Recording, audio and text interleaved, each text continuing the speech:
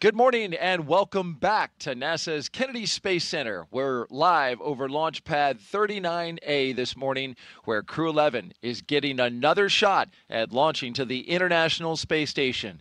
Yesterday, weather stood in the way, but today, we're back.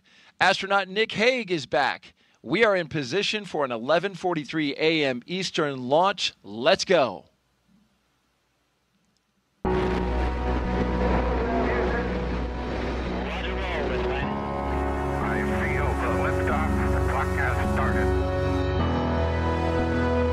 Roger, 0G, and I feel fine.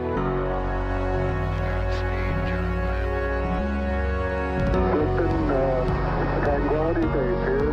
The Eagle has landed. Roger, Tranquility. We copy you on the ground. New possibilities are opening up for scientific cooperation between countries. 1, 0, 0. Liftoff. Americans return to space as Discovery clears the tower. Discovery, go and throttle up. Discovery, Roger. Go for deploy.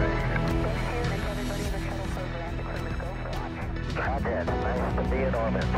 We have followed in their footsteps to get us where we are today.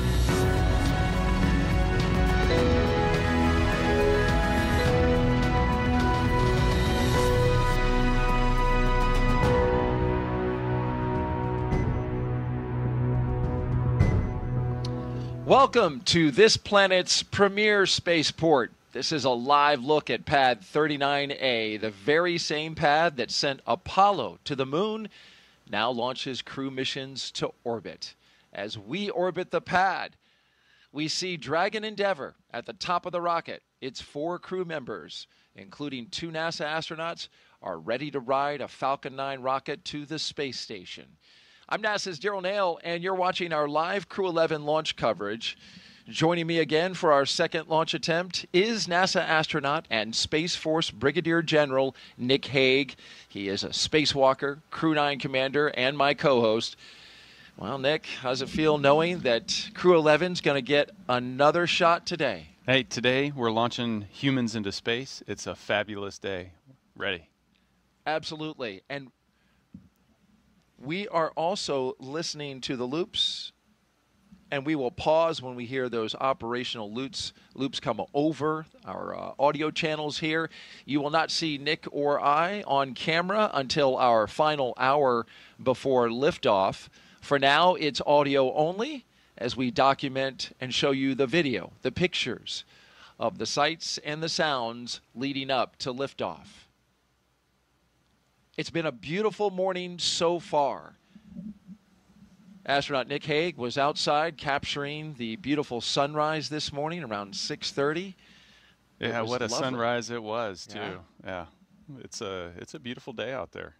It sure is. And it started that way yesterday as well. As we know, we headed into yesterday's launch attempt, which was slated for 12:09 p.m. Eastern Time, with just absolutely perfect weather at the beginning of our journey. You see clear skies there.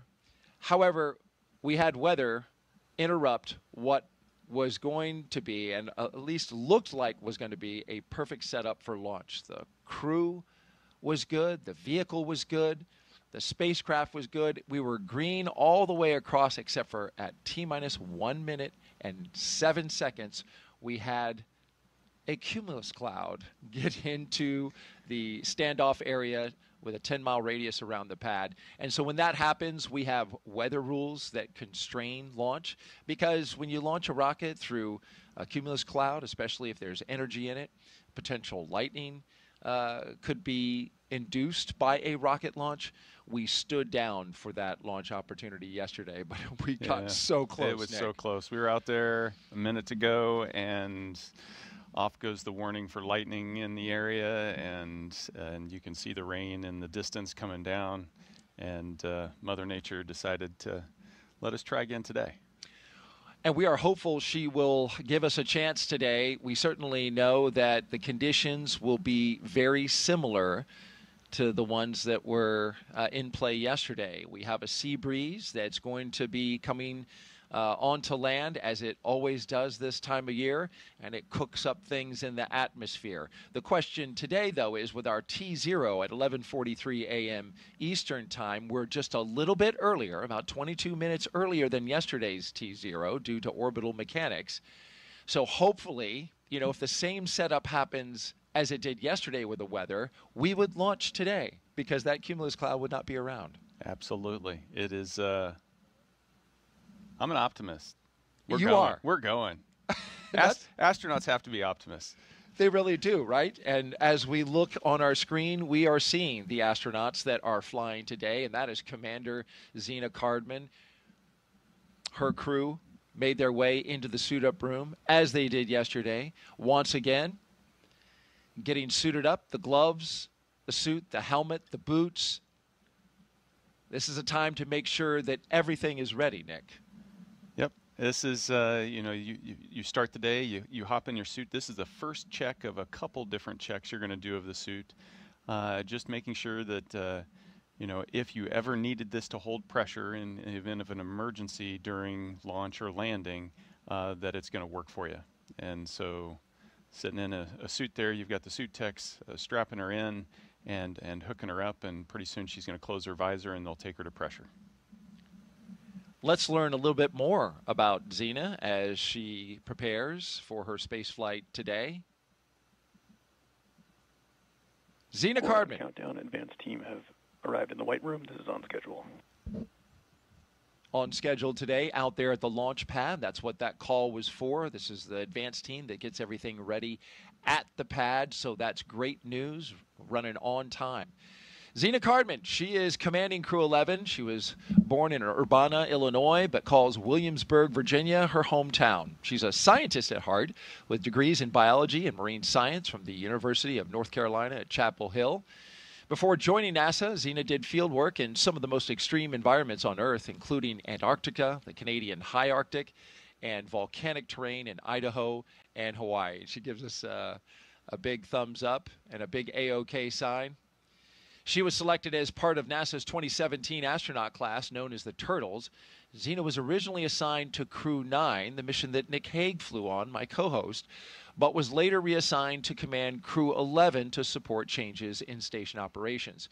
And when she's not training for spaceflight, she enjoys rock climbing, writing poetry. She's an artist, can draw amazingly. We'll talk about more about that later. And she's also a power lifter. Yeah, what can't she do? That's the question. And she is, and we've had astronauts like her before in the past launches, doesn't come from a test pilot background or even a military pilot background. Yeah, you know, you point that out. That's unique. You know, she is, of her crew, the only one that doesn't have the military aviation background. She is a civilian scientist and quite capable by everything that you listed out. Fascinating that she is leading these military pilots in this endeavor. Yeah, absolutely. Shows that leadership comes in all forms. Absolutely. Next up, our Crew 11 pilot. Speaking of military pilots, NASA astronaut Michael Fincke. He's a Pennsylvania native and a veteran of 3 previous space flights, spending more than a year of his life in orbit. He first flew to space in 2004 as a flight engineer on Expedition 9.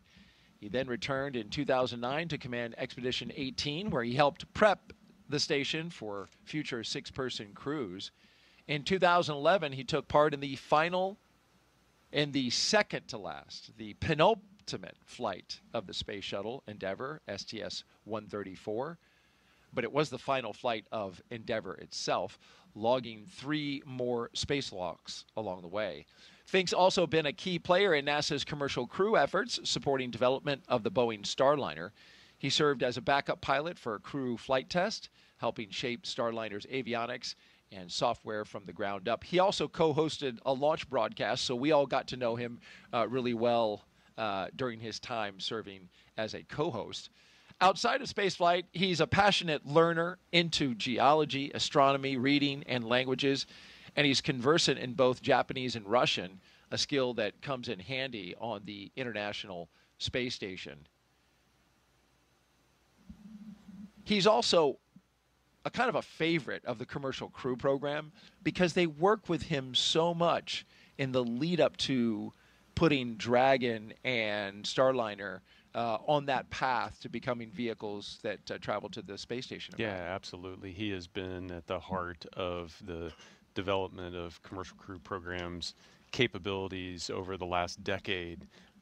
His heart and soul is in this program, and his fingerprints are all over it, and it's exciting to see him taking one of those for a ride. It's been 14 years, a long time waiting for him since his last flight, but he's hung in there. Yeah, he more than hung in there. He's been hard at work, so this is going to be a great day. Our mission specialist for Crew 11, our first one, is Kimiya Yui. There he is, representing the Japan Aerospace Exploration Agency, or JAXA.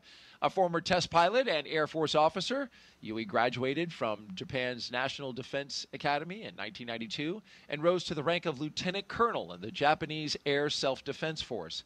He was selected as a JAXA astronaut in 2009 and made his first trip to space in 2015, spending 142 days aboard the International Space Station as part of Expeditions 44 and 45. During that mission, he made history as the first Japanese astronaut to capture JAXA's H-2 transfer vehicle, a crucial piece of cargo hardware. He also helped build out a new experimental module inside Kibo, Japan's laboratory on station, and carried out 21 experiments on behalf of JAXA. In 2016, Yui was named chief of JAXA's astronaut group, and today he is on his way back to space. And Mike Fincke calls him the wise one. Well, you can see why, or his experiences show that he has that wisdom that he brings to the job. But he also has a good sense of humor and a great personality. So Kimiya is an amazing guy and fun to always work with when you get the chance. Rounding out our crew, mission specialist Oleg Platonov, flying to space for the very first time. And there he is. He's a cosmonaut with Roscosmos, Russia's space agency, and a graduate of the Krasnodar Higher Military Aviation School of Pilots. That's where he earned a degree in engineering and the rank of lieutenant. Platonov completed his cosmonaut training in 2018 and was certified as a test cosmonaut that same year.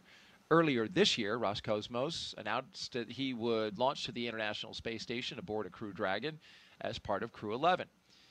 That marked a new chapter in international collaboration.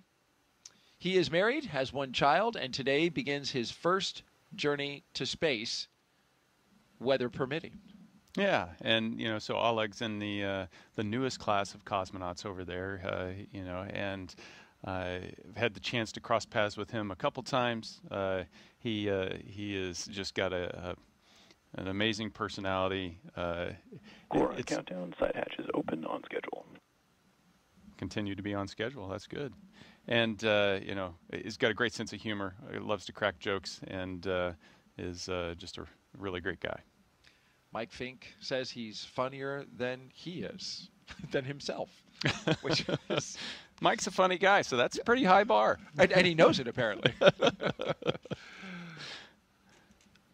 Well, if you're watching right now, we would love for you to be part of the show. And so just send us a note, send Nick a question. We'll be looking at those throughout today's broadcast. Just send it to us via our media platforms on X, Facebook, YouTube, or Twitch, and use the hashtag AskNASA.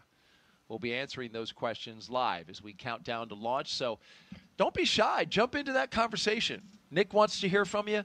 We want to get your questions answered. Yeah, absolutely. I think we only got to like 4 questions yesterday. I'd like to get to 10 times more. 10 times more? Okay, maybe what? Double. If we can squeeze in double, that'd be awesome. Okay. Challenge to the broadcast team. All right. Well, the challenge has been laid down, folks, as we watch Mike and Kimiya and Zena pose for pictures. The location we're at is the astronaut crew quarters. This is the suit-up room inside the operations and checkout facility. This is about a 20-minute drive from the launch pad, and this is where the team gets ready. This is their second time going through this routine. So given that, Nick, do they get any quicker as they get ready? Well, they're definitely more comfortable. You can tell that today. You know, so this is the third time that they've gone through this process in the last week. You had dry dress, and then yesterday. Suit up and leak checks are complete on schedule. Yeah, and as we can tell, they passed their leak checks because they're doing photo ops in the suit up room. But you know, after going through a scrub, the next day, you know, everything's pretty fresh. The nerves aren't there as much. You still have that blender of emotions that you're going to be going through, but you're ready to go, and you can tell the mood is positive and they are excited. I do sense that more relaxed vibe inside this room than it was yesterday. It seemed like there maybe was a little more nervous energy, but just like you said. This is LD on countdown with a situational briefing. Currently, all bottles are at MEOP, and earlier Dragon Gyro Compass alignment was completed and passing. We remain on track to an 11:43:42 a.m. Eastern T0. Both NASA and SpaceX have completed the COLA screening process with no COLA conjunctions at our current T0. The advanced team is at the White Room, and the side hatch is open, and they're making preparations for receiving the crew. The crew's ongoing suit up at the ONC building. Launch site weather for today was briefed earlier at 40% POV due to the cumulus cloud rule, and we'll be monitoring the chance of convective activity near the pad. Reminder to use procedure 52.911 crew contingency procedures for any required crew contingency action in today's operations. Overall, Falcon, Dragon, and the pad remain healthy. Pending any questions, that concludes the brief. Well, that was a brief from SpaceX's launch director for today. You heard the weather mentioned, 40% probability of violation, so that puts it at 60% go for today. That is a lower chance of go than we had even after the LWO put out his weather forecast yesterday, initially starting it off at 25% POV. That has increased to 40% due to the arrival of those sea breeze, that sea breeze activity, that convective activity he talked about, which will happen along the coastline. We'll talk more about the weather in a bit, but first we want to talk about one of the support folks that's here inside the room as part of the team. You can see that most everyone there in the room wearing a black ninja suit, they are SpaceX employees, except for this gentleman right here, number 30. That is NASA astronaut. Countdown, LIO installation is complete on schedule. That is NASA astronaut Marcos Barrios. He is in the role of astronaut support person. So he is with the crew, both here in the suit-up room, but also at the ready, going all the way out to the pad. Yeah, Marcos will be with them all the way until they crawl in the capsule, and he is the crew office, the astronaut office representative as part of the pad crew. They're just to keep a watchful eye and make sure that anything the crew needs is taken care of, and you know, he's the advocate for the crew all the way to the final steps. He heard you talking about him, Nick, and gave us a wave. He's good like that. And so now the crew is sitting in their recliners, taking a load off. Those recliners, to me, they harken back to the space shuttle days. Remember when those guys were getting ready, they sit in, you know, a big recliner and looked like they were kind of relaxing, taking it easy. Yeah, nice and cozy. I don't know. Maybe I'd be standing up if I was going to be strapped into a chair for the next 3 hours. We should stand up more from time to time, since we were strapped to these chairs for 6 hours yesterday. Yeah, it's good to stretch the legs. You can see the chief of the office, Joe Acaba, there, providing some last words of wisdom, I'm sure. Ad Astra. above the exit doors there inside crew quarters. And so, in order to meet Nick's goal of social, we're going to jump right into it. We mentioned earlier we want you to be a part of today's launch coverage, so we're taking questions. And the first one we have is from Annie Gonzalez, who asks, what did the astronauts eat this morning, Nicholas? Yeah, that is a great question, and it's very dependent on the particular astronaut. I actually don't know exactly what this crew ate this morning, but I can tell you that it tends to be a fairly light meal, something that's pretty hearty and that's going to stick with you, typically high in protein. Just because that fills you up and gives you kind of the longer blast of energy that you're going to need. Because the next time they're going to be able to eat isn't for another 6 to 7 hours. They've suited up here. This takes some time. They're going to go out and strap into the rocket, and then it's going to be several hours before they launch. And then after they launch, from liftoff, maybe 45 minutes after liftoff, until they get out of their suits and have an opportunity to eat. So it's a good 6 to 7 hours that you're going to go before your next meal. So they want something that's going to stick to their bones. And you had heard what they ate a couple nights before. Yeah, we get this opportunity to select, our favorite meal, if you will. And the crew, 3 of them had steak as their penultimate dinner. And one of them had ramen and a corn dog. I'll leave it to the audience to try to figure out which one's which.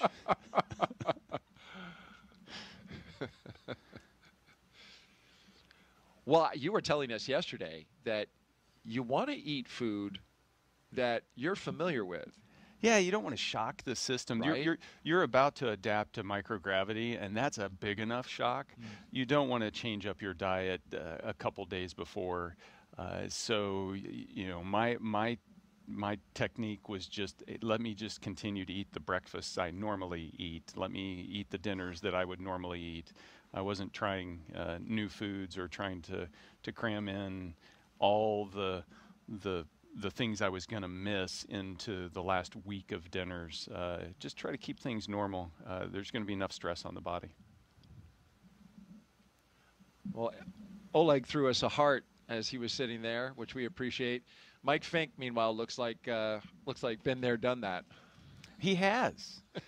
It's true. He more than a year in space already, and he's getting to go up there for another 6 months. He's a lucky dog.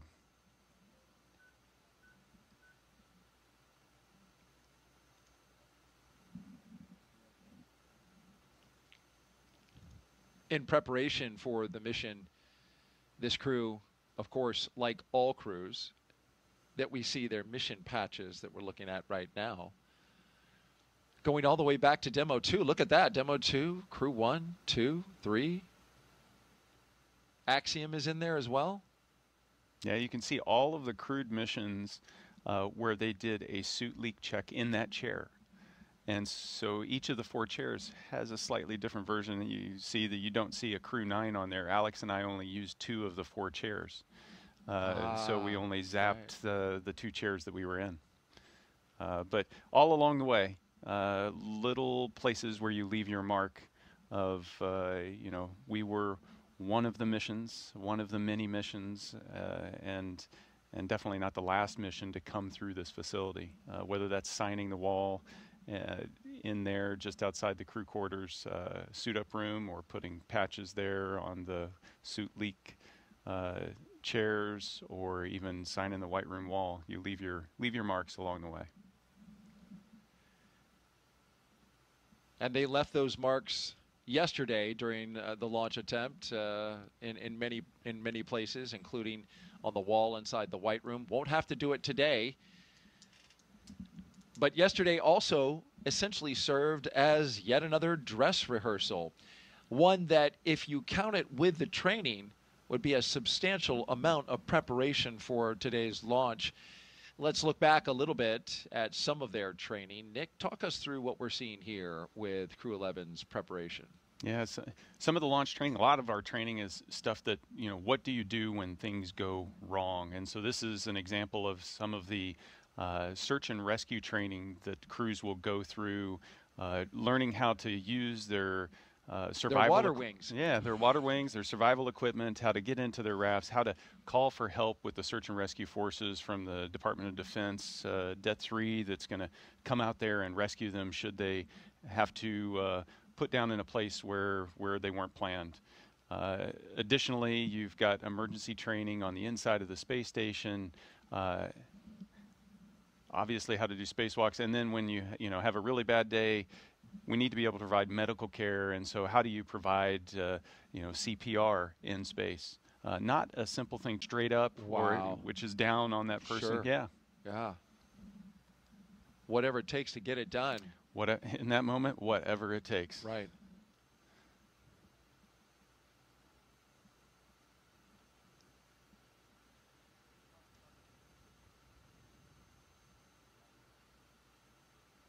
You had an interesting training, Nick. You trained to be the pilot all the way up until a few months before. Indeed. Then you had to switch to commander. What was that like? To make that shift is a little bit challenging because we had to figure out how to, obviously Zena and I had created our own balance of activities, how we divide the responsibilities, and then having to kind of re-wicker that in my mind. But a huge team approach to try to figure out, we launched as a crew of 2, what exactly we needed to do differently. And so worked very closely with Zena and Stephanie Wilson and Alex and myself, as well as the entire training team out at SpaceX and also the training team at Johnson Space Center to figure out, okay, what do we need to do differently? And so it was a 2-week crash course on how to adjust everything, and it took all of us to figure it out. Mm. Of course, your Crew 9 mission went on to be very successful, lasted a little longer than it was supposed to. It was a 6-month mission, went to 7 months. So you essentially tested out Dragon for a little bit of a longer duration.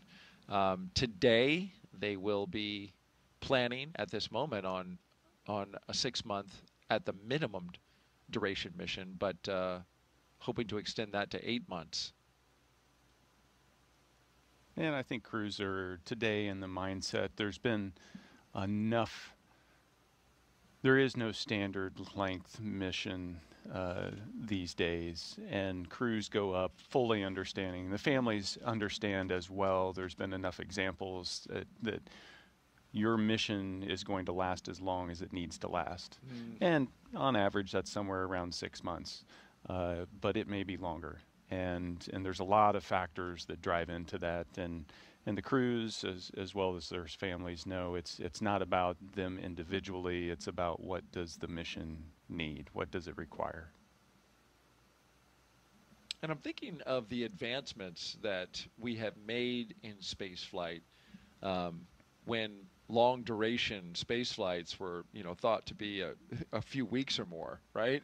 And, yeah. and now here we are on the precipice of getting approval for 8-month missions as the standard. Yeah.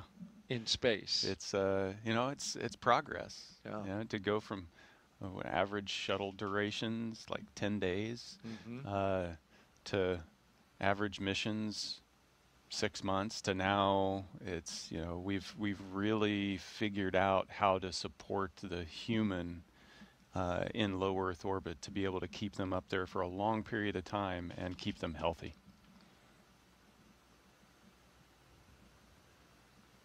Zena there getting hooked up to an umbilical that provides some cool air, which is nice when you're in a suit that is completely sealed all the way around, with the exception of the helmet at this moment. Yeah, it only takes a couple minutes to really start to heat up in those. If you can imagine, you're essentially inside a balloon that's shaped like you, and it can generate some heat. Oh, time for the card game. It is. This is a tradition that happens before crew can leave the suit-up room. And so you've got the chief of the astronaut office, Joe Acaba, there. We did this yesterday. We're going to do it again today. And then, of course, you have the crew on the other side. Every crew does this before they leave. The goal here is for the crew commander, which is Zena Cardman, she's third from the left for the crew members, to lose the card game, lose to the commander. You want her to lose because you want to get rid of bad luck.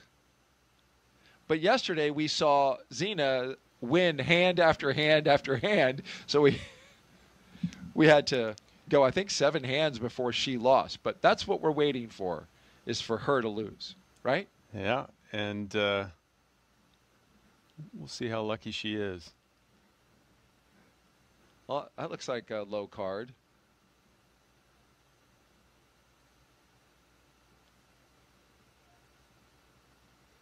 Okay, so Zena and Oleg are hanging in there again.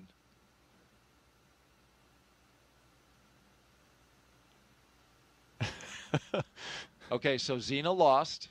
Her bad luck is gone. And now we're just waiting for the mission specialist, Oleg Platonov. And he loses. he loses and they applaud. Yes, well, you know, time-honored tradition. Absolutely. And that's the way it works. All right, fun and games are over. Now it's time to go launch to space.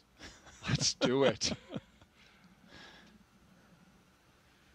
All right, as we head out of the astronaut crew quarters room, we bring you live to their destination, the temporary destination at least, the launch pad at 39A, where their Falcon 9 rocket stands ready again.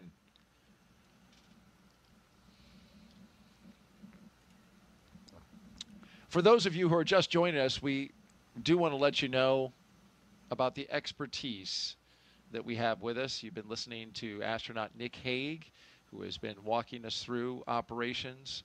He walked us through the entire launch attempt yesterday, and he's here for us again today.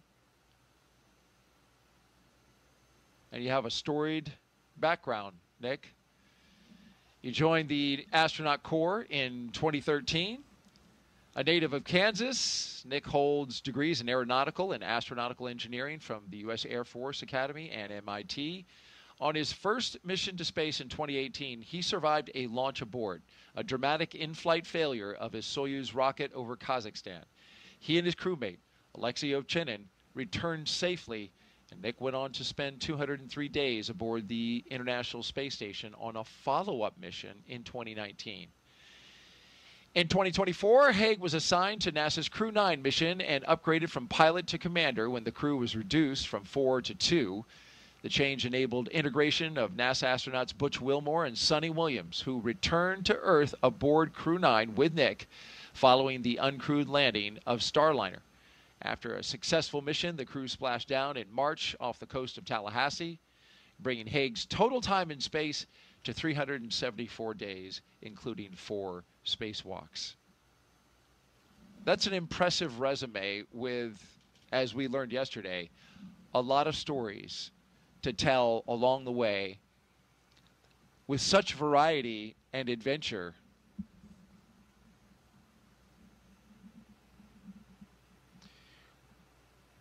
We are listening to a weather brief offline, so we're going to take a moment to listen to that.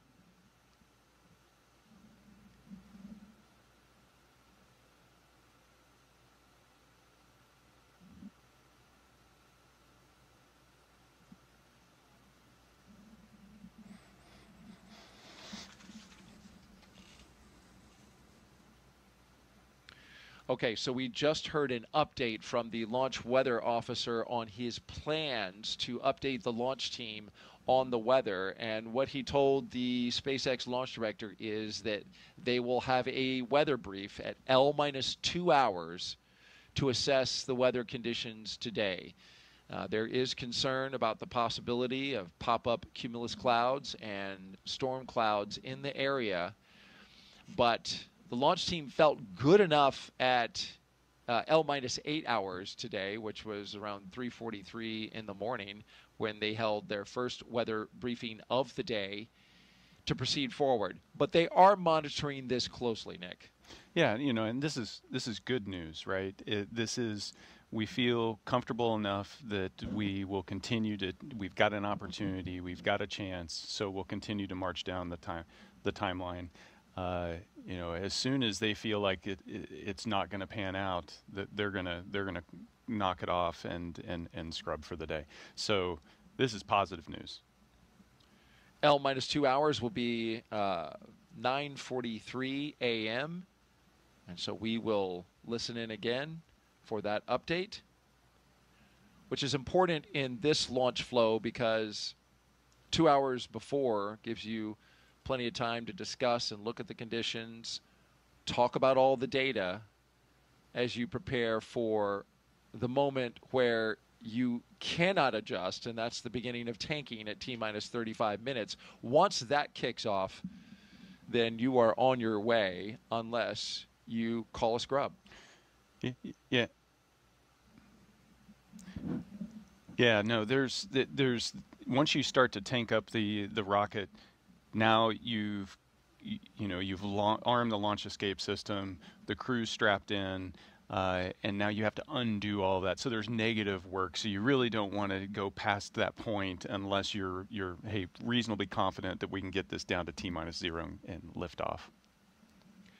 You're looking now at an elevated position from our flight operations team.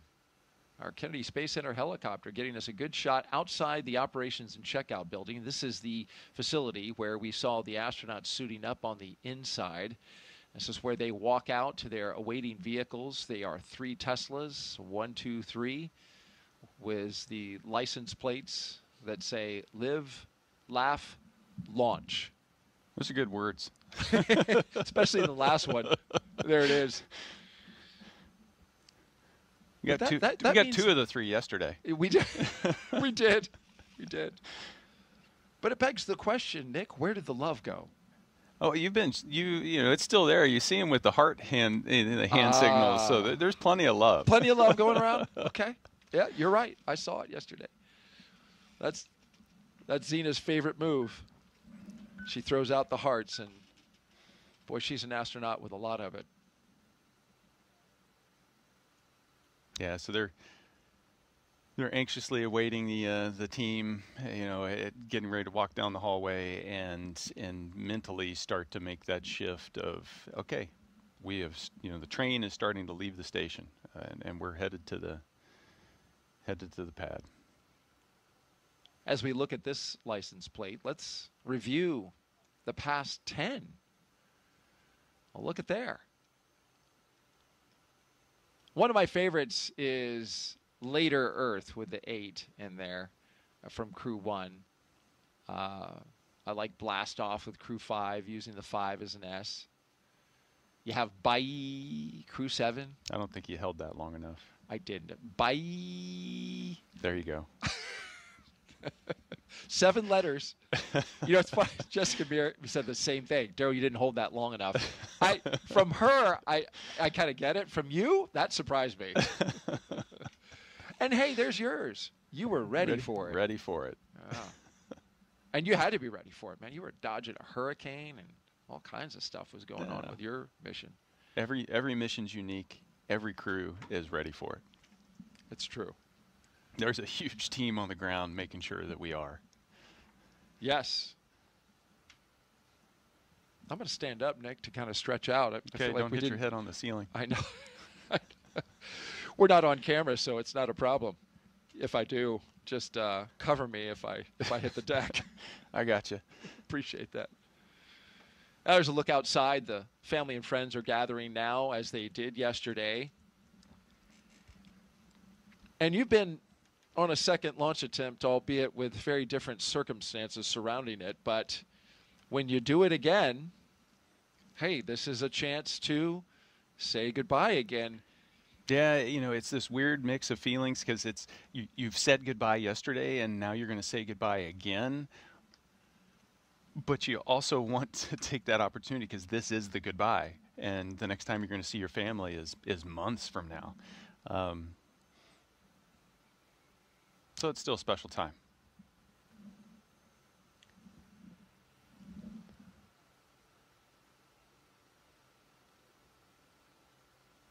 We're listening into loops right now, listening to the launch team as we look at the hallway where the astronauts will walk down.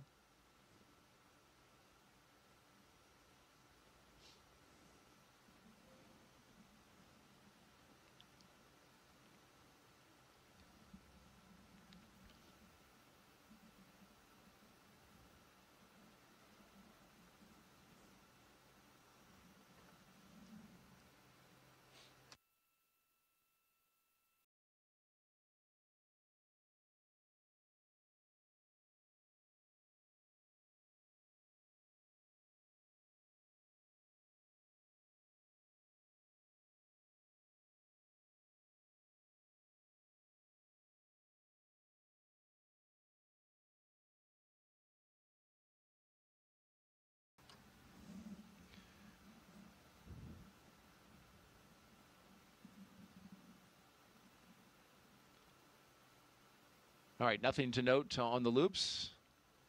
Just taking care of launch business. T-minus 3 hours and 27 minutes and counting. If you're just joining us, you are watching live coverage of the launch of Crew 11 by NASA and SpaceX to the International Space Station. Our T0 today is 11:43 a.m. Eastern Time. We have an instantaneous window, which means we've got to hit it right at that second. The seconds today are 42 seconds after the 43 mark. That's important because the weather at that time must be good for launch when we go. And of course, we're monitoring that as we get ready to watch the astronauts exit astronaut crew quarters where they've been for the past week and get into their Teslas for the second time in as many days to drive out to the launch pad.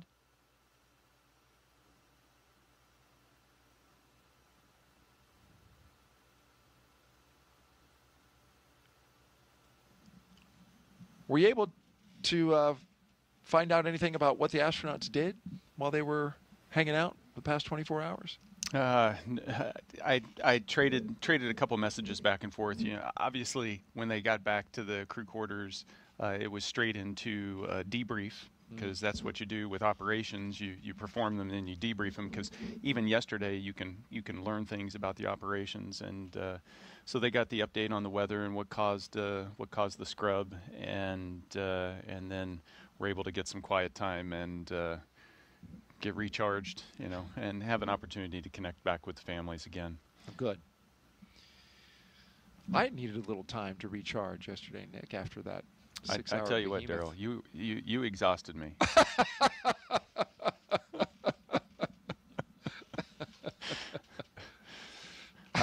I was asleep by 5 o'clock. Well, it was a long 6 hours, and we counted down from starting at T-minus 4 hours and 10 minutes, and we went all the way to just before T0, just a minute before. And then, of course, we documented the astronauts' journey as they detanked the rocket, egressed the capsule, and made their way back to astronaut crew quarters. All right, here they come. Here we go again. Crew 11 walking the hallway. Zena Cardman, Mike Fincke, Oleg Platonov, Kimiya Yui, ready to do it again. Into the elevator they go, getting ready to begin their journey to the launch pad.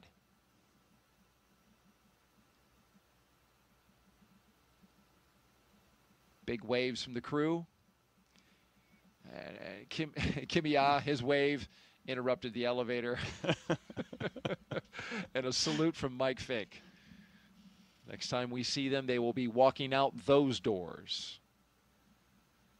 You know, so one thing that hasn't changed from yesterday to today, as you can see, the energy and the excitement, it's still there. You're so right.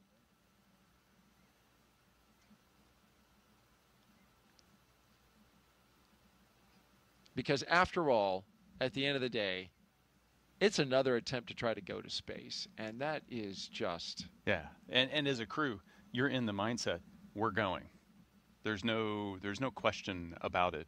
And yes, the ground crew is going to make their calls and make sure that everything's safe. And just like yesterday, they may step in and say, hey, we can't. But from a mindset perspective, the crew is going. And so they're leaning forward and ready to go. Great knowledge and insight from our astronaut co-host, Nick Hague, a brigadier general with the Space Force and a NASA astronaut. We're talking traditions and mindset. Let's talk about one of the many. Here's another one, the signing of the mission patch. There's Zena Cardman. This was a couple days ago. This is a tradition where they slap yet another mission patch on the wall. This one's great, though. Look at Kimiya. Look what he does. Zing! Off we go. Or was that Oleg? Yeah, that's Oleg. Oleg was the one that did that. It's got some flair. Yeah, that's some pizzazz. You know, and these little things are... It connects you to the legacy of our human spaceflight program. And so it's very important from a crew perspective to feel connected to that, that you're one small piece of that larger picture.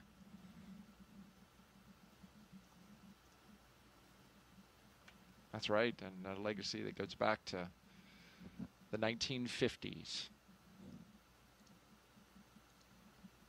here on the Space Coast. Families are there. You can see them, family, friends, and loved ones, as well as special guests. The doors open up, which means we're going to see the crew shortly. But they're behind stanchions, and that's for a reason, Nick. Yeah, quarantine is so important, making sure that we can keep the crew healthy. They've been in quarantine for the past 2 weeks. And we preserve that all the way up to the point of them getting in the capsule. And so you see those stanchions providing that separation to keep that safe distance so that nobody ends up getting inadvertently sick.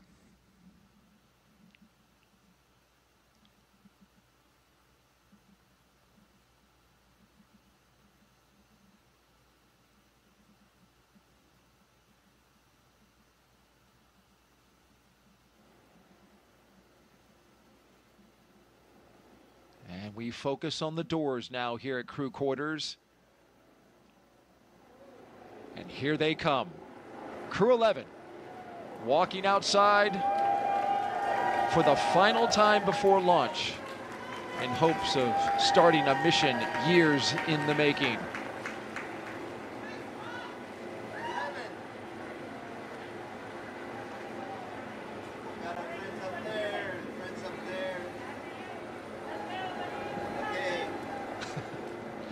Nick is waving. You can't see him, but he was literally waving at the screen. How can you not?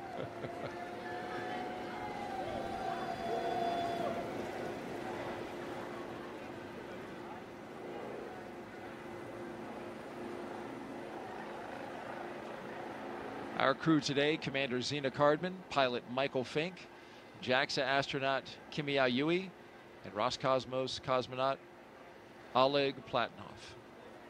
I corrected my pronunciation yesterday, and I slipped back into Americanizing. Crew walkout has commenced on schedule. Everything on schedule.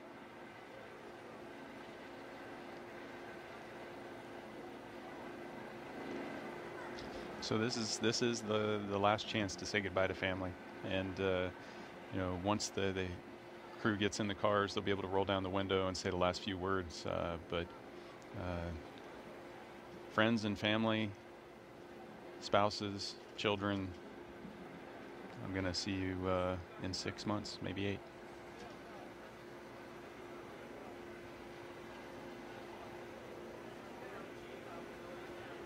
Core on countdown. Advanced team is complete with preps and ready for crew arrival on schedule. So we've gotten the word that the crew can pull out from their location.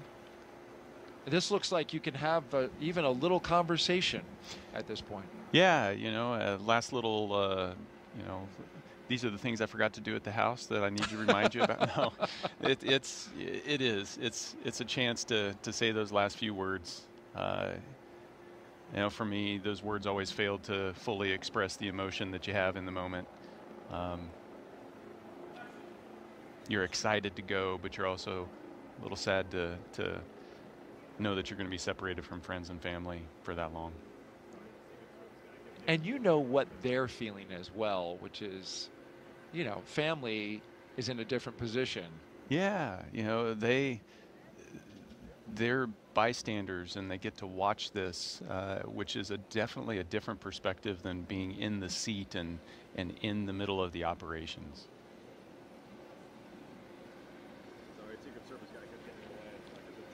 It can be stressful, but you know, NASA does an amazing job of providing extended support to the families to help them, you know, especially through stressful times like a launch.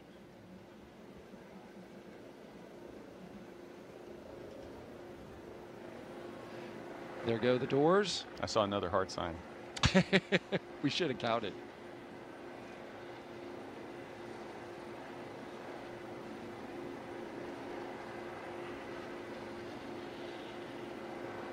So you see 3 Teslas there. The first Tesla has the closeout lead and 2 suit technicians. The second Tesla has the commander and pilot, along with a flight surgeon. And the third Tesla in the back that you see there has the second closeout lead and other support staff, along with the 2 mission specialists.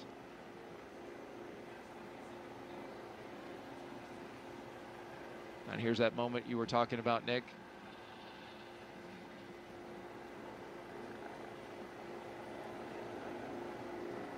Well, it's just natural to want to lean in a little bit, isn't it? It is. The quarantine, you know, the window's down and you want to just reach through and give them a hug, and you can't. Right.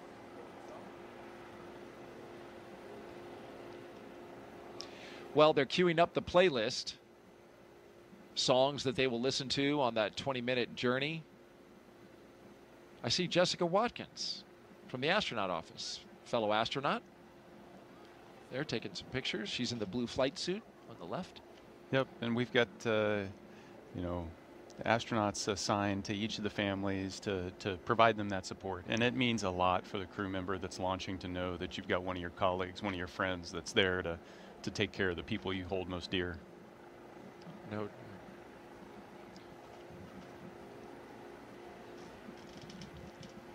Well, there's Zena giving a last wave with the window down.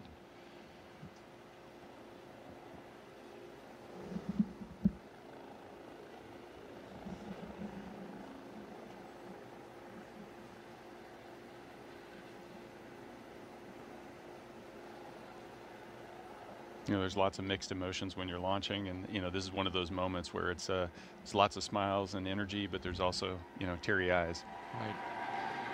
All right, to big cheers, the crew is pulling out. Crew 11 on the road to launch pad 39A. Let's take a moment now to hear in their own words from each of the crew members, and we begin with the commander, Zena Cardman, as she shares her path from field science to spaceflight. I think in a lot of ways, science and exploration is just innate to us as human beings. That's why toddlers ask so many why questions. It's just part of who we are. In many ways, I think trying to explore space generates solutions to problems that we didn't even know we had. My name is Zena Cardman, and I am the commander of NASA's SpaceX Crew 11 mission to the International Space Station. I was born in Champaign-Urbana, Illinois, but grew up in Williamsburg, Virginia. I grew up almost like an only child. I have two older brothers, but the younger of the two actually went off to college when I was 5 years old. And so I learned to play in my backyard a lot, play with friends, use my imagination, and explore the natural world around me. I studied biology as an undergraduate student. This is largely because I had a really excellent high school biology teacher who inspired me to pursue research on my own, even as a high school student. But while I was at college, I also got to know microbiology. I got to know geosciences and chemistry. I wound up doing a lot of research in an oceanography marine sciences department and studying in remote locations like Antarctica. I also, while I was an undergraduate, became a creative writing minor, and I've always really valued that chance to study the creative side of my brain and explore our natural world through that side as well. I love being an astronaut right now because there are many pathways to get to the International Space Station. We spend long duration periods, so many months long, living and working on board that space station, and it's really focused on research. A lot of that research is on our home planet, and a lot of that research is on us as human subjects. I'm very excited to be actually a test subject for a lot of the medical research that we're doing on board the ISS. I've signed up for a very large, all-encompassing medical study called CYPHER, and this, I think, is going to be critical as we start thinking about going for longer durations and farther places like the Moon and Mars. My role as commander is to bring out the best in my crewmates from the moment we start training till the moment we get back to Earth and then some. And so I'm always thinking about that larger mission overview and how my crewmates are doing and what we can do for each other. Spaceflight, by definition, requires collaboration and requires more than one person, and the chance to be part of something much larger than myself has been humbling and inspiring and deeply fulfilling. Even since I was a child, looking up at the stars, looking up at the cosmos is inspiring. It helps me answer questions like, what are we doing here? Who are we? Where are we? I don't think we grow if we don't challenge ourselves. I think that's true for myself, it's true for teams, and it's true for us as a society and as a species. We have to take some risks, we have to challenge ourselves in order to push ourselves, and I can't wait to see what we discover during my career and for generations to come. Next up, astronaut Michael Fincke. Next up, astronaut Michael Fincke, a veteran of 3 missions and 4 spacewalks, as he reflects on what keeps him coming back to space. Human beings, part of our nature, part of who we are, our identity is explorers. Because every time we explore, we improve our lives and our situations. It's just natural. My name is Mike Fincke, and I'm the pilot for NASA's SpaceX Crew 11 mission to the International Space Station. I grew up in Pittsburgh, Pennsylvania, home of the mighty Steelers, and it was a great time to grow up, lots of great educational opportunities, a time that was tough economically, but a place where we knew that dreams could come true. When I was like 2 and 3 years old, my parents would wake me up from whatever nap I was taking to watch moon landings. We did many moon landings back in the late 60s and early 70s, and that made a big impression on me. So I knew that back then, even when I was like 3, that I wanted to be an astronaut. I wanted to go walk on the moon. I wanted to go explore space. So I learned to read so I could read more about space, and the more I read, the more excited I became. When I was in high school, I didn't know what engineering was. I knew what math and science were, physics. I was kind of good at that. Math. I took a leap of faith and went to an engineering program at the Massachusetts Institute of Technology, MIT, thankfully paid for by an Air Force ROTC scholarship, and then hustling with side gigs on the weekends. And I got to study airplanes and rockets, 2 of my favorite things. So I was able to graduate from MIT with 2 degrees, and then the summer after graduation, I had a really wonderful opportunity to study in Soviet Union. Fortunately, I'd studied Russian language, so I knew enough Russian to go with some colleagues, and we spent the summer at Moscow Aviation Institute studying cosmonautics, and then I spent the next year at Stanford University getting a master's in aeronautics and astronautics. I love the space station. I helped build it. I helped the first modules get ready here on planet Earth, and have had the joy of living aboard the space station for 2 long-duration missions so far. We've learned from the International Space Station that space is a great place to really understand more about the universe. When we are aboard the International Space Station, we're still gravitationally connected to planet Earth, but we're free falling, so like we're in microgravity. So you take that big G out of the equation, and then you can find out what's really going on physically. We're also outside the atmosphere, so we can look to the universe beyond us without atmospheric interference. When I'm on a spacewalk, I can look out to the whole universe, and I can see how small our planet is and how big and wonderful the rest of the universe is. And it's calling to us. We need to explore and go see the whole universe that's out there. Space exploration is something that really speaks to me as a person, right? We all kind of have our passions. And for me, since I was like 2 or 3 years old, I wanted to go to space, explore space, and I've had a chance to do that. Half my life I've been an astronaut. I've really, really enjoyed exploring space.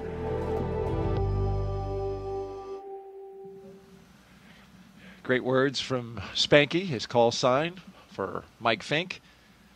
And as we follow the 3 vehicles with security escort, we reveal a beautiful view of the vehicle assembly building. Iconic here at the Kennedy Space Center, where work is underway to stack the rocket inside. We're stacking the rocket and the spacecraft for Artemis 2, NASA's first crewed mission to the moon in more than 50 years. 4 astronauts will launch around the moon as part of the Artemis campaign, a major step towards a sustained human presence on the lunar surface and a future journey to Mars. Zipping by, 4 astronauts go into low Earth orbit, looking at a gigantic building that holds inside of it a moon rocket, and as well as the next generation launch tower that you see out there, ML2. All right, let's hear now from JAXA astronaut Kimiya Yui on the returning to station, representing Japan, and what this mission means to him. I think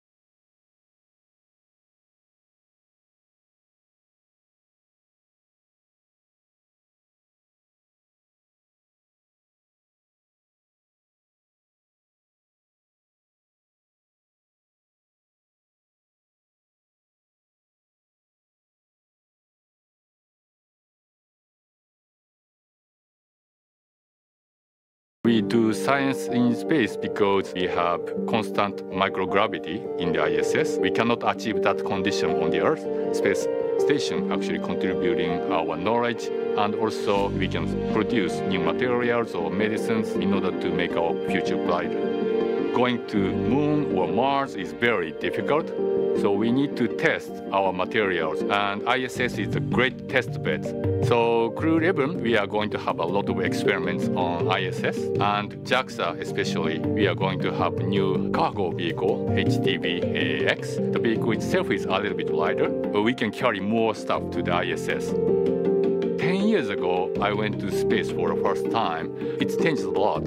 And for astronauts, it became much more convenient to live. For example, we didn't have a good place for cooking. Now we have gallery.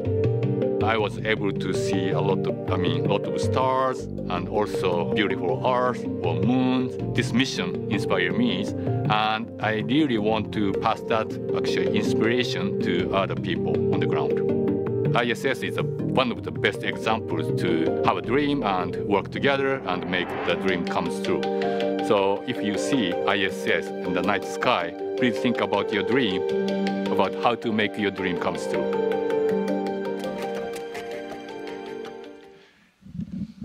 And finally, Roscosmos cosmonaut Oleg Platonov, sharing his thoughts as he prepares for his very first flight to space.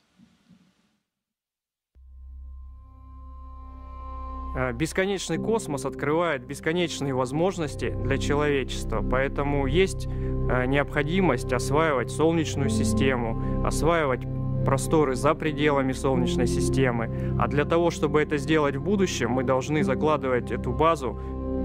My name is Oleg Platonov, and I am a mission specialist for NASA's SpaceX Crew 11 mission to the International Space Station.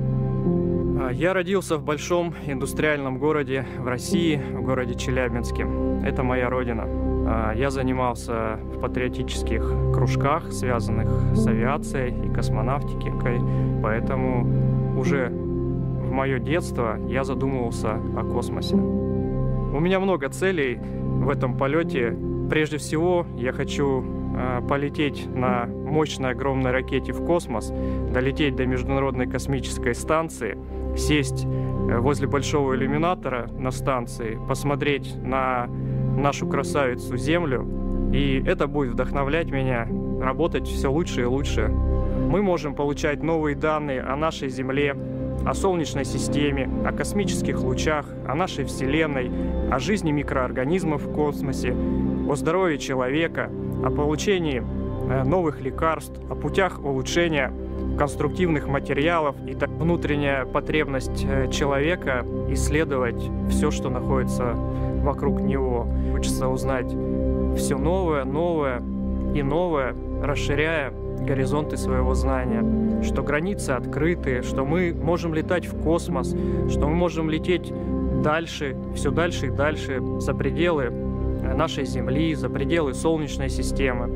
И это будет вдохновлять уже не только нас, но и не предыдущие, а следующие поколения.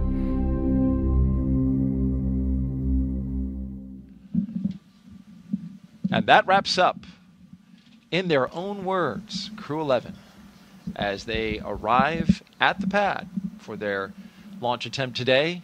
Launch pad 39A, and a beautiful shot there provided by the flight operations team here at the Kennedy Space Center.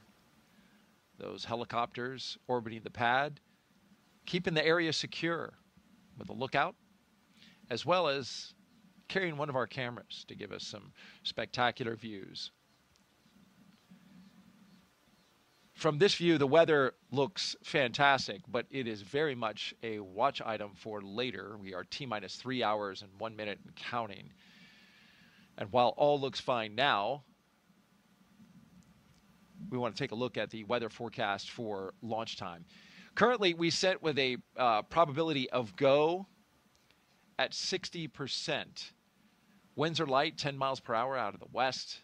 Temperature is a roasty, toasty 87 degrees expected for today at launch time. The concern is cumulus cloud rule along with surface electric fields rule, which together basically tell you pop-up storms, pop-up thunderstorms at the time of T0, currently scheduled for 11:43 a.m. Eastern time. The sea breeze, as it does this time of year and as it is forecast to do today, will creep over land, and the convective activity with the warm air will percolate some cumulus clouds and potential storm clouds around the pad. We saw this yesterday as we were standing out there for the launch attempt. The hope is that those will percolate not too close to the coast, but it became more of a watch item today than it was for yesterday because of exactly the formula that played out, in addition to the fact that today we have additional moisture in the atmosphere. We're also watching the weather along the ascent corridor. We've got a low pressure system that's moving off the coast of the eastern seaboard. It's well north of the staging area, but we could have some storms in that earlier or afterwards. So that is also a watch item. This, of course, is an area where if Dragon were to need to abort off the rocket and splash down, they want to have good conditions weather-wise in order to land in the ocean. Yeah, you know, you've got to watch. It's not just the weather at launch, it's the weather all along the launch corridor. And it's a really complex process. There's a lot of factors that go into it, and it's almost an impossible task for the weathermen to figure it out in advance. So we just continue to watch and take it down to the real-time call of are we ready to go or not. The launch weather officers, very capable bunch. They do their best. But like you say, weather is so unpredictable here in Florida that it's hard to get it exactly 100% right. But we use the tools we have and the data that we see, and we'll take it from there. Let's get a social question in that have been queuing up. MPOV23 asks, we are watching the live stream, and my 10-year-old daughter, Zoe, asked, what do you do to keep entertained, busy, while in space for so long? Yeah, that's a great question, Zoe. It's one of those things where everybody's a little bit different. Some people read books.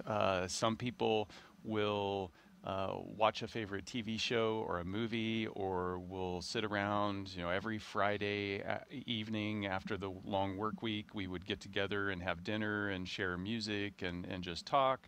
But without doubt, something that everybody does is go to the window and look out the window at the Earth down below and just soak it in, because it is such an amazing view. You can see almost coast to coast of the United States as you fly over, so you see so much, and you almost start to lose the ability to see the impacts of humans, and you see the mountains, and you see the oceans and lakes and deserts, and you start to appreciate just how connected everything is on Earth. And then when you get on the other side of the world, you're in the dark, and then the stars all come out, and you can see the universe just kind of unfold in front of you, and there's so many stars that you can't see that many stars from the ground. And it's just so impressive. You could spend hours. I can only imagine. And all in 90 minutes, right, as you zip around the planet. 16 times a day. Well, there is our commander and our pilot, Mike Fincke and Zena Cardman, looking up at their rocket. Big hugs.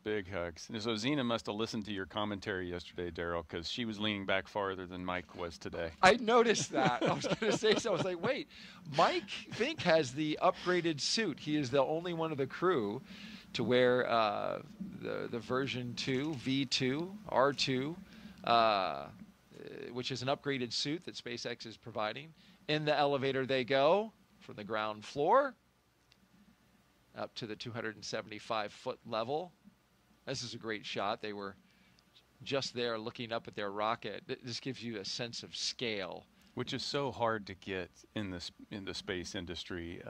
Yes. You see these pictures of the rocket and launch pad from a long ways away, and without a person standing there, you start to forget that these are small buildings we're launching into space.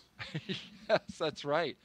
That was a great shot to lay that imagery out, right? We saw them close up in the elevators, and then we widened out to the rocket. It really gives you a sense of scale. Great work by the production team there.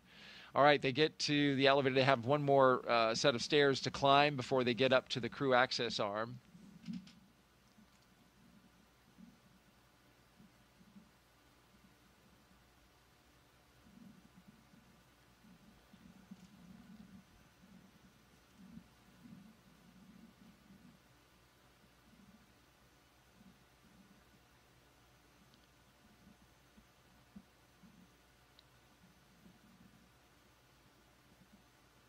Well, Zena has some hugs for the closeout crew. Yeah, last little, thank yous for all the work yesterday and today, and getting ready to walk out the arm and get strapped in. Today's the day.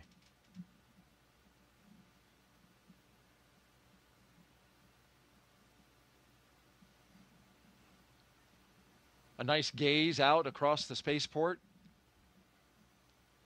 You can see everything. It's an unbelievable view it's so scenic. And here comes Mike and Zena. Hearts and thumbs up with big waves, getting ready to get inside Dragon Endeavour.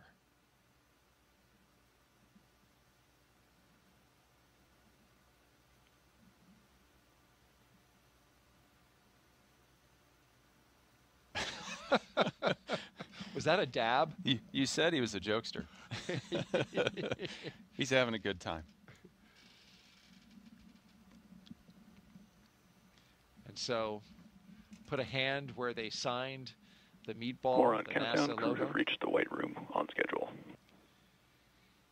Because this is the second launch attempt, they will not have to sign their names along the NASA logo that you see there on the wall. They did that yesterday. So Zena just put her hand on it, gave it a touch, and they'll go straight into making sure their suit is clean and there's no FOD before they get into the Dragon Endeavour, their spacecraft that will take them on a journey to the International Space Station, 260 miles above the surface of the Earth.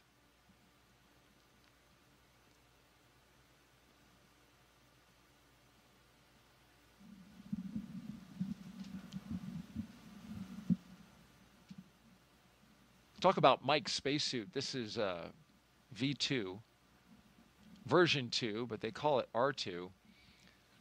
His is different than the one Zena is wearing. As we split screen to catch the mission specialist doing their poses, looking up. Striking a pose. They're choreographed. They get higher marks than Spanky and Zena. You're listening to our posing judge, General Nick Hague, an astronaut here at NASA, and also a Brigadier General with the U.S. Space Force. In goes the commander, and now we await the pilot. But his suit is different as he pulls up the front of it. It is more configurable. You can adjust the sizing on it much better than you can the first version.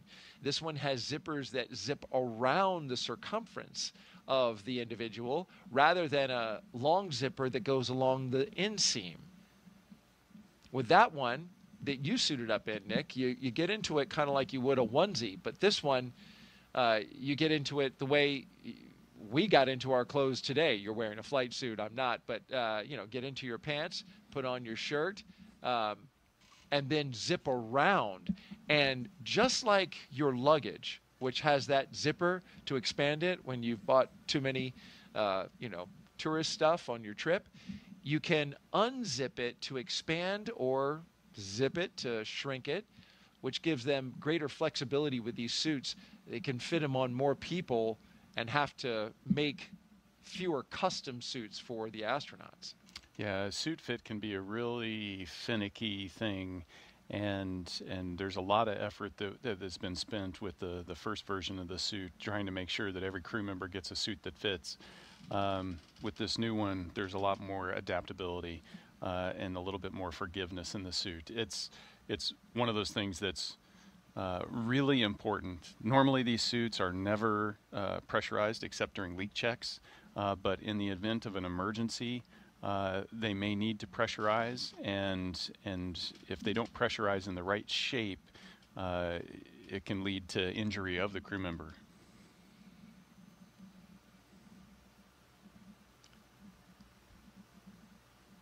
And here come our mission specialists right behind him, Oleg and Kimiya. Flashing signs of Crew 11 with their 2 fingers extended upwards. They are ready to go.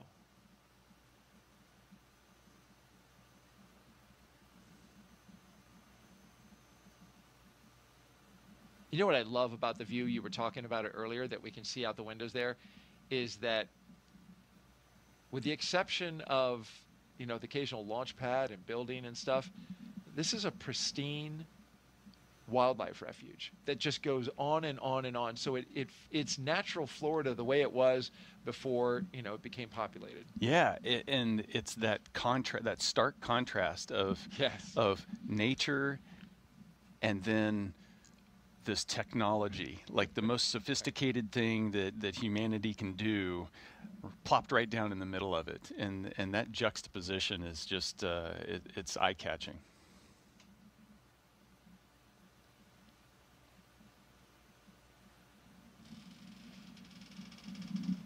Get comfortable, Mike. You're going to be here a shimmies while. around in his seat. Well, you want to make sure those straps are tight. Yeah, so you can see, you know, the pad crew strapping them inside, but then also outside. Some of the things that you wear on the way to the launch pad are there to protect you from getting FOD in the suits, or, you know, debris in the suit. So there's a cover that goes on the umbilical port on the leg. There's some covers that go on the bottoms of the boots. Once you get to the white room, you take all that stuff off because it's clean at that point, and you're ready to get inside. And then you'll see them strap inside, as well as here in a little bit start to hand them their you know, personal gear, which is that satchel that they're going to put on their left thigh.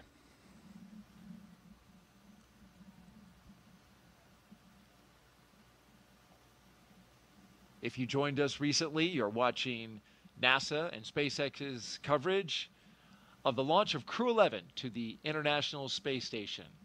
Our T0 set for 11:43 a.m. Eastern Time. We are counting down, currently T-minus 2 hours and 47 minutes. We have the commander and the pilot seated in their positions. And we just saw the two mission specialists go into the capsule, and they are getting into their seats.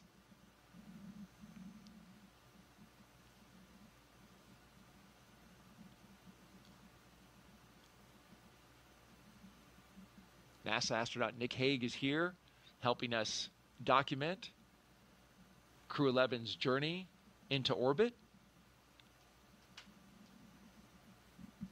In our split screen, we are inside and outside of the spacecraft.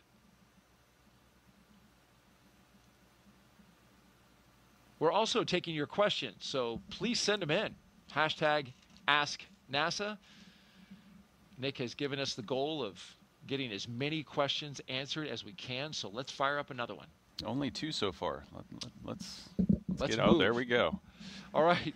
Felivi asks, what's your favorite movie that revolves around space themes? I love sci-fi movies. And so it's really hard for, you know, I grew up on Star Trek and Star Wars and Doctor Who and all of that stuff. So I devour that stuff. So favorite space movie is probably the first one I watched, which was the original Star Wars. Yep.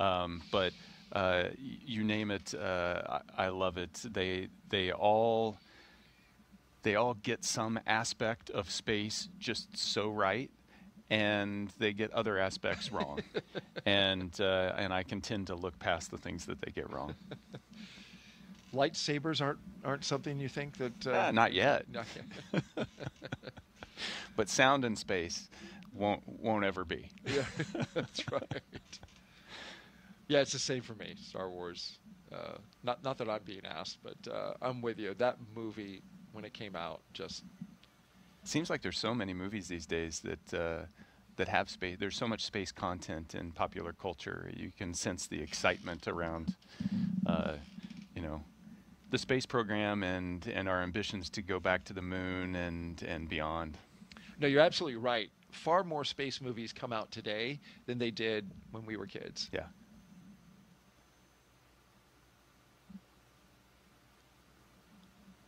All right, Crew 11 now completely seated. This is their lineup from left to right.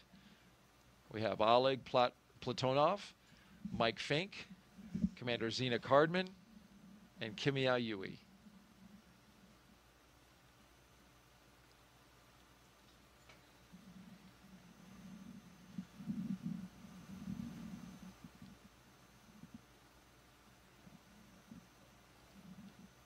Let's do another question, because we've got them coming in, and thank you folks for sending them.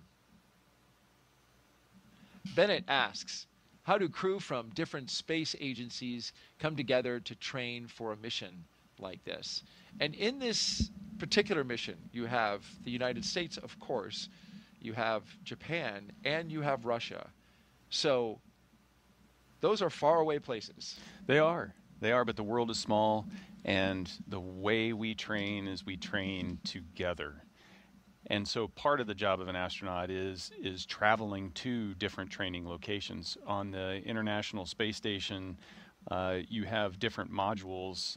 You've got a U.S. laboratory, a European Space Agency laboratory, a Japanese laboratory. You've got the Russian segment in their laboratory.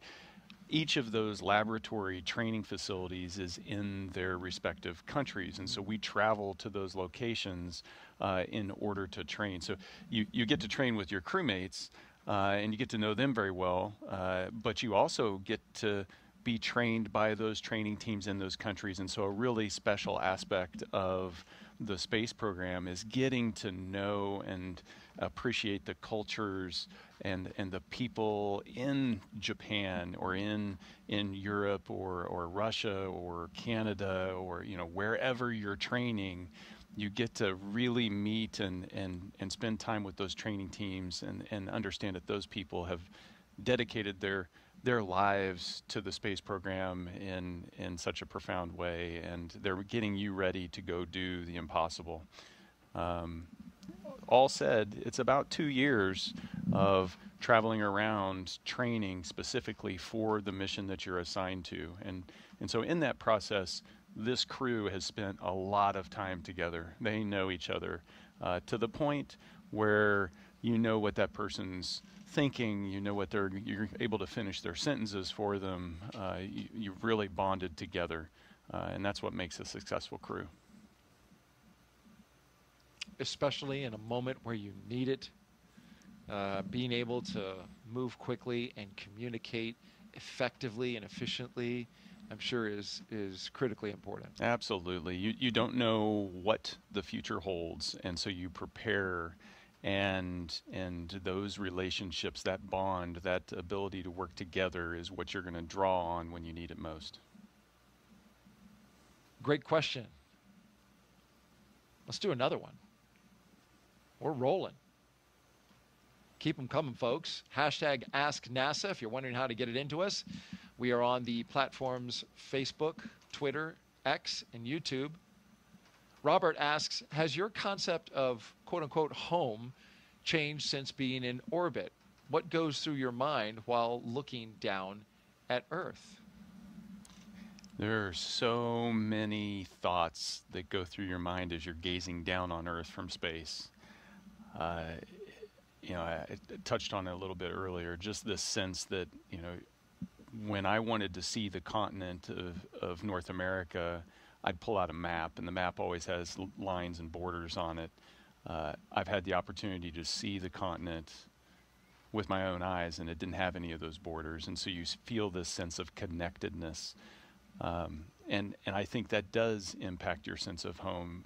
My first flights launched out of Kazakhstan, and they landed in Kazakhstan, and when I landed and got out of the capsule, it call home, call the family, and it's like I'm home.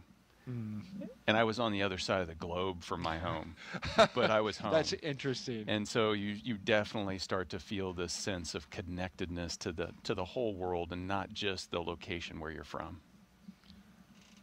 Planet Earth is your home. After you've been in space and had your life supported by a machine, a very well-operated machine, for 7 months, you come back and touch ground. It's fascinating to hear you say that you landed in Russia and you were home. Yep. Because you were back on the planet. Just back on the planet. Yeah.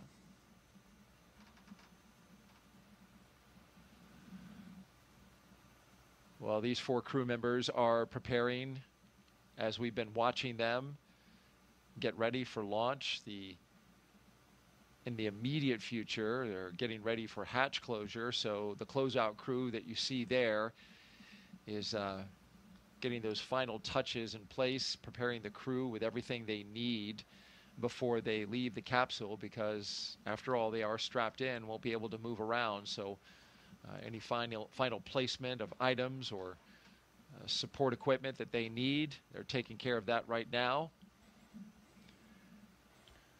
Yeah, there's lots of gear that you end up with on you once you're strapped in that you didn't have on you as you were heading out to the launch pad. Probably the easiest thing to see in the view is the satchel that's on their left thigh. You know, it's a knee board so that they have a place to write and take critical notes. Dragon, ready for comm checks. Copy, ready for comm checks. We are configured for umbilical comm checks, so seat 1, seat 2, seat 3, seat 4, comm check. Seat 1, loud and clear. 2, loud and clear. Seat 3, loud and clear. Seat 4, loud and clear. Core, all loud and clear. Umbilical comm check is complete. Report when ready for seat rotation.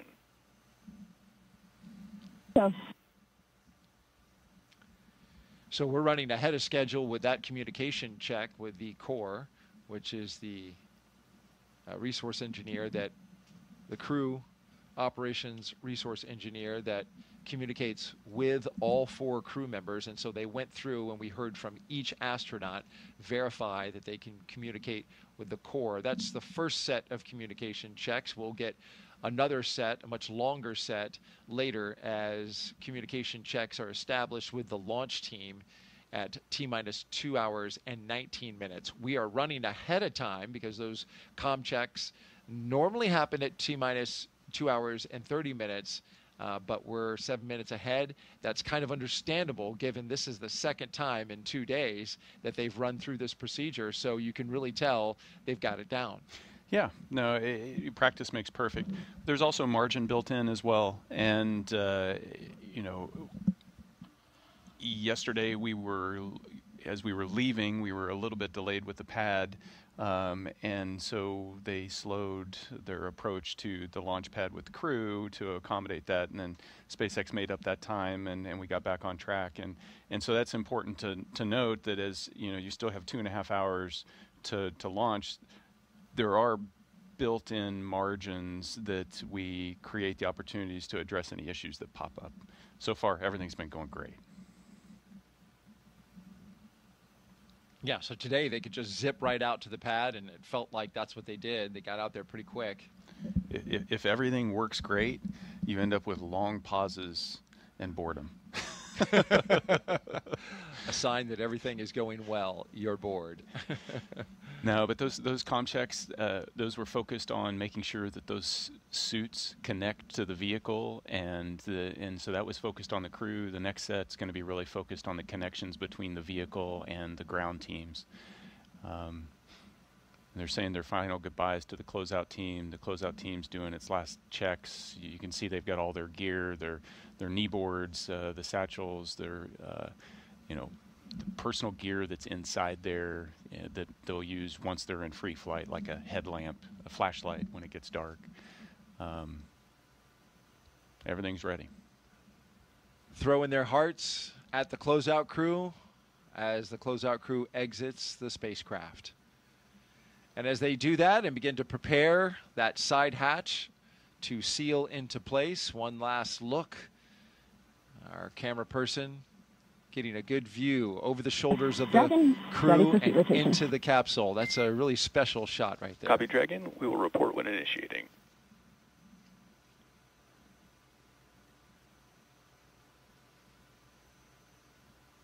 And so here they're going to rotate seats here shortly, put them into the launch configuration.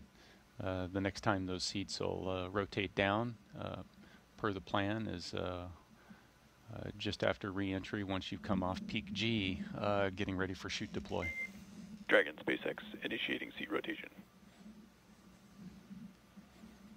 Copy.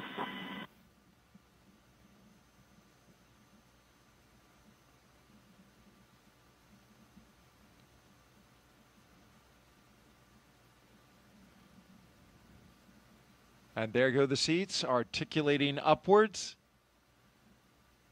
putting the crew in launch position. Get a view below their feet as well. Yeah, you can see all the Some of that supplies. cargo, yeah. You've got cargo on the right-hand side, some coolers, experiment lockers in the middle, and then you can see the left container on the left-hand side. That's your survival raft if you would need it. It'll deploy. We saw a video of that earlier.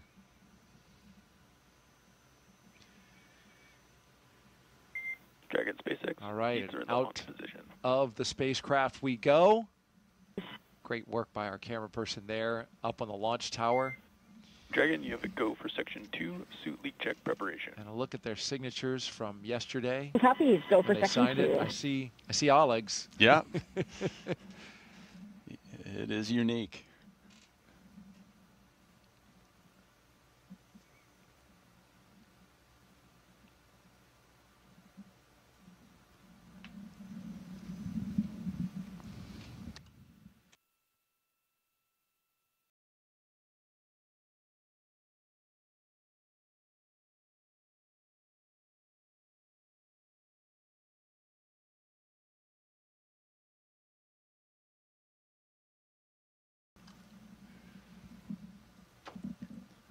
As the astronauts are seated into their positions here inside Crew 11 and the spacecraft Endeavour, we want to revisit your missions, all three of them, Nick, that you participated in. And we have some photos to kind of take us through that. This is something that the astronauts think about all the time. All of you think about when you get ready to launch. You never know what's going to happen. And that was the case on this day in 2018 when you launched from Kazakhstan. Yeah, so we were at the Baikonur Cosmodrome launching on MS-10. Dragon care complete. Ready for leak check. Copy, Dragon. You have a go for Section 3, suit leak check. Go Section 3, suit leak check. Yet another check of the suits to make sure that they're working. They're important equipment. This picture is taken as we're getting ready to go up the launch tower to get on the elevator to ride to the top of the Soyuz rocket. And yeah, you know, our preparation is focused. 95% of our training is training for what to do when things go wrong, hoping that you're not going to ever need to use that training. Training for everything to go right is actually pretty boring training. And so this is an instance of, you know, you don't know what life is going to throw at you, and definitely on the first launch, we had a curveball.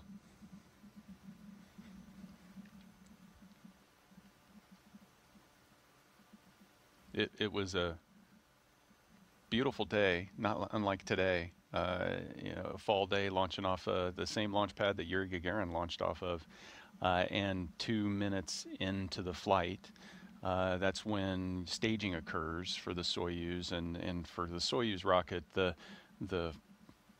little external boosters on the lower half of the rocket are empty at that point, and then they gently separate and then propel themselves away.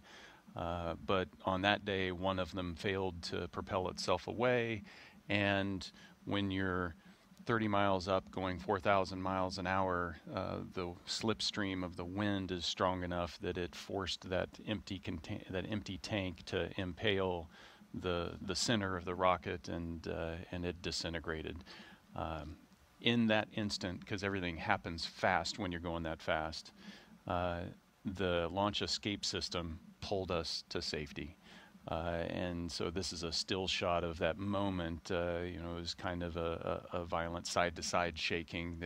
The alarm is sounding. You can hear it. You can see the alarm flashing in front of you. There's a light that comes on the console that, you know, says rocket emergency, and then you spend a second or so trying to figure out exactly what happens as you're slowly tumbling, continuing to coast toward space because we were going so fast.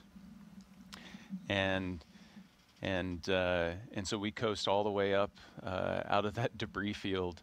up to about 90 kilometers. You made it to space. Yeah, depending on who you ask. Okay. Though was it 62 miles is the Kármán line? I don't know what the conversion is for the kilometers. Yeah, so they use 100 kilometers is the international standard. The military uses 50 miles. That leaves this gray area, and as far as I'm concerned, I walked away alive, so that it didn't matter. Amen. And so that launch escape system automatically sensed that there was something wrong, and pulled us to safety, So we landed. The flight was 20 minutes. Pararescue forces were there to pull us out, and within 6 hours we were coming down at the airport, walking off the jet, able to embrace family. And you can see I'm giving Katie a hug, and that's your wife. That's my wife, and Alexei's there with his wife Svetlana. And our extended family is all there as well, and it's that sense of disappointment that it didn't work out, but also that sense of Dragon, 4 good, we've checked. Copy, Dragon. We see the same. Closeout team will perform final closeout steps and exit the capsule. You can proceed to Section 4, side hatch close, and report when ready to close the hatch. In Section 4 and will go.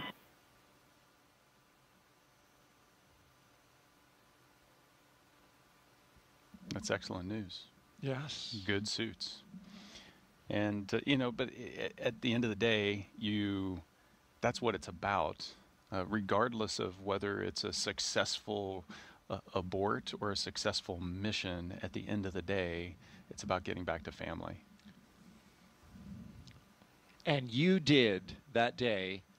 The launch escape system worked as it was supposed to. And it brought you back to your family, along with your cosmonaut, who was your fellow crew member, to his family as well.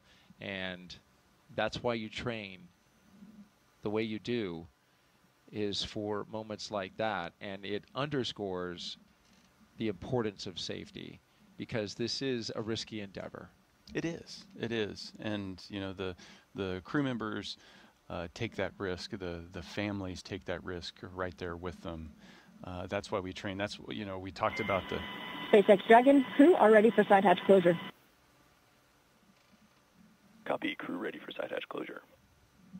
We talked about that before. That international aspect training as a crew.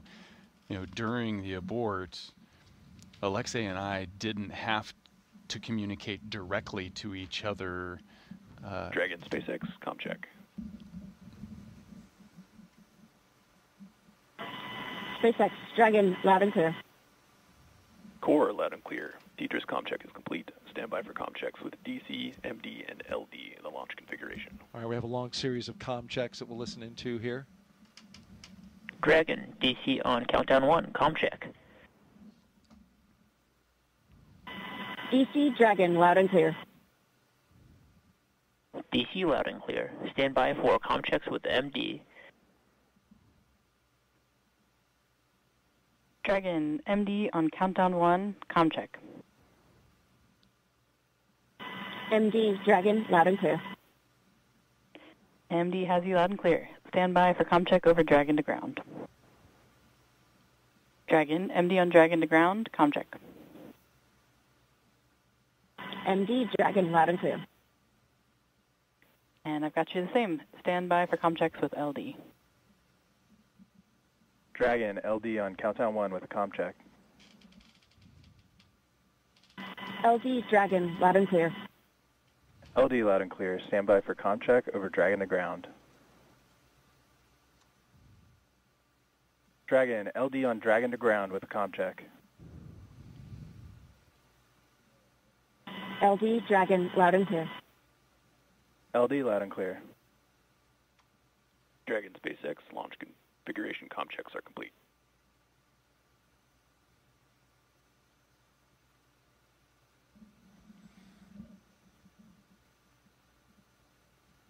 All right, we're through those comm checks, which we got to be able to check the path through the ground, through the air, and they all sound good. back to what we were talking about as we continue now to your next mission, which is MS-12, and that is, this was just 5 months later, you went to fly again, and we should mention that part of that decision to fly again and jump right back in on a Soyuz rocket is just how successful the Soyuz program has been. You had no problem getting right back on that spacecraft and that rocket and launching into space, because that is a highly reliable spacecraft, has been for a long time. Yeah, absolutely. And what we do, this whole idea of being launched into space is predicated on the trust and faith in the teams that are creating that reliability, into the engineering that goes into the system, into every little detail, and all the redundancies in the design, so that when there is something that occurs, you know, the backup's there. And so the launch escape system that rescued us on that day hadn't been used before, but it worked when it was needed, and that's so symbolic of the space program. There are so many things that are in place, and when they're called into action, they work because of the dedication from every person on this gigantic global team. And so you're ready to get back into it. And you know, so 5 months later, it's Alexei and I, plus Christina, who is getting ready to go up for a year-long mission, and we had a beautiful, pristine launch to the International Space Station.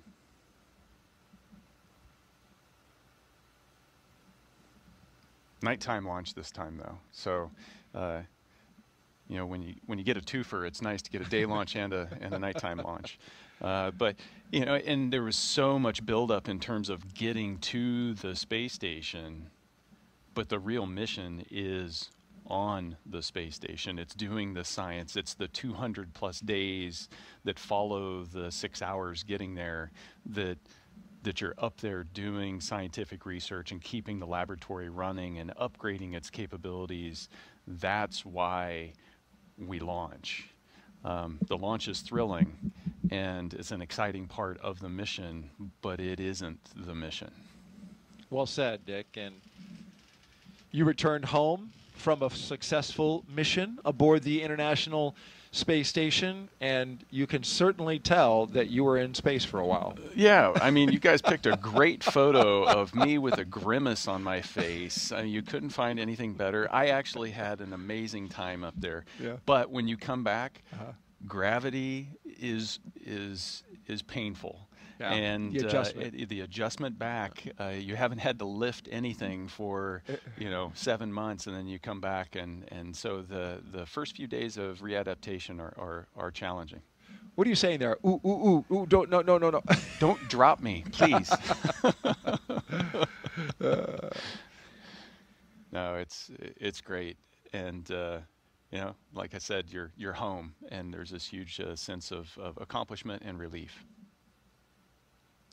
They're removing the protective cover around the seal that leads into Dragon Endeavour. That's to prevent any FOD from getting on it, but they will now take pictures and document exactly how it looks before they seal it shut, put a nice bright light on it, and go around and do that inspection. It's always amazing to me that how little FOD, this debris that can cause a leak in the seal, and the seal is just a piece of rubber that's going to press up against a piece of metal, and something like dust or a hair is enough to create a leak path that it's going to fail the leak check. And that's really important, because this hatch is going to stay closed for the next 6+ months and protect the capsule and the crew from the vacuum of space, from all the air inside the capsule leaking out into space. You mentioned the 6-month baseline for Crew 11. That is currently the minimum amount of time they will spend on station. However, the commercial crew program is reviewing data along with SpaceX to certify Dragon for an 8-month stay. They're going to go ahead and let them launch. And then that certification is expected to happen sometime in October, and that will stretch their stay out to 8 months. And I've never heard of any astronaut saying, oh no, I get to stay longer. Every day in space is a treat. It's a gift. It's just such a spectacular experience, and it doesn't get old. So at the end of 180 days, this last mission I did was 171 days. The one before it was 203. You're still sad to leave at the end. It's mixed emotions, but it's every day up there is a gift. I got a little sad when you left yesterday. Stuck in tight quarters with me for 6 hours. Got so used to you after 6 hours of being here, saying all these wonderful things about space, and I got in my truck and Nick's gone. Good thing we scrubbed, because I'll see him again tomorrow. Well, thank you. I'll take that as a compliment. Absolutely. It's been an absolute pleasure and an honor listening to you tell these stories. And we have one last one. We want to talk about the most recent mission, of course, Crew 9. And this was, just last year. So you had a bit of a it break hasn't even been a your year since I launched. No, yeah, right. I mean, you're still pretty fresh from space, Nick. Yeah, it's you can see Alex and I. It looks a little more spacious in there when there's only 2 people. Sure does. Yeah, but at the end of September, in July, the decision was made to switch to a 2-person crew so that we could create open seats there for Butch Wilmore and Sonny Williams to come back with Alex and I. Their Starliner had some issues, and so they, NASA decided to bring it back uncrewed, and so Butch and Sonny, they made the decision to have them join our crew and rotational mission to go up there and do a 6-month full-length, long-duration mission. And so Alex and I launched, and priority 1, beautiful launch. Ours was kind of the exact opposite of what we had yesterday. I know. Where it was, the weather was trash all day long, except for the 30 minutes right before launch. And so we launched into this beautiful hole in the sky. And yesterday was just the exact opposite. The priority was, let's get to space and let's integrate Butch and Sonny into the Crew 9 crew. And so you can see us there in the capsule together. Butch is in the far field. Sonny's just off the camera in the near field. And from, day 2 on the station, we were Crew 9 there for our, 6 months of scientific research. And that is the mission, is to go up there and do that research and maintain the station and, continue to discover. And then we were able to, get everybody back home safe, which in the end, that's again what it's about. It's about getting back to the family and giving them a hug. And that was such a high-profile mission, Nick. It was very much in the spotlight. Even, when I talk to people who know I work at NASA, they say, "Oh, what about those 2 astronauts that got stuck up at station?" It's like, that was stuck was the word. It just did not. Stuck got stuck. Yeah, right, it did. Stuck. But they transitioned. NASA made a decision, and immediately they became test flight, crew members into regular increment mission specialists. And they just made the pivot. They worked on station. They worked alongside you. They were a part of Crew 9. Yeah. And you brought them home on Dragon. And, it was really making the best of a situation, a decision that was made, to get full use of their time being, having expended the energy, the effort, the money to get them up on station. Yeah.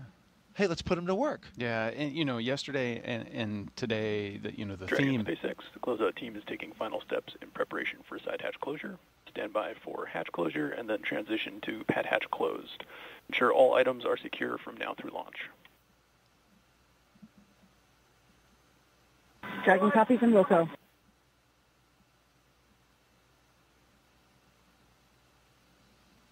last waves goodbye to the pad team, and there they are.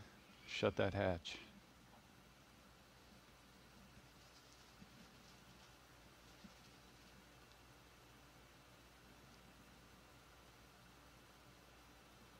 And the closeout crew closes the hatch to Dragon Endeavour, sealing the astronauts inside for their journey to the International Space Station.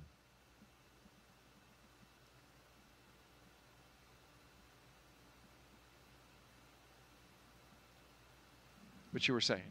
Well, the theme is, if there's a theme, I think you hear it echoed in Zena's words that we've played today, and as in our discussion yesterday, you've heard the same thing in Mike and Kimiya and Oleg's words. It's not, space exploration is not about individuals. It's about the mission. And this risky endeavor that we take part in, we don't do it because of the thrill, we do it because of the mission.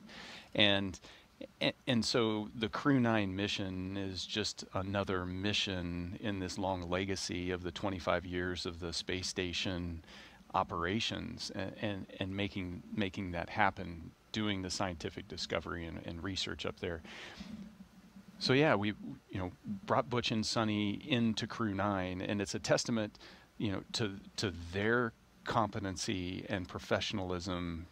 From day one, they were all in and able to operate as full-up crew members. You worked alongside them every single day of that mission, of that 7-month mission. Absolutely. And they are amazing crewmates, and everything the ground threw at us, we were able to do.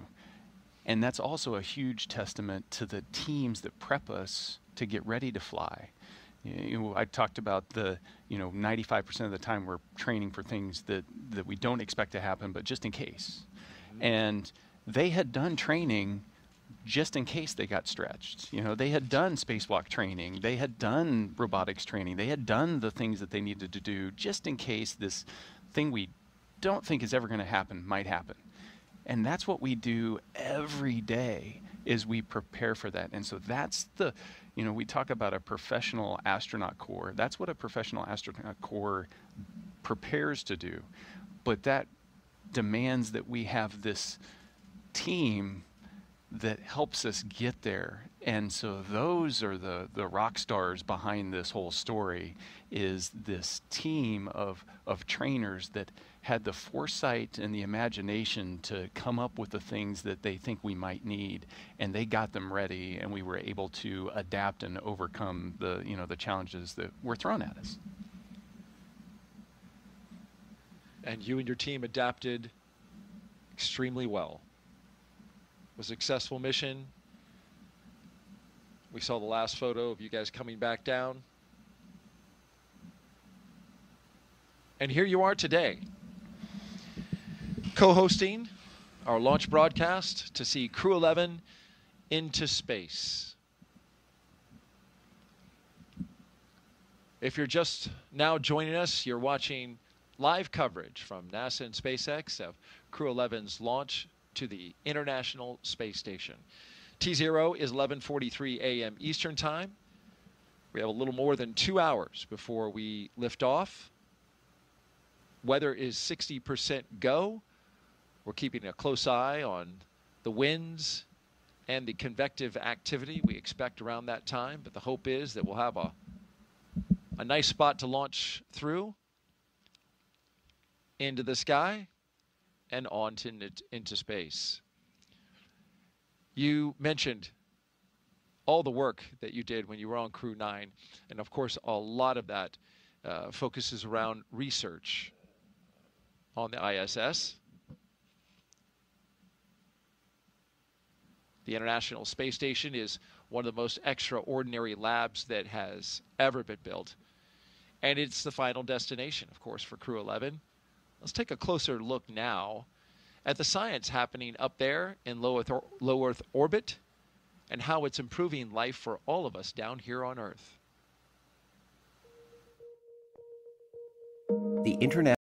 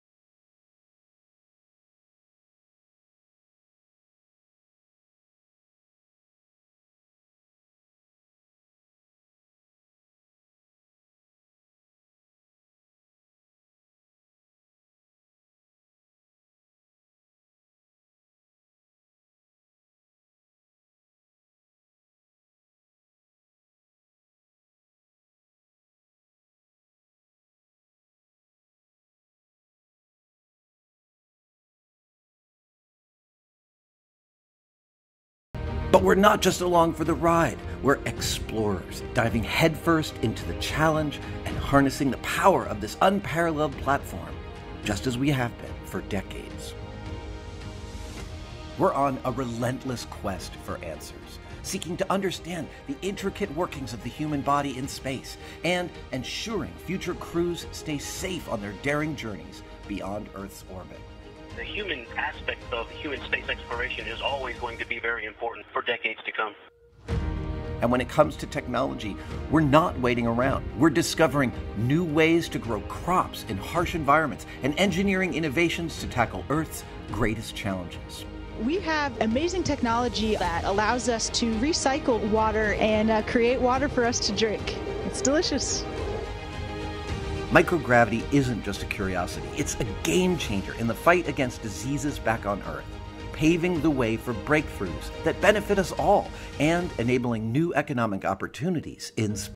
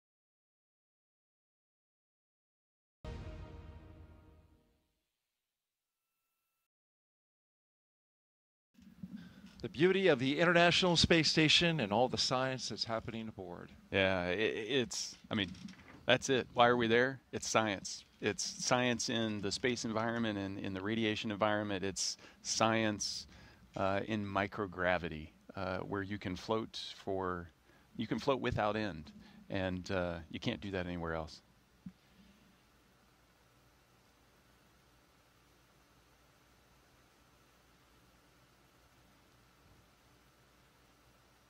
Well, as you can see from this shot, looking skyward, up past the Falcon 9 rocket and Endeavour spacecraft, our astronauts are aboard. They are strapped in. They've had suit leak checks. They've had comm checks. And we're starting to get a few little clouds in the sky. That's expected. It's warm here in Florida on this first day of August. And it's also very humid, even more humid than it was yesterday. As you can see, the puffy cumulus clouds are accumulating a little earlier today.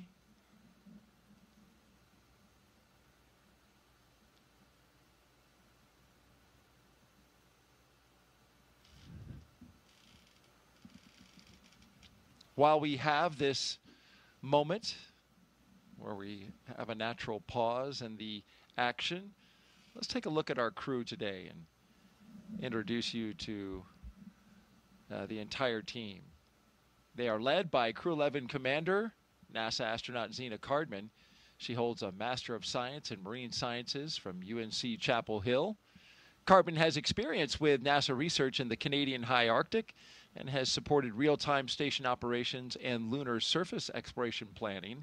She also likes rock climbing and powerlifting in her free time.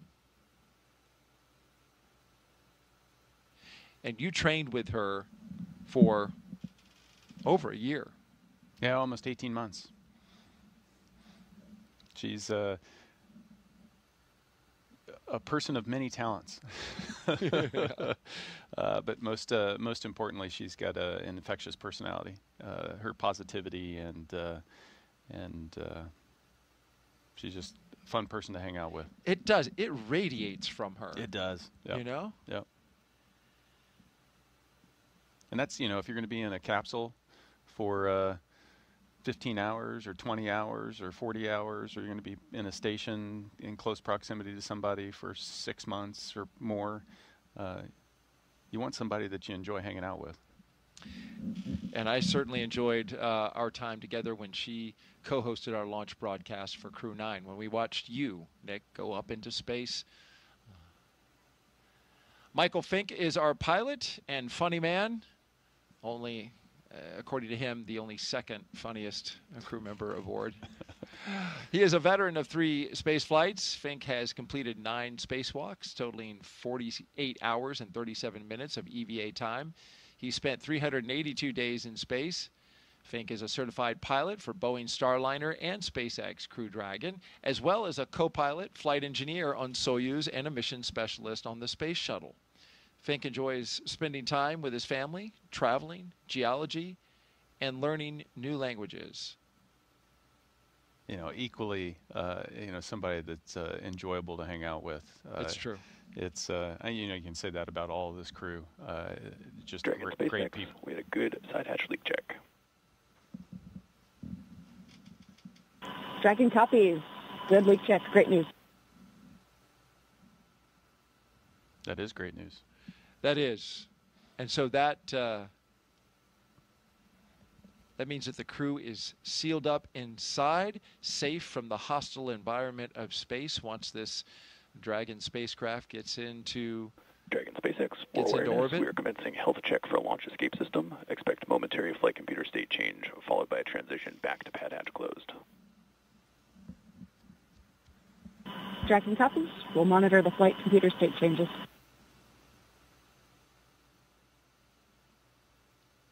Now, this is an important milestone to check the health of the launch escape system.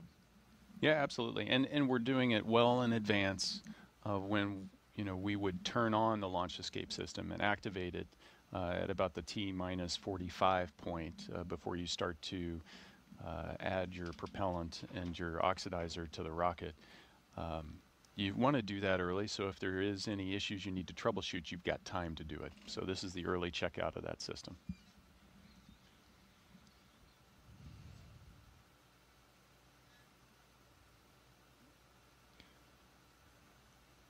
Let's introduce you to our mission specialist now.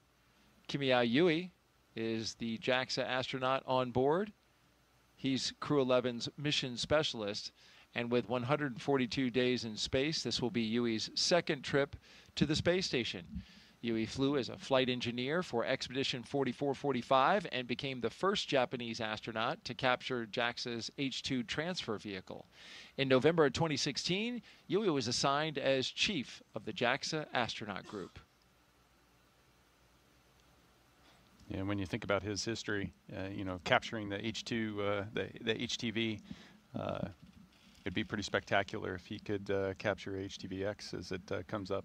Absolutely, and that's the plan. So if HTVX, which is Japan's newest vehicle, which is going to start docking with the space station, if it all works out, JAXA is really hoping that he'll be at the helm of the crew, or I'm sorry, the Canadian arm, which will grapple the spacecraft and bring it in to space station. That'd be fabulous.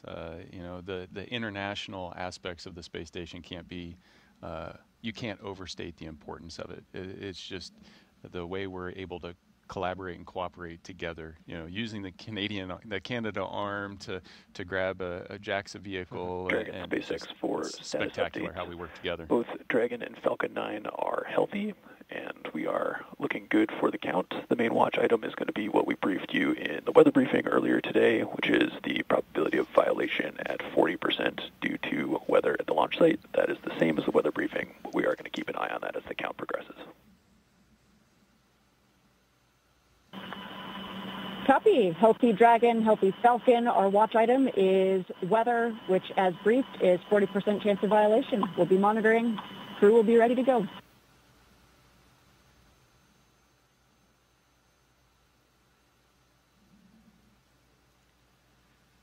And lastly, the Crew 11 mission specialist, Roscosmos cosmonaut Oleg Platonov. This will be his first trip to the International Space Station. He graduated from the Krasnodar Higher Military Aviation School of Pilots with a degree in engineering and military rank of lieutenant. He is married with one child, and he is taking a toy from that child. Who the child is good with that it. sounded terrible. It doesn't. He has taken his children's toys, but he's taken it into space. If we Here, I'm going to take your favorite toy away from you. Is this your favorite? Okay. No, and that's one of the cool things that we're allowed to do is take little mementos that we can take that remind us of our friends and family. And loved ones, and then we, at the end of the day, we get to bring that back to them, and then his child's going to be able to hold that dear the rest of their life. It really has to be special. I have a young son, and I look at his toys with nostalgia. Right, I see him play with them. I see how much they mean to him, and then to add that additional sentimentality to it that's just cool.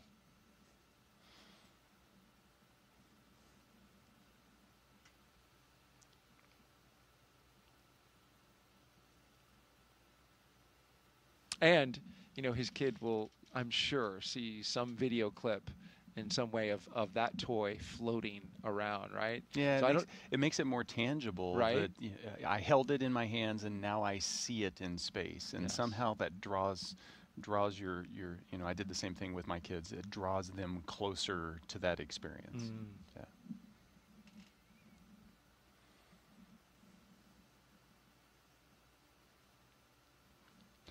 So the vehicle's clean, everything is tracking well, and we're waiting on a weather update. I propose we focus on the 60% go as opposed to the 40% probability of violation. It seems more glass half full. It does, doesn't it? And we that's what we put on our graphic. We put the go. Officially, it's given to us in a POV. And I understand that. Statistics are the way they are for a reason. That's right. But Nick is positive thoughts today. He is doing his best with the positivity here, and I appreciate it greatly.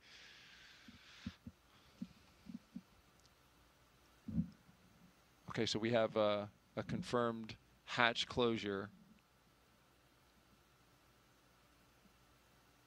And so we'll start to see the closeout crew wrap up operations there in the White Room. And all of this is well ahead of schedule. So that's a good thing.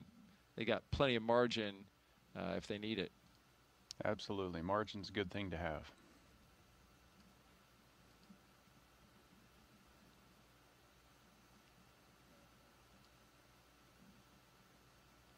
How about some more social questions? I love it. Let's do it. Yeah, keep them coming, folks. You can do it with hashtag AskNASA through the various platforms, Facebook, X, YouTube, and Twitch. Our next question. Abigail C3 asks, are there any space, quote, pioneers that have inspired Nick during his career or leading up to it? Did you have mentors at NASA? Well, let's take the first half of that question and talk about the pioneers. Yeah, pioneers. I read lots of biographies, autobiographies as I was growing up of, the Apollo generation, the early space program. I was fortunate enough on my first space flight, actually before that, after I'd been selected at NASA, every couple years we have a reunion where all the current astronauts, former astronauts gather together, and I got to meet Michael Collins, and he is somebody that I had always looked up to, and it just, if you read his book or you just read his history, for me he was the epitome of we said it earlier today, it's not about the individual. You do the job that the mission requires you to do, and to be part of the crew that landed on the moon, that first landed on the moon, but be the only member that, hey, your job is so important, we need you to stay off of the moon to make sure that we can get them back home safely. And you do what it takes. And that's what we ask of everybody that joins the astronaut corps is we're going to need you to do what the mission requires. And that's an example that sticks in my mind. And during my first flight, he came to mission control, and I was able to actually do a downlink and chat with him. Oh, wow. So it was a full circle moment, and something I'll never forget. Michael Collins, of course, was part of Apollo 11, which launched in 1969 and helped land the first man on the moon for the United States. But as you mentioned, he was called at times the loneliest man in the world, because it was his job to stay back in the capsule while Neil Armstrong and Buzz Aldrin descended down to the surface of the moon and got the white hot attention of the entire world when they walked on the moon. And there was Michael Collins, steady, waiting for them to get back. Taking care by of himself. The ship. Taking care of the ship, making sure that he was ready to receive them when they came back. And then what about now? If you can share, do you have any mentors? Well, the astronaut office is such a close group. You get to interact with so many people. So, I can point to today's crew. So Spanky's been part of the office since I showed up. And this is Mike Fincke. Yeah, and he has, been there as kind of this force helping shape the commercial crew program. And, just being able to watch that. And we have a similar background. I was a Air Force flight test engineer before I transferred over to the Space Force a few years ago. And he was an Air Force flight test engineer. And so we had a similar military background. And so there's lots of those touch points inside the astronaut corps. And so we work together to make each other better. Such tremendous experience just within the astronaut corps. It's a great point, Nick. You've got highly experienced veterans who have flown on space shuttle, and you have the new generation of astronauts who are flying on the commercial vehicles. Yeah. So it spans the gamut. It does. It does. Well, Expedition 72. My U.S. crew members up there were Butch Wilmore, Sonny Williams, and Don Pettit. So by comparison, I was the rookie. But I had, previously done 3 spacewalks and been up there 200+ days. Right. I was still the rookie. So there's lots of experience inside the astronaut corps, and part of that is making sure that experience gets shared down. So it's exciting to watch Zena and Oleg launch on their first missions to start to accumulate some of that experience. It's it's a passing of the baton. Really enjoying your insight and your experience as you talk about it, Nick. Astronaut Nick Hague here with us, commander of Crew 9, also flew on Soyuz. We are T-minus 1 hour and 49 minutes and counting until the liftoff of NASA's SpaceX Crew 11 mission. We have 2 astronauts and 1 cosmonaut inside of the Dragon Endeavour atop the Falcon 9 rocket from Launch Pad 39A at the Kennedy Space Center in Florida. Of course, they are headed to the International Space Station to help maintain the orbiting lab. Once on board the International Space Station, Crew 11, as you see there, will become members of Expedition 73-74. They will conduct research to develop the production of nutrients in space, such as vitamins, They will also evaluate mass-producing human-induced pluripotent stem cells, or iPSCs, to develop cell-based therapies for diseases such as cancer, also as a possible alternative to antibiotics. Crew 11 will test phage therapy to treat bacterial infections.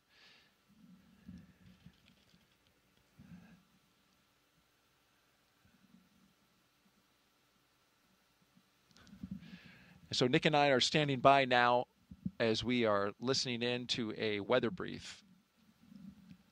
So please stand by.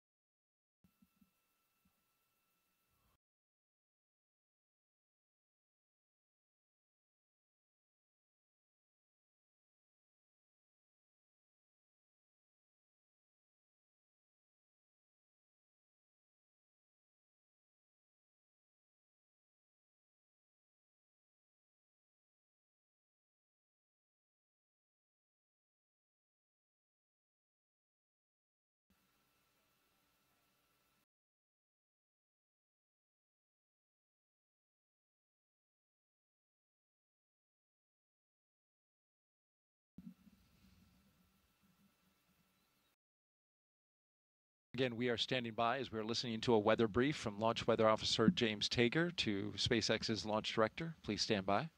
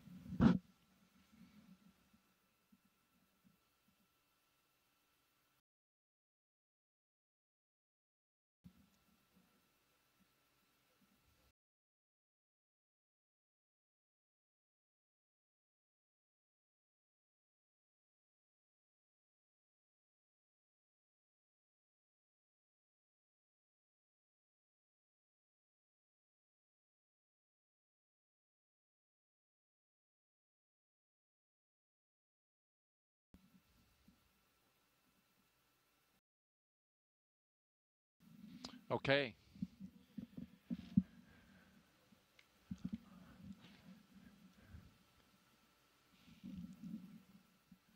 All right, so we have been listening to a weather brief. This was off air, by the way, but Nick and I listening to Launch Weather Officer James Tager give an update to Launch Director for SpaceX on the weather. This is something that they had set up a few hours ago to do one at the T-minus 2 hour mark. And so here we are, and we have the update. And basically what they said was it is a sit, watch, and wait situation. We do have increased moisture in the atmosphere.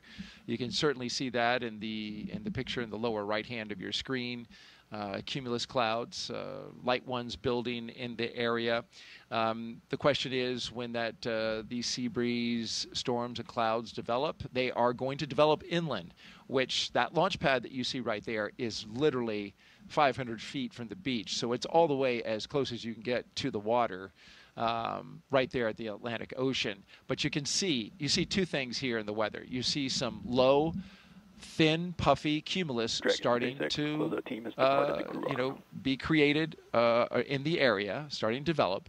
And then you see those high cirrus clouds. Those high clouds are drier in nature. You want to see those. They are moving over the area. They look at those as a sign of good things, potentially to kind of mitigate against the increase in moisture.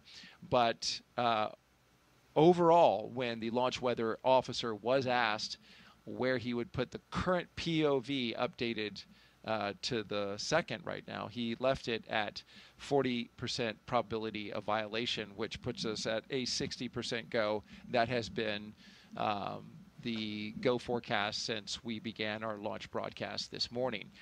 You see there in that shot a line of cumulus clouds, nice little clouds there.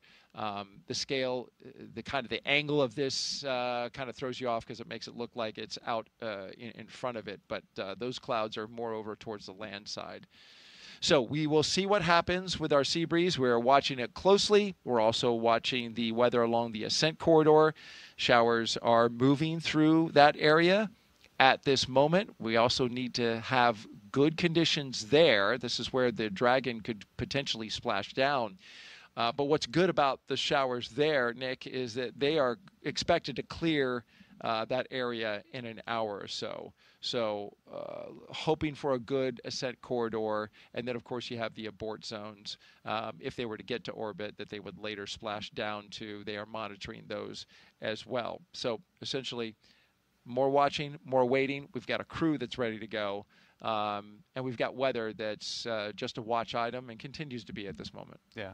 No, it's actually, for me, it's fun to listen to that back channel conversation, back and forth between, the weather office over at the 45th Space Launch Delta and SpaceX, because you get to hear the depth of analysis that's going into, making sure that every step of the way the weather is going to be good enough for the crew, and so things are continuing to go. We're still 60% go. I'm staying positive, and it's great.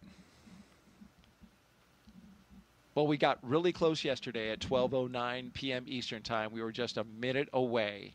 And so today we'll be at 11:43 a.m. Eastern Time. So if everything tracks as it did yesterday, then we should be good to go.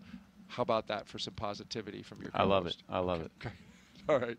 T-minus 1 hour and 40 minutes and counting. Let's take you now inside Mission Control in Houston, where flight controllers are constantly monitoring the International Space Station and the people living aboard. NASA's Sandra Jones is live there at Johnson Space Center. Sandra, good morning. Hey, good morning, and thank you, Daryl. As you said, this is Mission Control Houston in the International Space Station Flight Control Room here at the Johnson Space Center in Houston, Texas. The team is continuing to prepare for launch today and is being led by Flight Director Anthony Varia. Today, we will be hopefully launching the 11th rotational crew mission to the International Space Station under the agency's Commercial Crew Program. Following Crew 11's arrival, the space station will have a total of 11 crew members representing 3 different agencies aboard for just a few days.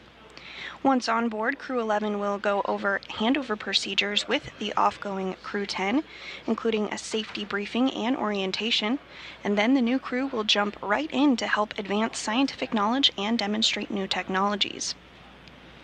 After a few days of handover activities, the members of Crew 10 will prepare for their undocking and return to Earth.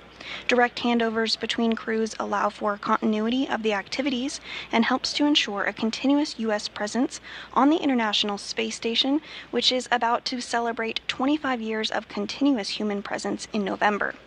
Ahead of Crew 10's return, JAXA astronaut Takuya Onishi will turn over command of the International Space Station to Roscosmos cosmonaut Sergei Ryzhikov. The space station is currently in Expedition 73. And here is a look at that mission patch on your screen. In the fall, NASA astronaut Chris Williams and Roscosmos cosmonaut Sergei Kutsverchkin and Sergei Mikheyev will join the on-orbit crew. Shortly after the departure of the Soyuz MS-27 with NASA astronaut Johnny Kim coming home will mark the commencement of Expedition 74, which will be led by the new commander, NASA astronaut Mike Fincke. All this, of course, coming up after today's launch. We will continue with the countdown, and with under 2 hours before launch, we'll send it back over to Kennedy. All right, thank you, Sandra Jones. Back here at Kennedy Space Center, you're looking up at the Falcon 9 rocket and Dragon Endeavour with Crew 11 inside the spacecraft at the very top. This is Launch Complex 39A here at the Kennedy Space Center, a historic launch pad where launches to the moon have happened, as well as the long and very successful Space Shuttle program. We've documented the astronauts' path and crew members' path to the pad today, starting at T-minus 4 hours and 10 minutes. We saw them through suit up, all 4 crew members getting into their spacesuits. They checked them for leaks and then had them head out the door to their waiting vehicles. 3 Teslas parked outside astronaut crew quarters. They jumped inside and under security escort made a 20-minute drive across the Kennedy Space Center to this location that you see here, Launch Complex 39A. Once inside their spacecraft, they performed umbilical checks, they did communication checks, and they pressurized their suits a second time to make sure they are good to go for launch. The closeout crew sealed the door, the side hatch, which is used to enter the spacecraft as well as leave it. They sealed it up for the final time before going into space. And now we are marching to our next few milestones. We have some margin in the schedule now, so a little time for the astronauts to, as Nick was telling us yesterday, do some reflection, chat amongst themselves. And there was a phrase that you used as well yesterday, chair fly. Yeah, aviation term. Yeah. To, sit there and visualize what you have to do and go through the motions mentally of everything that's going to come down the road. And so chair flying the launch sequence and everything that you're going to have to do. Thinking about all the different radio calls, all the different cues that you need to be able to see. That's chair flying.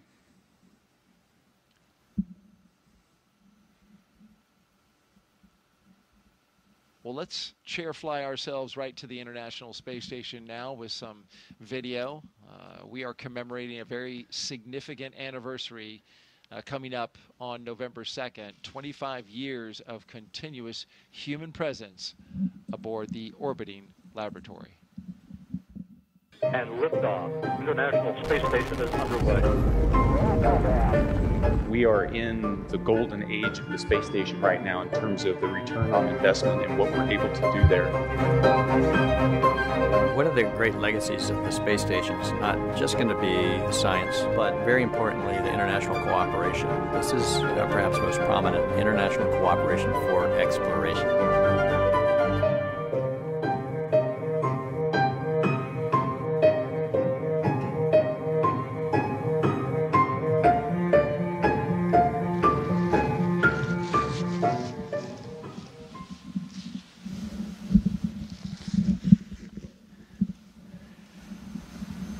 Yeah, what a view.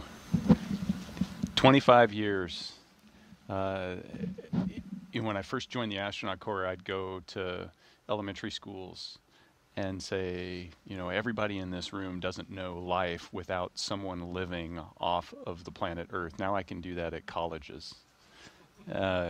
it's just impressive the legacy of scientific research and international cooperation that the station program has built over the last 2.5 decades. It's a treat to be part of that, and everybody that's part of human spaceflight, that big team I keep referring to, that 100,000 people across the globe, everybody should be so proud of being part of that.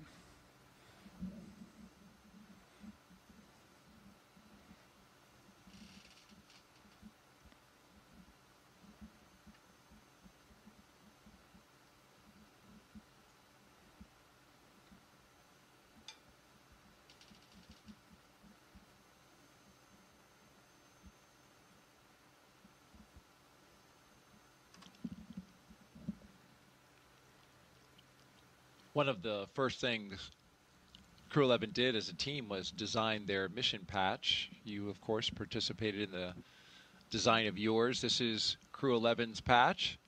Its colors celebrate the 3 nations they represent, and the 3 stars you see in there. They honor their space agencies working together, NASA, JAXA, and Roscosmos.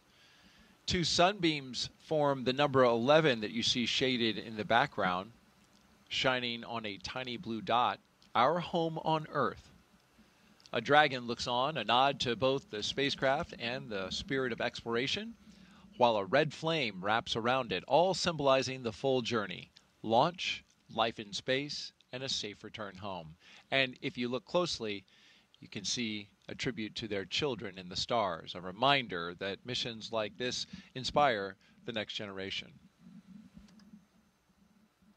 Yeah, it's designing your patch is one of those first crew bonding experiences. You know, you put your ideas out there, but it's fun to see the final product because it really expresses the personality of the crew. And Zena hand drew the dragon, so did she? She's an artist.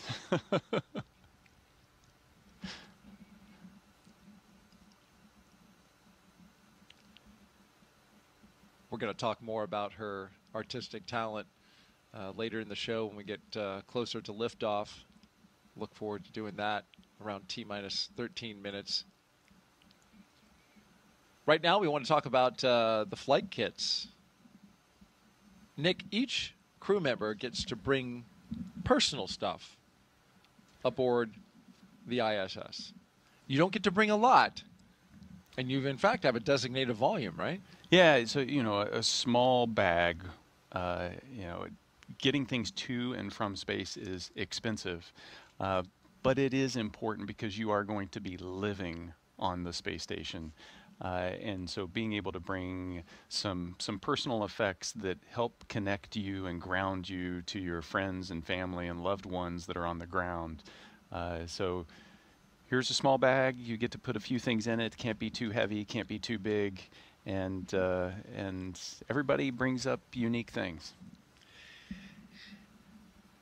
And certainly that's what Commander Zena Cardman did.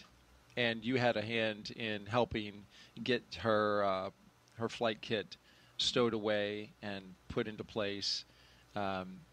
She told us that she's bringing, of course, photographs of family and friends, photographs carrying that have her team members in it. She's carrying some for them that she's going to then return to them.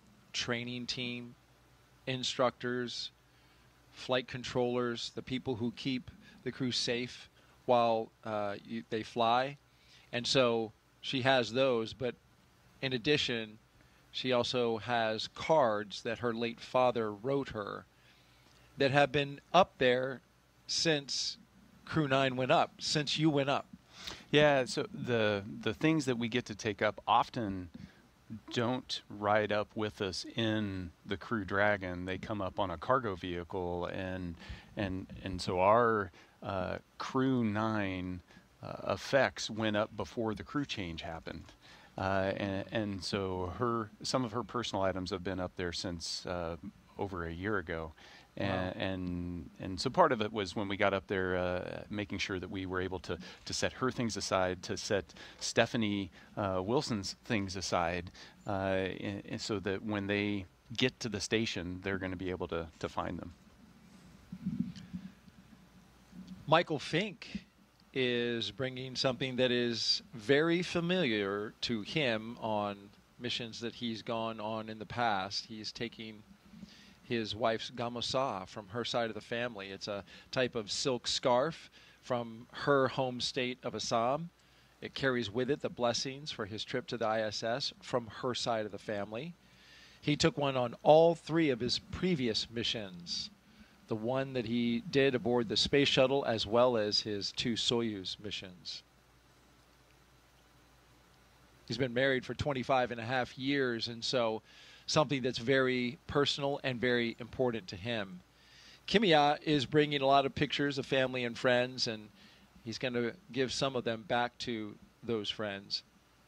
And we mentioned Oleg earlier, taking pictures, and also a couple of toys. He's borrowing. He's borrowing. He's borrowing That's a the good toy. way to put it. With very much an intent on returning them with some additional status. A space-flown toy. Yeah, the space-flown. There's something about, I think, this desire to bring photographs, to bring things to space, and then bring them back to your friends and family. It's the, really the desire is to bring them to space with you. And the best I can do is bring a little bit of space back to you. But yeah, if I could bring everybody, I mean, that's the ultimate goal, is to like go from 700 people that have been in space to 700,000 people that have been in space to, the sky's the limit. Yeah. The more people we can get in space, appreciating and experiencing just that life-changing perspective, the better off the planet's going to be. And these are small gestures we do for our families to share that with them, but then also to let them know how important they are to actually putting us in those seats on that rocket, because you don't get there on your own. It takes a team to get you there. It takes the family, the love, and the support to get you there.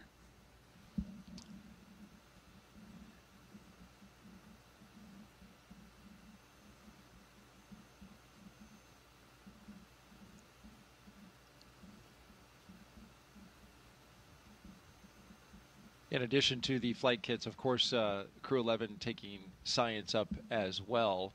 And some of the experiments they'll be working on include, how do you grow vitamins in space? Or even use viruses to fight bacteria on a spacecraft. For the past 1.5 years, Crew 11 has been training to support cutting-edge research like this aboard the International Space Station.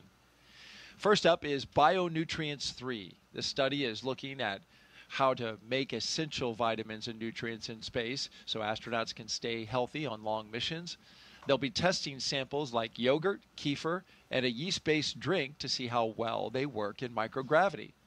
Next is Stem Cell X IP1, which uses space to grow stem cells. These cells can turn into any type of cell in the body and could one day help treat diseases like cancer. Growing them in microgravity may produce more cells and better ones, higher quality stem cells that we can then use on Earth. And then there's Genes in Space 12. It's testing phage therapy, which uses viruses that target and kill bacteria. It could be a powerful alternative to antibiotics, especially in space, where infections can become harder to treat. Some pretty interesting research happening on station, Dick, and stem cells, of course, that research has been around for a little bit, and even you got to work on stem cells in space in your time on the ISS. Yeah, and the comparison between my first mission and my second mission, just the complexity of the experiments that we've been able to start to do up there it's just exploded. And so we're really starting to see return on the investment on maximizing the output of our facilities up there. But those three experiments that you highlighted they're pretty cool because they highlight different aspects. The stem cells, Genes in Space 12, it's the 12th iteration, so we've been doing this a long time. Yeah. Stem cells, it's getting really complex. Then you're talking about nutrients in space, and that's how we're leveraging the space station research to be able to inform us on how we're going to do deep space exploration. Because we need to learn some of those answers here close to home, where you're a few hours away from the surface and we can iterate quickly versus taking it months or years away from the Earth, and you can't iterate as fast and learn as fast. So the space station, I was impressed with a lot of the things that I was doing this last time around were all focused on how are we reducing risk and learning more that's going to help us get back to the surface of the moon and onto Mars. That's the focus now, and where so much research, the human research as well aspect of it. How can we help astronauts survive the hostility of space in deep space, going out to Mars, going to the moon? So much has been focused on that recently, and it's important because there's a lot of technology that we have yet to develop to help make sure astronauts are going to be safe on that journey. Yeah, yeah, and and you see this budding start of that understanding and helping really propel us deeper into space. But then you also see that level of complexity build up on the research that we're getting to be able to leverage like the stem cells here on the ground to make life better for everyone on Earth. And that's the goal of exploration at its biggest, is going and discovering and learning so that we can make things better back here on planet Earth.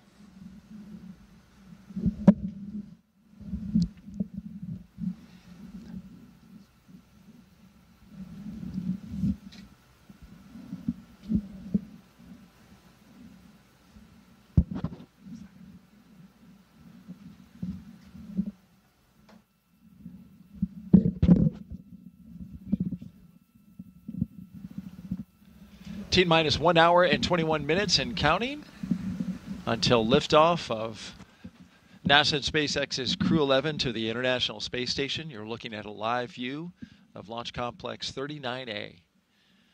That's Dragon Endeavour, the flight leader in the SpaceX fleet of vehicles. Today would be its 6th flight.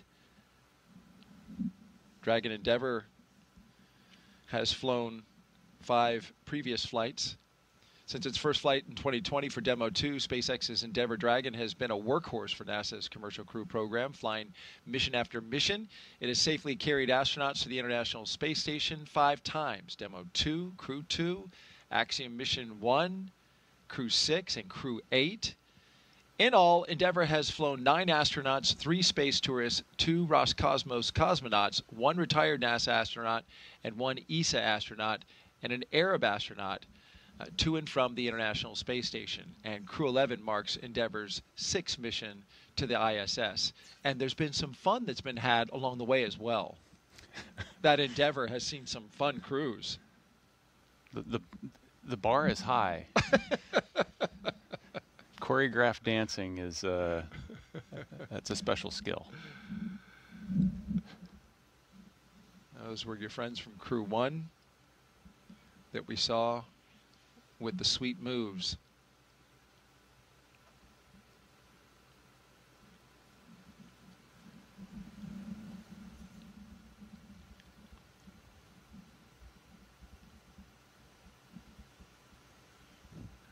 Some things we're looking forward to, of course, further down the countdown is launch escape system arm, the retraction of the crew access arm, getting closer to less than an hour from now. So we're gearing up for that.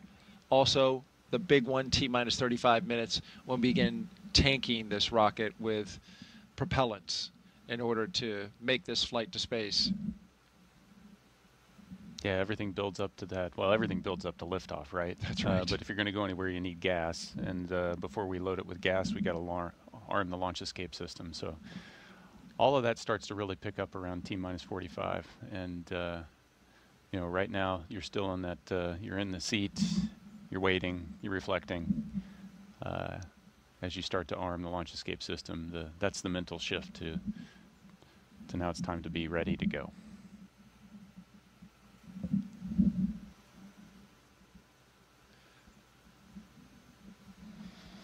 We have time for another social question? We do indeed. Let's take one.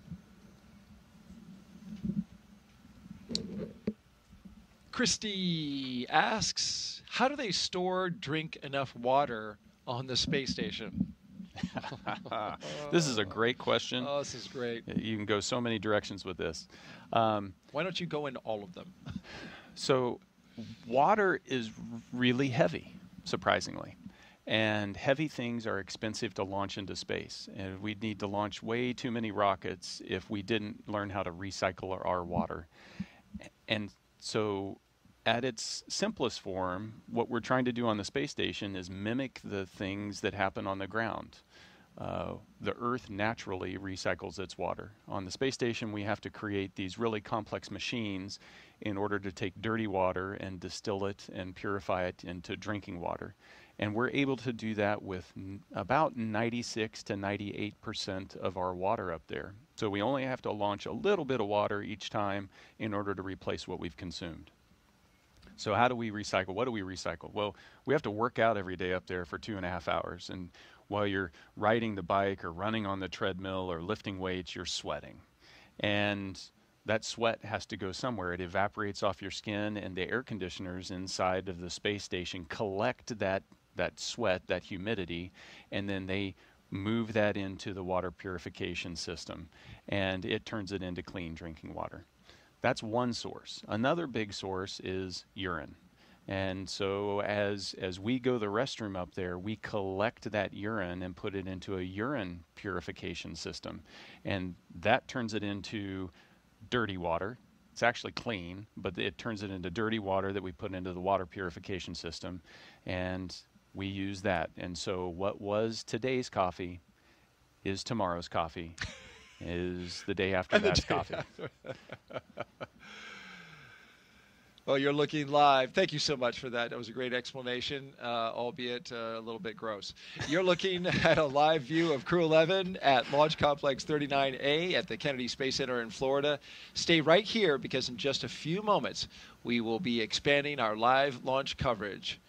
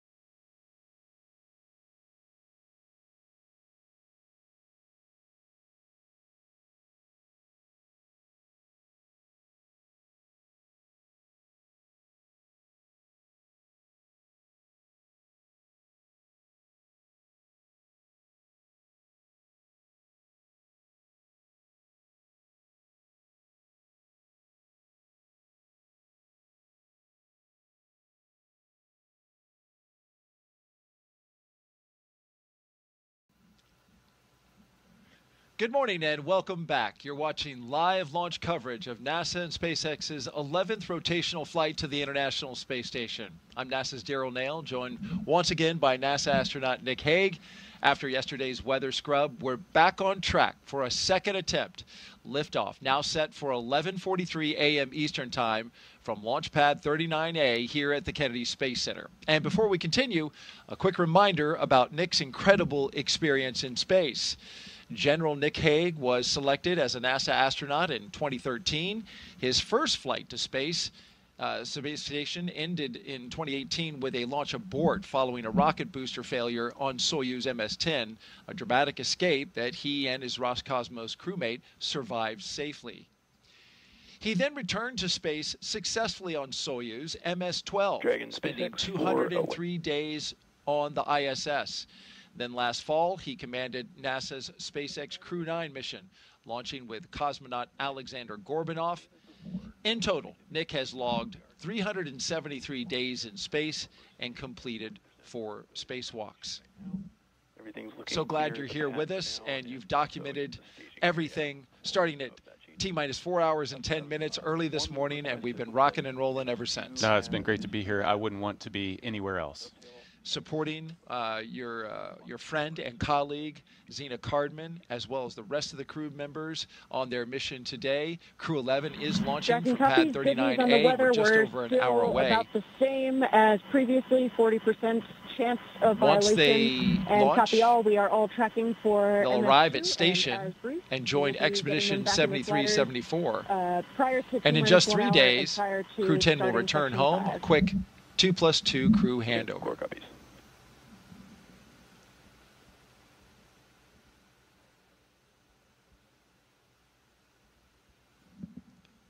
Yeah, so we had an update there about the weather. We had been monitoring that situation. The POV, which is probability of violation, still stands at 40%. That was the update they were giving. We are go, as Nick likes to say, 60% go for launch. Let's take you through Crew 11's launch day preparations so far this morning. After waking up and grabbing a bite to eat, the crew suited up inside the historic crew quarters, a tradition that dates back decades. SpaceX teams helped them into their custom pressure suits, and just like other crews before them and yesterday, they gathered around a table for a card game to burn off any lingering bad luck before launch. After that, they followed in the footsteps of every NASA astronaut since Apollo 7 in 1968 by walking out to greet a crowd of family, friends, and supporters. Then it was into their Teslas for a security escorted ride out to Launch Pad 39A. It took about 20 minutes to get out there. Of course, a journey filled with excitement and anticipation for a second attempt. They got a look at their rocket, stared up at it, and then walked across the crew access arm and into their spacecraft. And we've been monitoring them ever since. We're watching them live now, strapped into Dragon Endeavour as they await the next big milestones, fueling of the rocket and the arming of the launch escape system. These are big moments, and we'll talk the audience through them. Yeah, absolutely. It's right now they're waiting a little bit, but the excitement's going to start to pick up here when we arm the launch escape system and then put on the 1 million pounds of propellant that's going to go onto this rocket that we're going to turn into flame and push these guys into space. And if all goes well, that'll happen according to plan at 11:43 a.m. Eastern Time. Now, throughout the broadcast, we've been taking your questions from social media. We want to keep them coming. Just send them in on the hashtag AskNASA on Facebook, X, YouTube, and Twitch. And if you're watching NASA's YouTube channel right now, you can refresh your player or browser to join our chat. Okay, at this time, we're going to expand our coverage as we did yesterday to include our partners at SpaceX. So let's welcome back our commentators joining us live again from Hawthorne, California. Welcome back, guys. We're going to give it another go.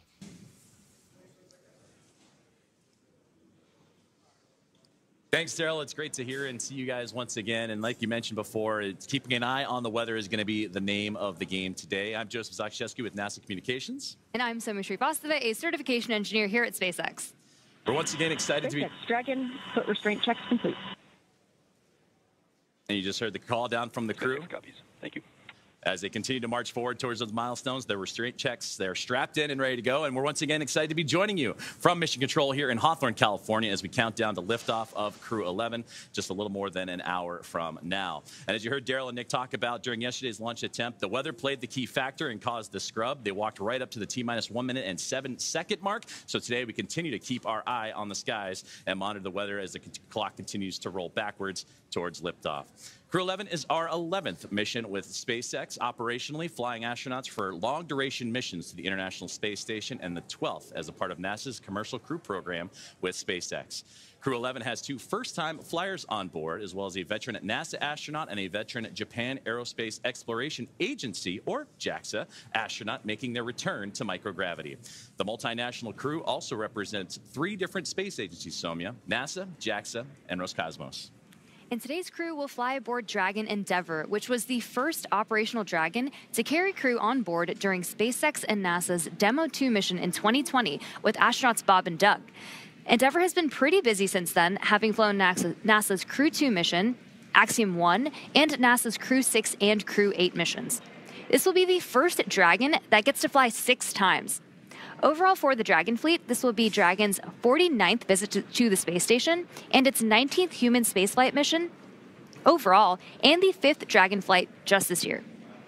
And notably, today's return of the Falcon 9 first stage will be the last landing at Landing Zone 1 at Cape Canaveral Space Force Station. Now, over these last 3+ hours, Crew 11 has been going through the detailed process of getting ready for their mission, similar to what they went through yesterday on the first launch attempt and their ultimate destination, the International Space Station. So let's introduce you to the crew. In the commander's seat, as you get a live look inside the capsule, is astronaut Zena Cardman, conducting her first space flight. She holds a Master of Science in Marine Sciences from the University of North Carolina, Chapel Hill, and has experience with NASA research in the Canadian High Arctic, and she has also supported real-time station operations and lunar surface exploration planning.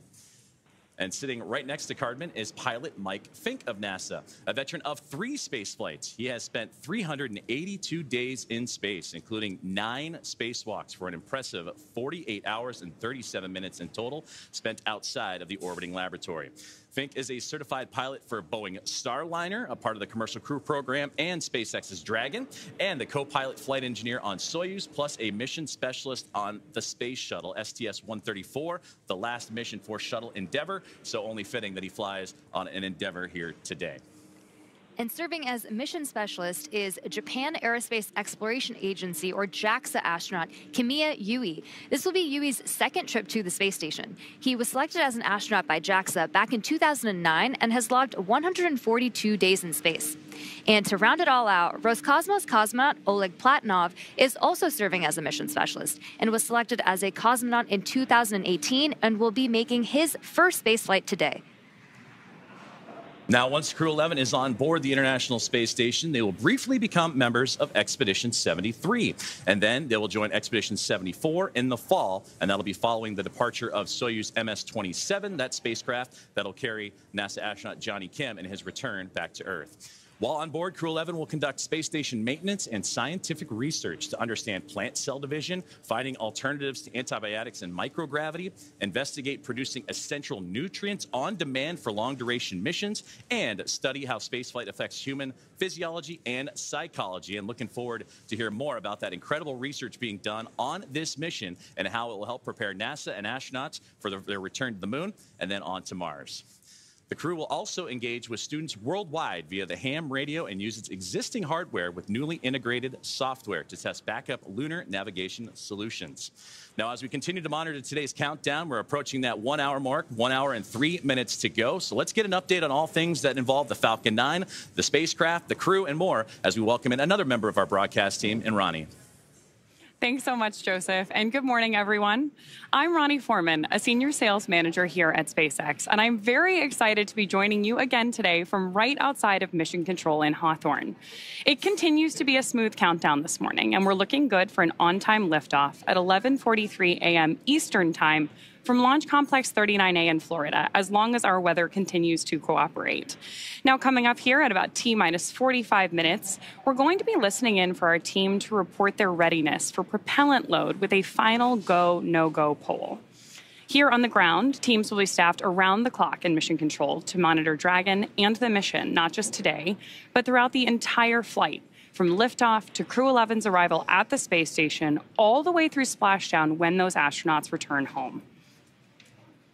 On console or on headset in mission control, which you've got that great live shot of on your screen right now, we've got 6 key positions. The mission director is in charge of the room and tasked with making real-time decisions to ensure mission success. The person that you're going to hear today talking to the astronauts is the crew operations and resources engineer, who we'll refer to as the core throughout the broadcast. There's a good shot of him there in the lower right-hand corner of your screen as well. And of course, those 4 additional team members are focused on vehicle systems, including avionics, navigation and control, software, propulsion, life support, and communication with the ground support teams. Then apart from our mission control here, the Falcon 9 team is currently located in the Launch and Landing Control Center at Hangar X in Florida, not too far away from LC-39A, which we're looking at now. So with less than, or just more than an hour until launch, we are all settling in here across the country for final checkouts, propellant loading, and ultimately launch. Joseph? Thank you, Ronnie. And just like yourself and everybody here in SpaceX and across the country, looking forward to this launch as we continue to have that countdown roll back. And just like the teams here in Hawthorne, California, NASA has its own team members at NASA's Mission Control Center and the International Space Station Flight Control Room in Houston, Texas, where our other teammate for today's broadcast, Sandra Jones, we'll hear from her in just a few moments. That's where she's located, and that team has been busy preparing the International Space Station for Dragon's arrival. Now, the teams on the ground in Mission Control are giving their goes for launch to make sure that the station is ready to receive Dragon Endeavour and the new crew on board. Following liftoff to the flight to the space station will be a little bit shorter than what yesterday's launch attempt would have been. It was 39 hours then. Now, cycling orbit tank isolation valves to equalize low flow pressure. Dragon copies.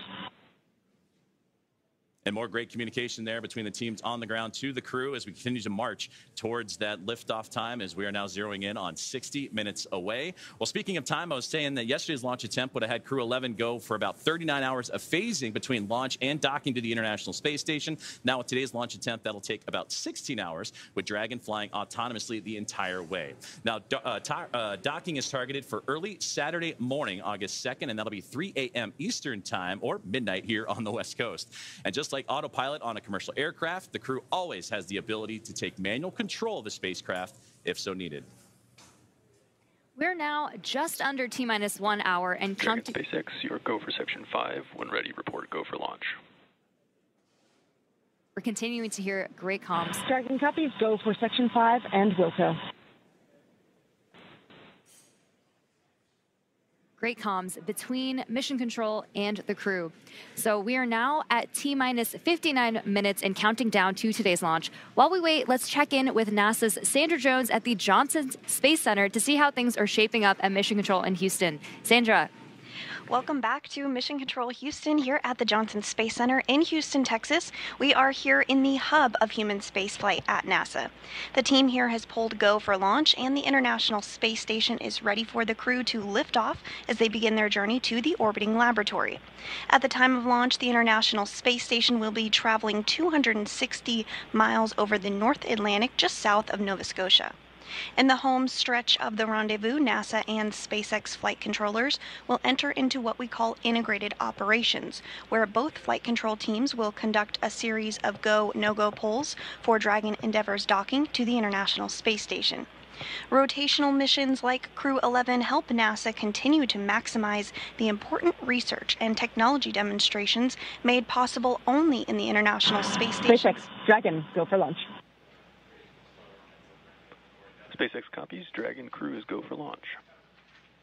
And you heard it there from the commander of the Dragon Endeavour. They are go for launch. We are continuing to march towards a launch in 58 minutes from today. Their destination, of course, you see there on your screen, the International Space Station, with a unique microgravity environment, critical for NASA to prepare for future commercial low Earth orbit destinations and to understand and overcome the challenges of long-duration spaceflight necessary for a long-term presence on the Moon and crewed missions deeper into the solar system, including onto Mars.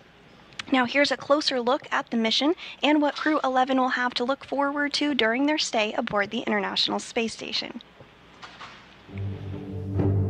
International Space Station, one of humanity's greatest accomplishments so far. 15 countries working together and adding more all the time that have helped plan, build, and fly the International Space Station. And it just shows what human beings can do when we work together. As Crew 11, we are about to launch on board a Dragon spacecraft to the International Space Station. We are actually continuing an ISS mission almost a quarter centuries. Right now, crew members are working very hard on the ISS.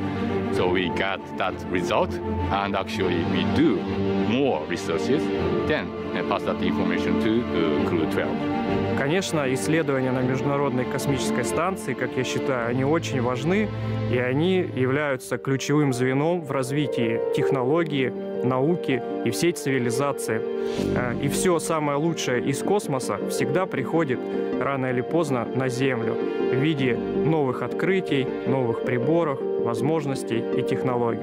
I'm very excited to see what kind of payloads we get to work with. It's a really interesting day-to-day life where 1 hour you might be fixing the toilet and then the next hour you're working on a physics experiment studying fundamental processes of our universe. We're going to be up there for a lot of time. And we're going to, every day, be in space, look at the Earth go by, and accomplish some really amazing science. We will do material science and human research in space, lots of experiments, and then maybe do some spacewalks. It's a really fun crew to be on. We're going to enjoy every moment, and we're going to help each other to be successful and accomplish our mission. So we have various kinds of difficult training together. For example, emergency training in Building 9 or emergency training in SpaceX. This kind of training actually made our bond stronger. Наш экипаж Crew-11 — это экипаж, который состоит из высокопрофессионально подготовленных людей. И мне нравится этот экипаж. In some ways, my only expectation for the mission is to fly and return home safely and still friends when we get back. There are so many things to play around with, to study, to explore, and I'm really open to every possibility, ways to engage with the International Space Station. We all came from other crews. Kimiya Yui, San, and I both came from Starliner 1. Oleg was on a Soyuz mission before this, and Zena, of course, was on Crew 9. But we all came together with our previous experience, melded into a really fun team, ready to go fly to our International Space Station. We are back here at the Kennedy Space Center in Florida, joined by astronaut Nick Hague. I'm Daryl Nail with NASA Communications, and we are watching this countdown proceed, the second day. We were scrubbed by weather yesterday. We heard about that earlier, got down to 1 minute and 7 seconds. What's interesting about this to me, Nick, is although the launch is delayed, oddly enough, their arrival to the International Space Station has not been delayed, not even a second. They are still going to be arriving on Saturday at 3 a.m., but they're just going to go quicker. Yeah, you know, orbital dynamics can do strange things like that. Sometimes you need to speed up to slow down and vice versa. And in this case, we can launch at a different time, use some orbital dynamics to our advantage, and arrive to the station at the exact same time. What it means for the crew is I'm going to be in that capsule for 16 hours instead of 40 hours, which, you know, it's a tight space. It's not the tightest of spaces, but it'll be nice to get to the station a little bit faster and be able to spread your wings out coming through the hatch. A small benefit to a launch delay, having a little shorter. If there is a silver lining somewhere in there, this is it. This is it. All right. Well, let's take a social question. We've been asking throughout the broadcast for our audience to send us questions, and Nick, you've been doing a great job answering them. Had a lot of kids asking questions as well. Our next question comes from Jeff, who asks, what was the most interesting thing you saw outside the window when on board the ISS?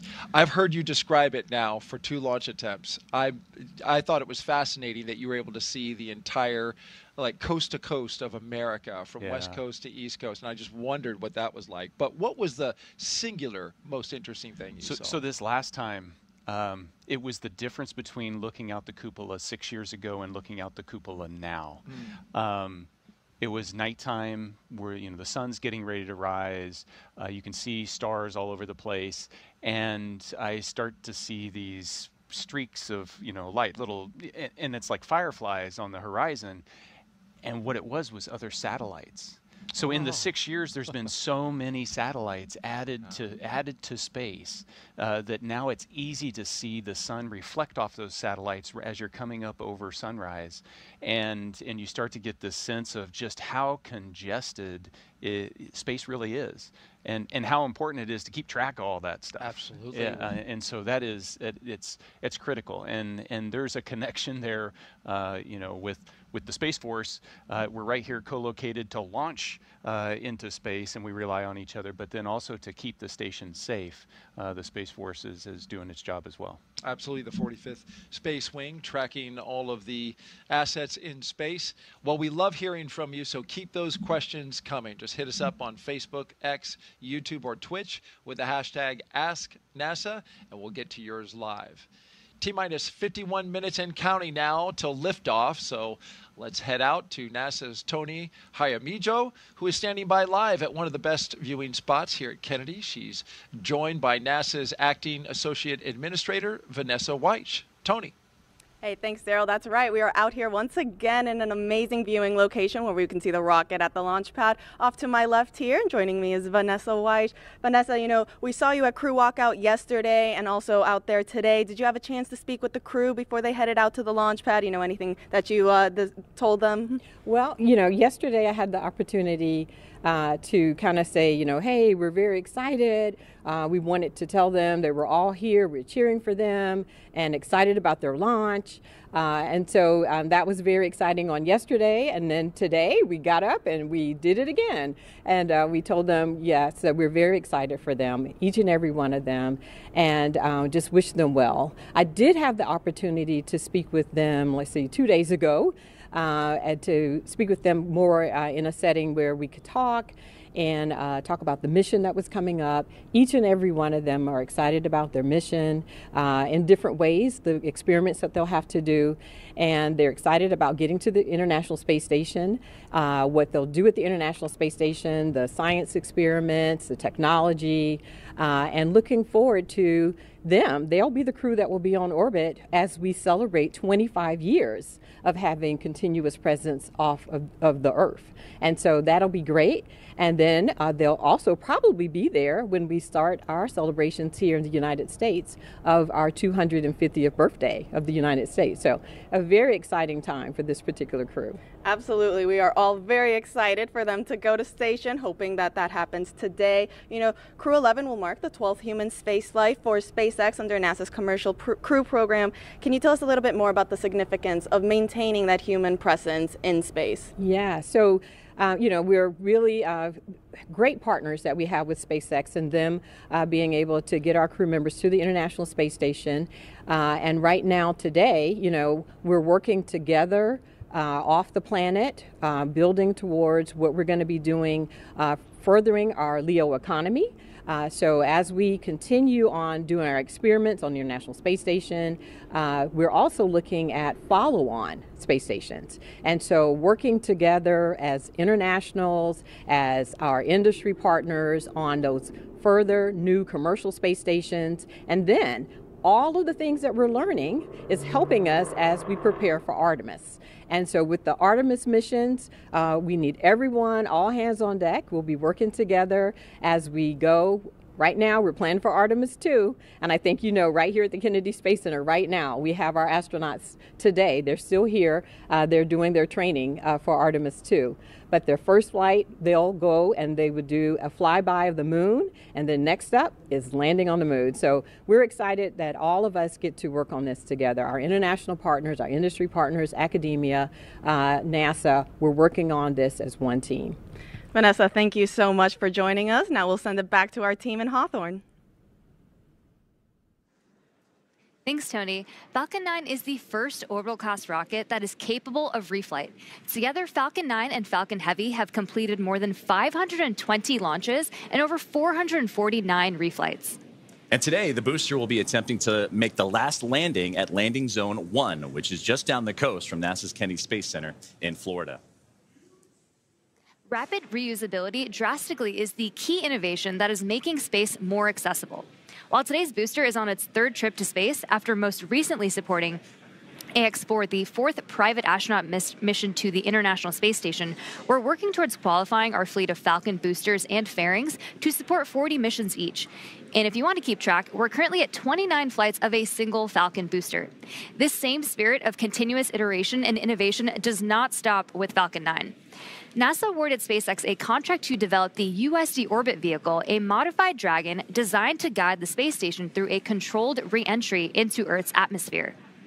And when the time comes and the International Space Station reaches the end of its orbital life and mission, Dragon will help achieve a safe deorbit. And another innovation SpaceX has been working on is the intravehicular spacesuits, or IVA suits, that astronauts wear during Dragon missions.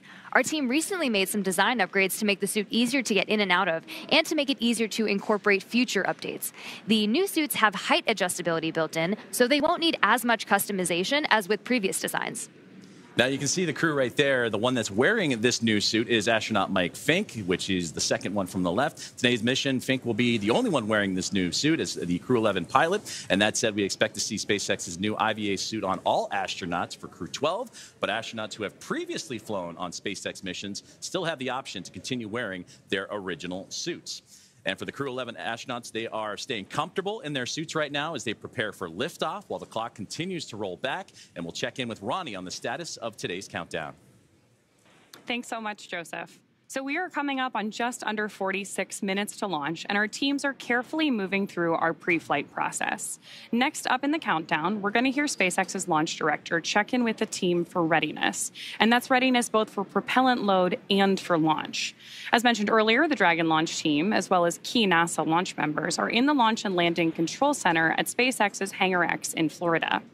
Our launch director will also check in with the Dragon mission director, referred to as MD, and the NASA launch manager to make sure they're ready to move forward as well. Of course, our Crew 11 astronauts right now are on board Dragon, waiting to get the green light to stow the crew arm for launch and arm the launch escape system.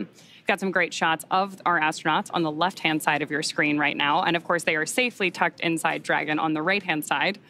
Once we hear that launch director give the go-ahead, we'll get a great view of that access arm moving away from the spacecraft.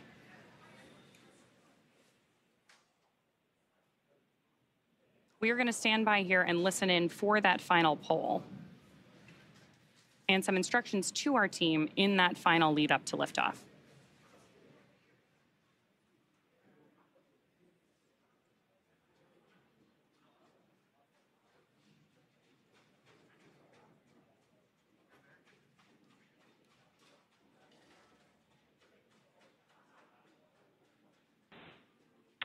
Poll for propellant load and launch is complete. Stand by for briefing on control room procedures. For all operators at MCCX and Hangar X, both control rooms will go into lockdown at T-minus 45 minutes and will remain in that state until LES is disarmed. All operators are to remain at their console and maintain a sterile cockpit until MD confirms successful disarming of the launch escape system following orbital insertion or propellant offload in the event of a scrub. For non-urgent no-go conditions, brief the CE or LD and they will approve aborting the count. For urgent issues affecting the safety of the operation, operators shall call hold, hold, hold on the countdown net. Launch control will abort the launch auto sequence immediately and proceed into launch abort. At T-minus 10 seconds, launch control will be hands-off and relying on automated abort criteria for the remainder of the count. Operators advise launch director whether structural breakup or fire is imminent or occurring per Dragon manual flight escape rules. Launch control, you may proceed with arming the crew arm for movement. Arming crew arm now.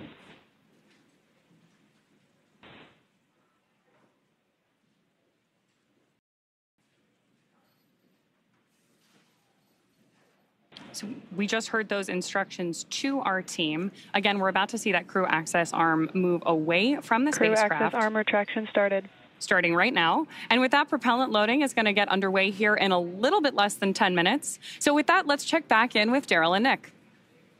And you can see now the crew access arm articulating away from the Dragon Endeavour, where our crew of 4 is inside. That's a beautiful shot there. a big milestone after getting the go from the launch director at SpaceX. A look from inside the crew access arm now and out over the Space Coast. In this moment in between having the crew access arm rotate away and the arming of the launch escape system, there's a little buffer there where the astronauts will be on their own until that can be armed. And then we start tanking the rocket. Right, so everything is leading up to crew access arm retraction adding completed. the propellant, adding the oxidizer, you know, filling those tanks on the rocket. And so what do you need to do to be safe for that? Well, I need to arm the launch escape system, but I don't want to do that when the arm is right next to the capsule. So I need to move the arm away. Now I can arm the launch escape system, and then we can start filling the rocket. T-minus 41 minutes and counting here at the Kennedy Space Center in Florida. SpaceX, you are go for Section 6, close visors and arm launch escape system. Copy, go for Section 6, closing visors and arming launch escape system.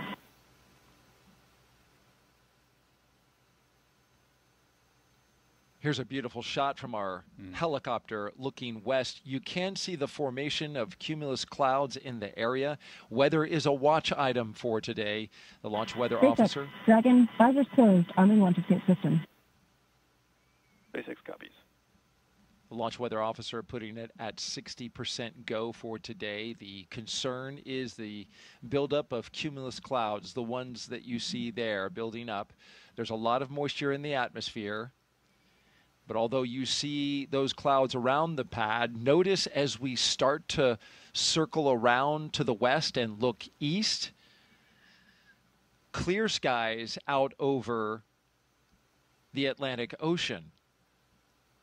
So when you look at this picture, Nick, you can certainly understand that even though we have clouds that are building in the area, there's an area that we can find over top of this launch complex that we could potentially get system is verified armed. Get clear enough path to launch this rocket. Yeah, you just need a hole big enough to launch through. So you don't have to have cloudless skies. You just need clear enough skies. Clear enough 10-mile hole would be nice. I think if we think enough positive thoughts here at the launch site, we can create that bubble. I'm working on mine. Me too. And so we've been listening as they walk through the milestones here, the arming of the launch escape system. This is a critical system. Nick, you know this very well. Yeah, it's an absolutely critical system. We're just moments away from them getting ready to tank the rocket, fill it up with, you know, the kerosene and the liquid oxygen. And before you start to do that procedure and load all of that stored energy onto the rocket, you arm the launch escape system so that if anything goes wrong in a heartbeat, that system can pull that capsule away from the rocket and off to safety. Commander Nick Hague, when you were commanding Crew 9, you sat through these very same moments in the Dragon, on the launch pad, ready to go. Yeah, once you press the button to launch to arm the launch escape system, there's a switch in your mind. Now you're sitting on a live rocket. Now everything is primed and ready to go. You are definitely focused on everything leading to T-0 and liftoff.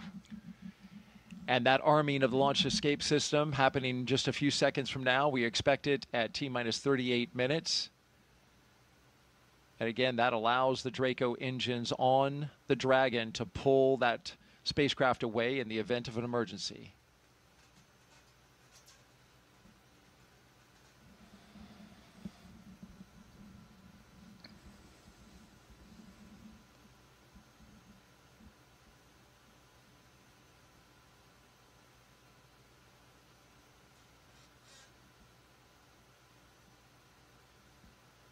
This is a beautiful view. One of the things I love about the way Dragon fills its tanks is being able to watch the frost build up when these cryogenic fuels, when you load them onto the rocket, you're going to see it change color. It's a unique experience for a Falcon. You were talking about the crew inside and the launch escape system. There's a manual option as well if the crew senses something. Yeah, absolutely. There's a handle that sits on the display panel in between the pilot Falcon and 9 the tanks commander are seat. venting for the starter propellant load. And so if something happens, it's within reach for Zena to be able to grab that handle and pull her crew to safety. So there's that redundancy. You've got the automatic system, and you also have the human factor, which is critically important in a mission like this. Yeah, even though they're highly automated systems, there's always a manual backup, and even though it's on autopilot essentially all the way to docking, if need be, the commander, the pilot, the crew can intervene those automatics and revert to a manual control. We are awaiting the beginning of tanking, which is slated for T-minus 35 minutes and counting.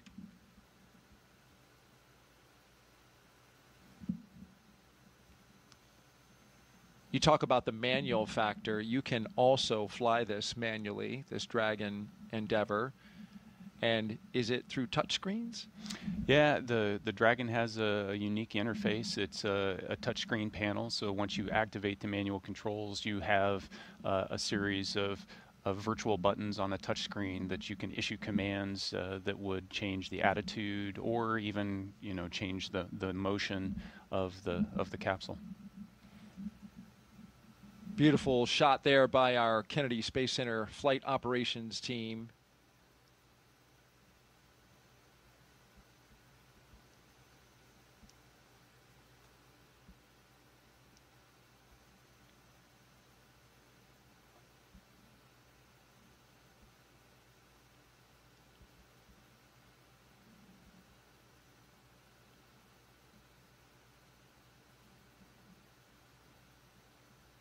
And prop load is The launch auto sequence has started. And there we have the signal that the automatic prop loading sequence is underway. All of this prop load that loads the 4 tanks, the 2 LOX tanks, and the 2 prop tanks sequentially is now being done. It's fully automated. Yeah, and highly timed, choreographed so that these super cold liquids don't have an opportunity to boil off too much. And you want to top off the tanks and then launch almost immediately.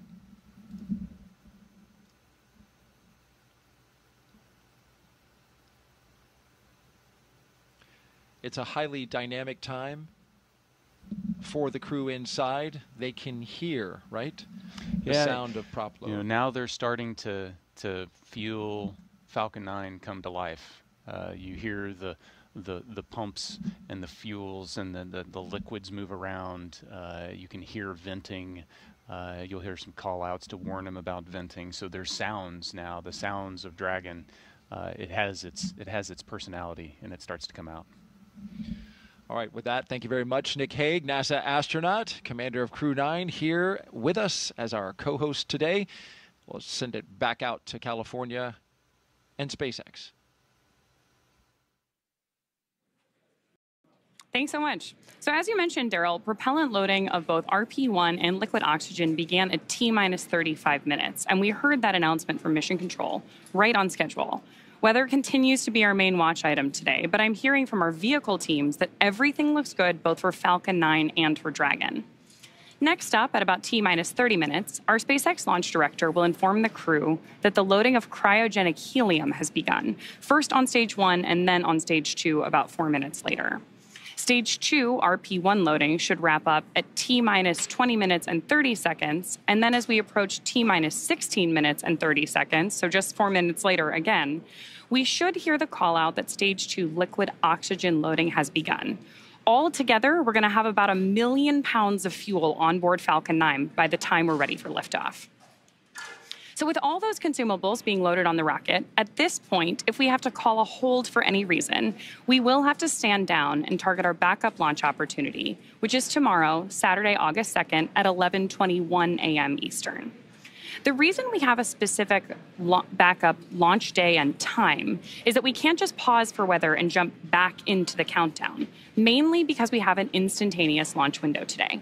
Let's dig into that some more and do a little Orbital Mechanics 101.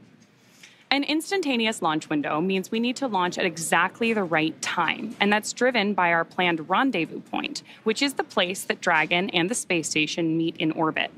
Right now, the International Space Station is orbiting the Earth at more than 17,000 miles per hour, and Dragon actually needs to catch up to it.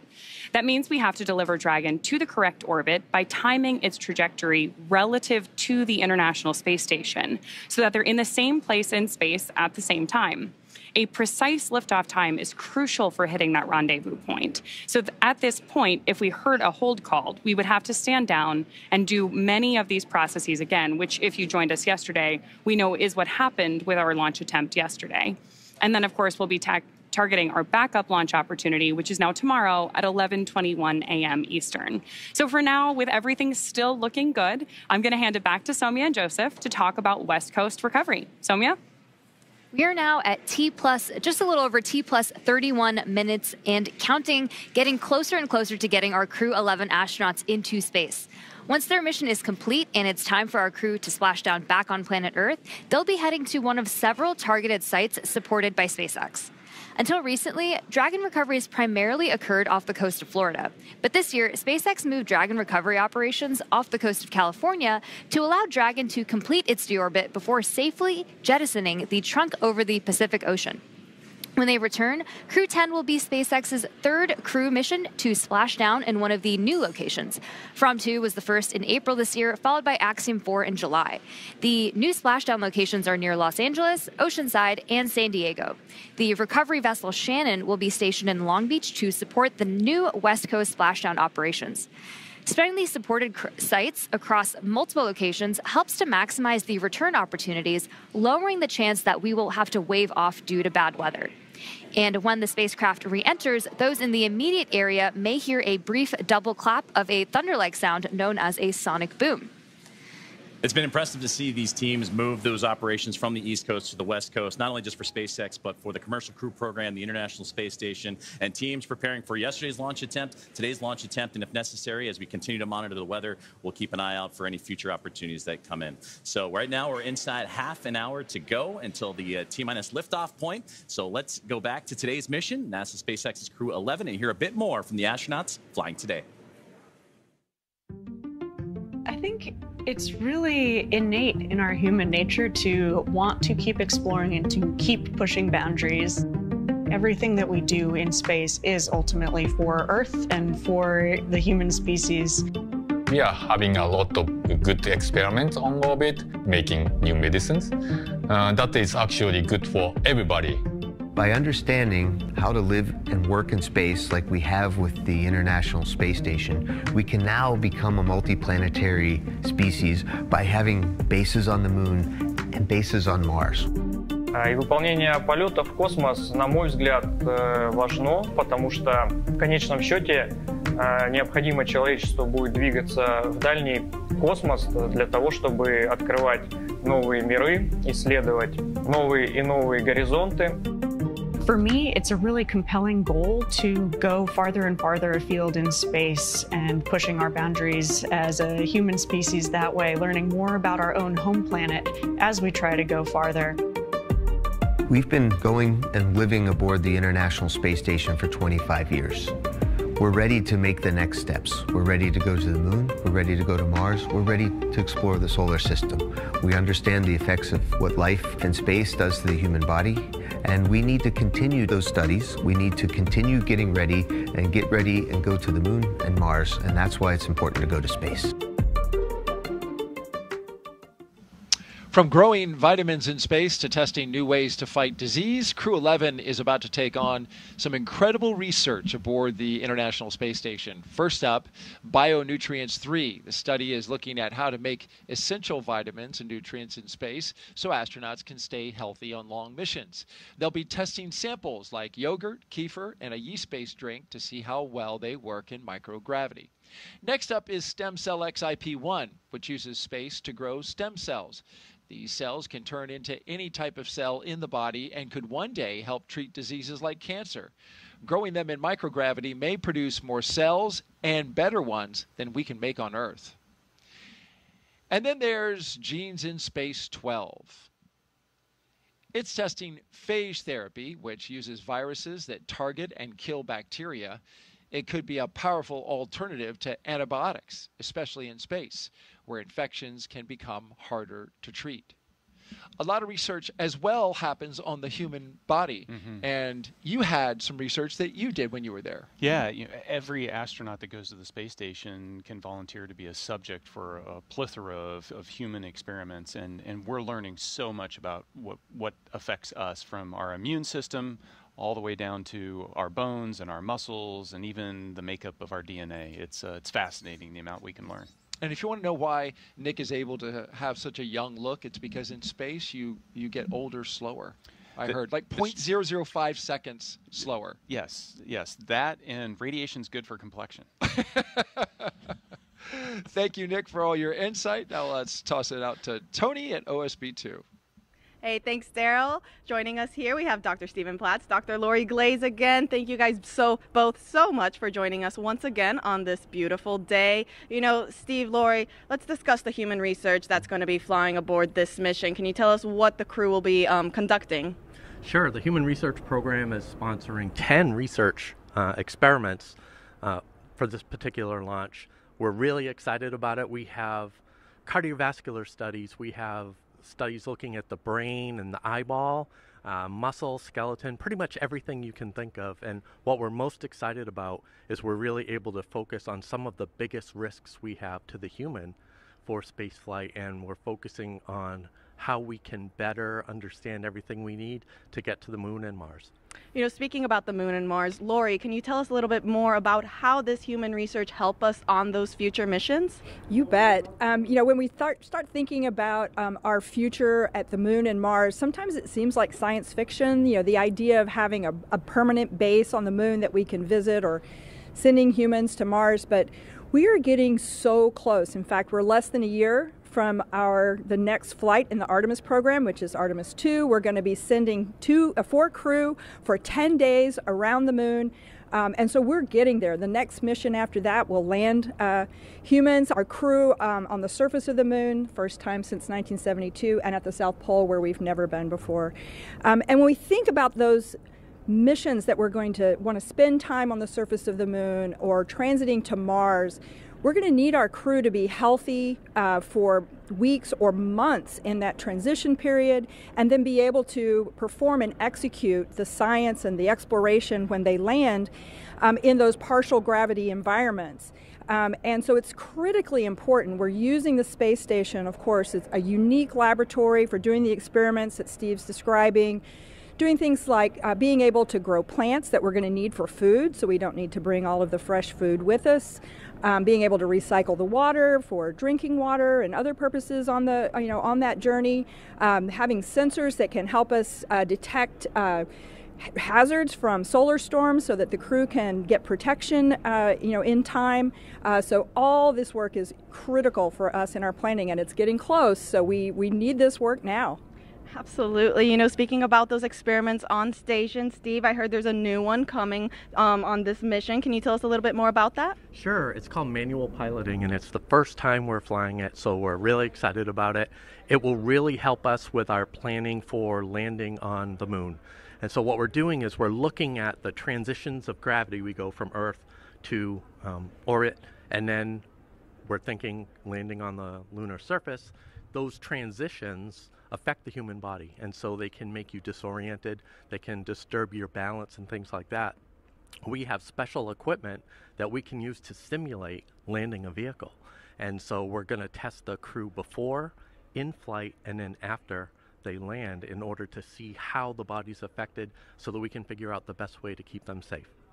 Well, Steve, Lori, thank you both so much for joining us. Now we'll go ahead and get you guys back to the shade, away from the heat, and we'll send it back to our host desk, Nick and Daryl.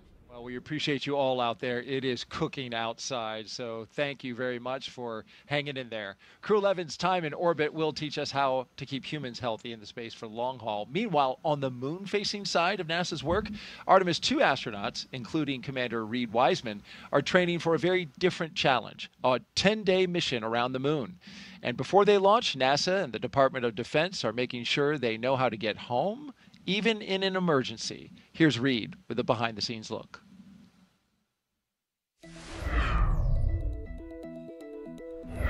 Hi, I'm NASA astronaut Reed Wiseman, commander of Artemis II. I'm here at the Kennedy Space Center in Florida, and as you can see, work is well underway for our next mission to the moon, both on land and off the coast. Back in June, teams with NASA and the Department of Defense used an area of open water off KSC to rehearse procedures for a possible rescue after an ascent abort from the SLS rocket. Instead of using astronauts, they used a set of test mannequins staged inside the crew module test article, a full-scale mock-up of the Orion spacecraft.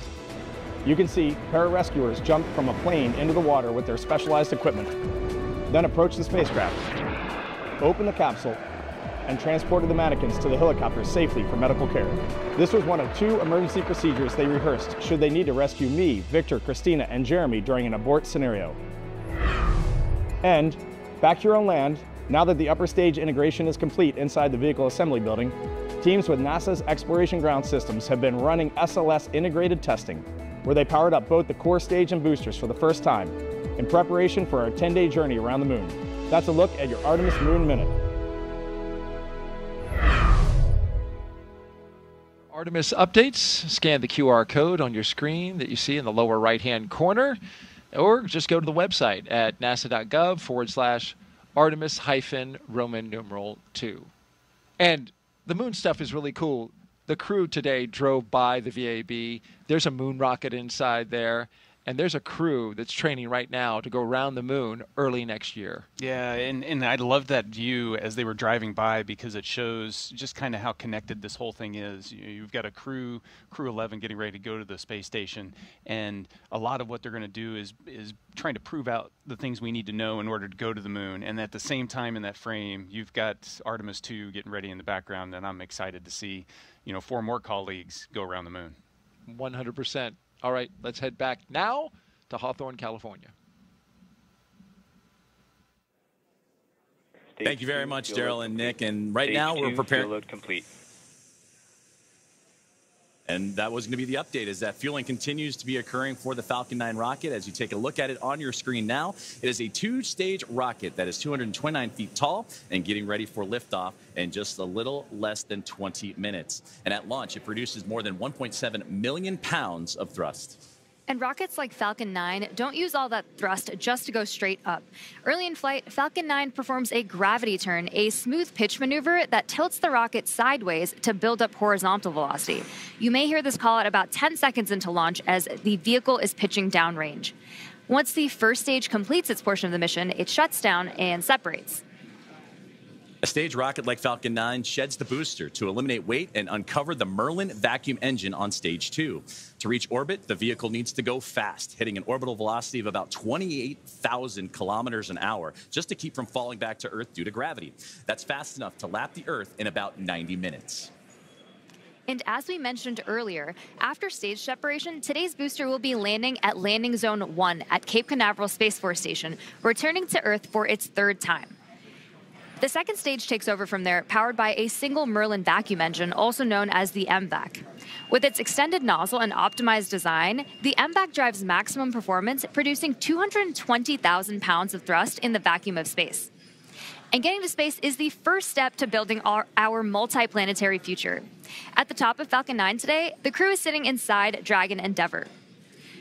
There are currently 5 Dragon spacecraft supporting human spaceflight missions: Endeavour, Resilience, Endurance, Freedom, and our 5th and final Dragon, Grace, which just launched the Axiom 4 mission last month. Designed with safety as the highest priority, Dragon is capable of carrying up to 7 passengers to and from Earth orbit.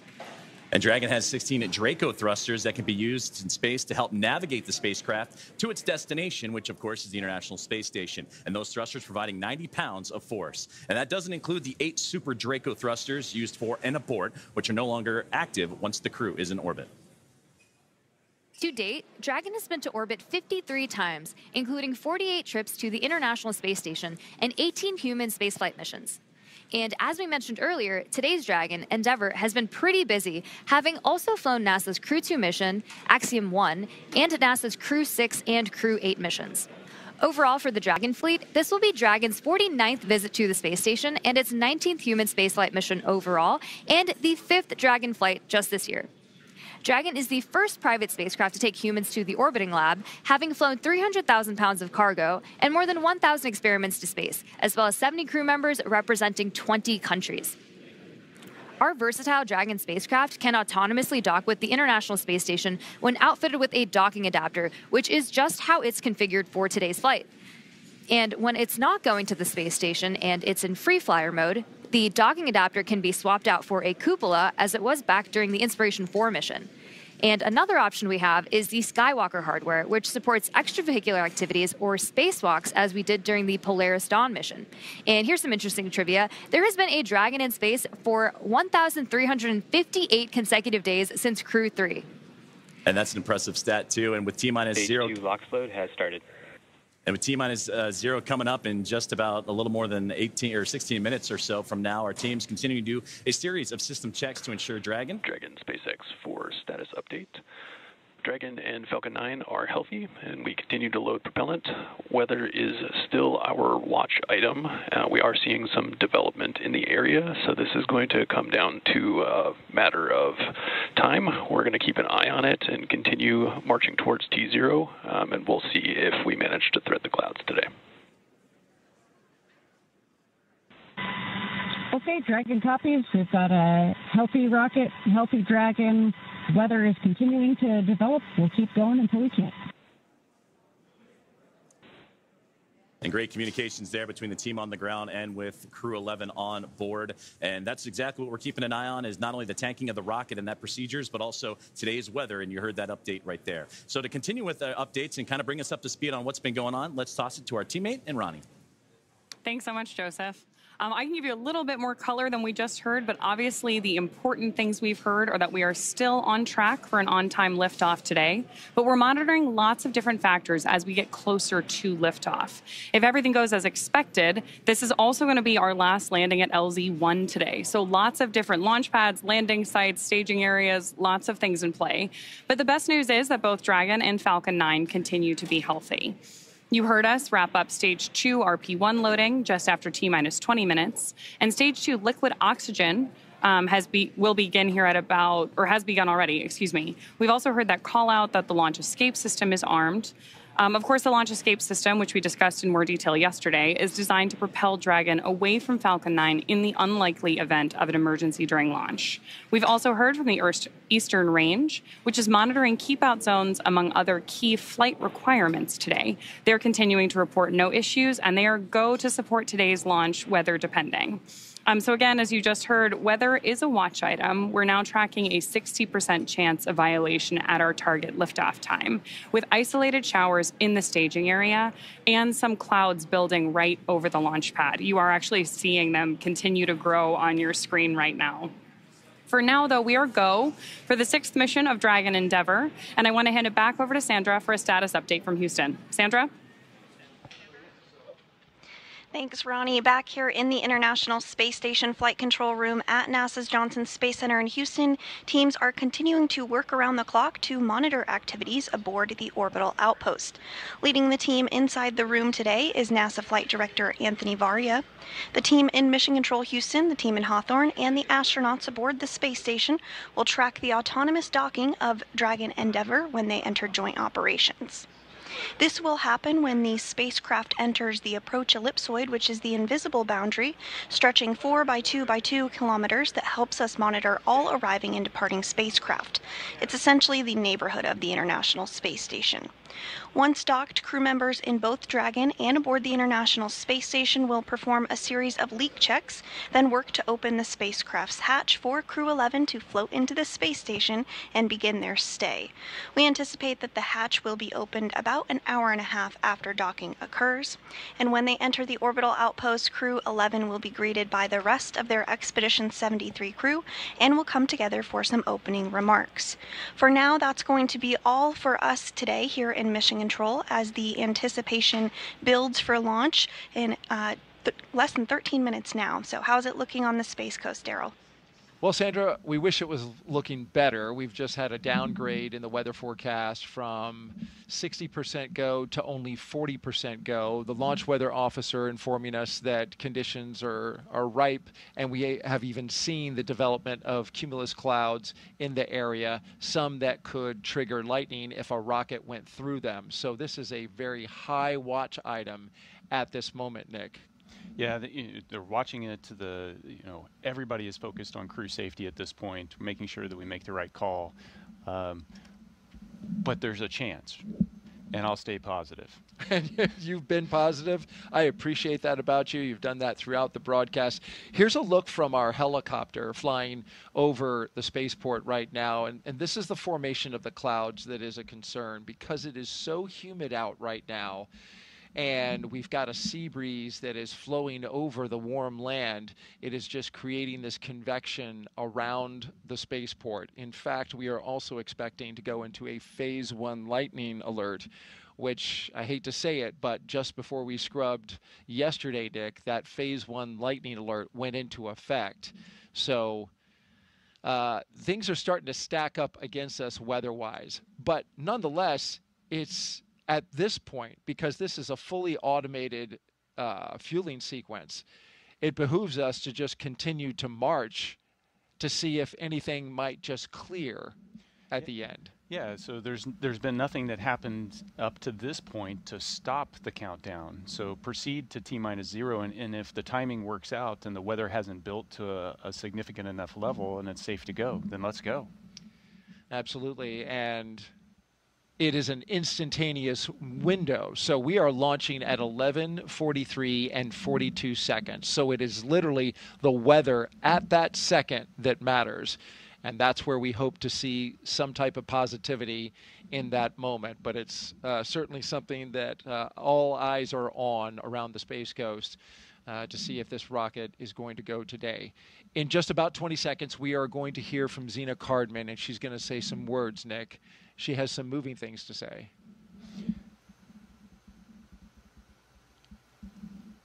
Yeah, Zena is an amazing person, and watching her, along with Stephanie.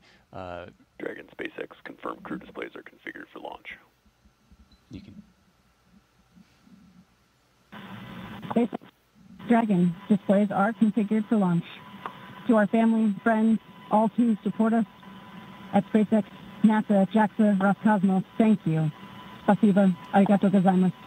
For this freedom to explore, resilience to endure, may grace fly alongside this endeavor. Crew 11, from all of us on the ground, we've enjoyed working with you in preparation for your mission. We look forward to continuing to do so in flight. Good luck. Enjoy the ride.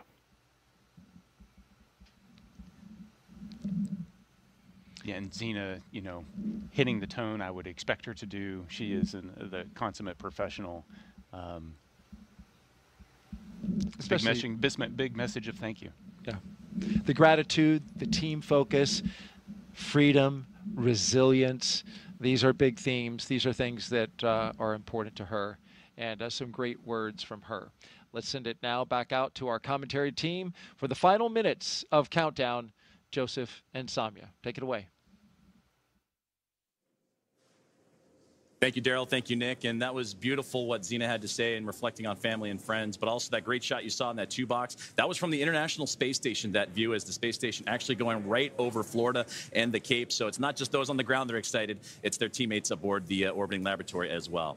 Well, we're closing in on launch, 8.5 minutes away. It'll be about a 9-minute ride to orbit, which is around the time of the second stage cutoff. Dragon and the second stage will continue to coast for a few minutes after that, and then prior to separation. You'll be hearing some performance calls as we get into the final countdown and then after liftoff. These are SpaceX flight controllers reporting on trajectory, speed, booster, and performance, and the key milestones, but there are some other calls that you'll hear the crew make as well after liftoff. The crew will report out a few number and letter combinations, which mark different abort zones throughout the flight uphill and up the eastern seaboard. The first two, 1A and 1B, those are abort modes available while the first stage is firing. Now, the second are 2A through 2E. Those will come into play once the second stage kicks in, and then though we'll only hear the 2A call out from the team. Diverting a little bit from that naming system, you'll also hear the call Shannon, which refers to Shannon, Ireland. This call means the crew could target off the coast of Ireland if they needed to abort late in that second stage burn. You'll hear these different calls throughout the flight uphill, along with key performance callouts from the guidance, navigation, and control officers, and also the propulsion lead. So we're closing in on T-minus now 7 minutes, and we continue to keep an eye on the weather.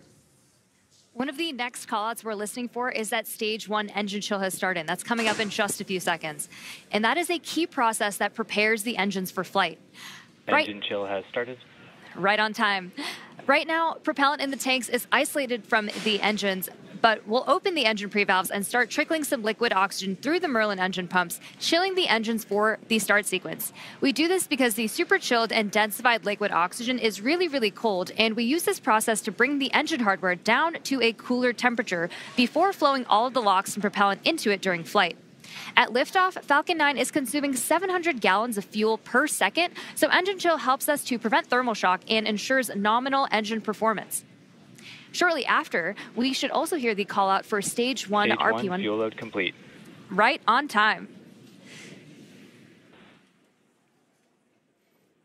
So now that engine chill is underway, we're looking ahead to the call out that RP1 load is complete, which just occurred a moment ago, and again, prevents that thermal shock. You got to stretch before you can start running. And RP1 is densified kerosene or rocket fuel that will propel the crew into orbit. And all of that RP1 is now about to be fully loaded into the rocket, since we're previously heard that the second stage is completed, or about to be completed here in just a couple moments. And then while we're still loading liquid oxygen on that first stage and second stages. This is the oxidizer that is needed to combine with the densified kerosene that just finished up loading. The RP1 liquid propellant needs an oxidizer to combine with everything in order to ignite. Coming up at the 5-minute mark, we'll hear the call for Dragon to configure for terminal count and then transition over to into internal power. And that should be happening in about a little less than 30 seconds from now as we continue to close in on that T-0 mark.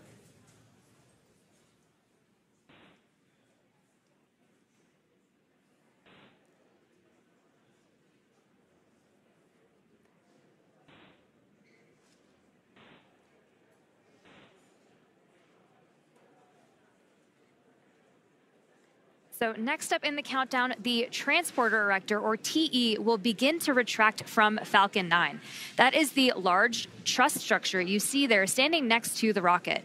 It's hinged at the base and connected to the launch mount beneath the first stage. First, the clamps around the second stage will begin to Falcon open. 9 tanks are pressing for strong back retract. And we're hearing good callouts. Dragon is in, configure for terminal count. And we're continuing to hear great callouts over the nets.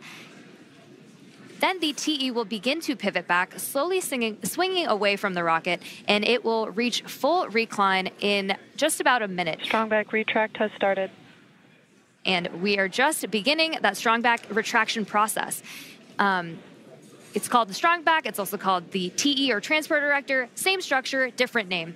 The TE does a lot more than just lean. It rolls Falcon 9 out to the pad, raises it vertical, and stays connected through the final seconds. It provides fuel, power, telemetry, and command connections between ground systems and the rocket. Those clamps at the top help stabilize the second stage during fueling, and they also help prevent movement in high winds. And once they open, which you can see on your screen, they are slowly pulling away. And once they open fully, the rocket is fully free at the top.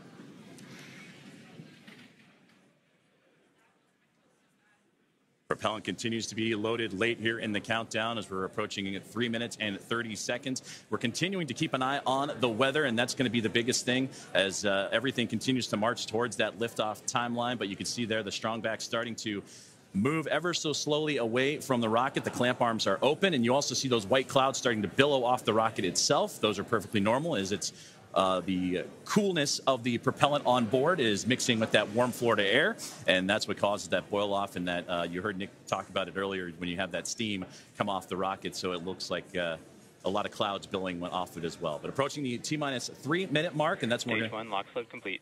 And that's what I was about to say, is that you're going to hear that liquid oxygen load be complete. So everything is primed and pretty much ready to go. And you'll see, again, those white clouds of vapor and a great view of the entire rocket as we continue to build closer to launch. And, of course, liquid oxygen, super chilled. Dragon so a little is bit in terminal count and on internal power. Boils off in that warm Florida air. And now, load complete. We're on internal power. And we're also going to hear gas closeouts are going to start to begin as well. And then everything will get vented overboard through the umbilicals and strong back, and you may hear some of that venting noise come in soon.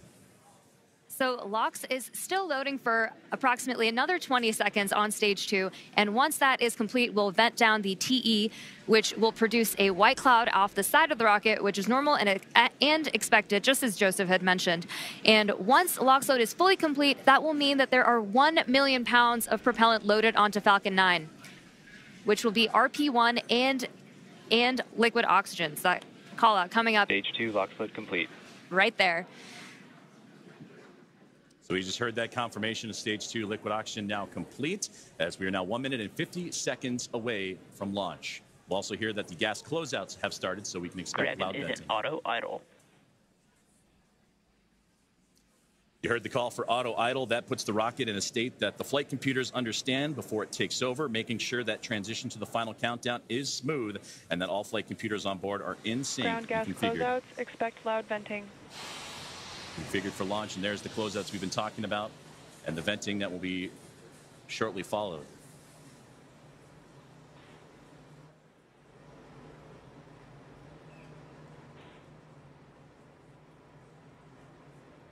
One minute and 10 seconds to liftoff of NASA SpaceX Crew 11.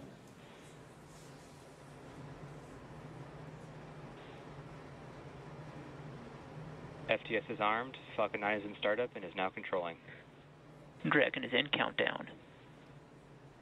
Flight computers switching to countdown mode now. Dragon, SpaceX, go for launch. SpaceX, Dragon, go for launch.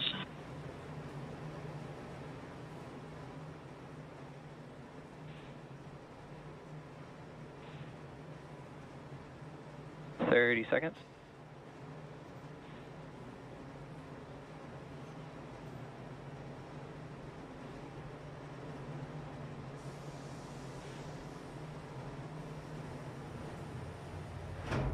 .15 seconds.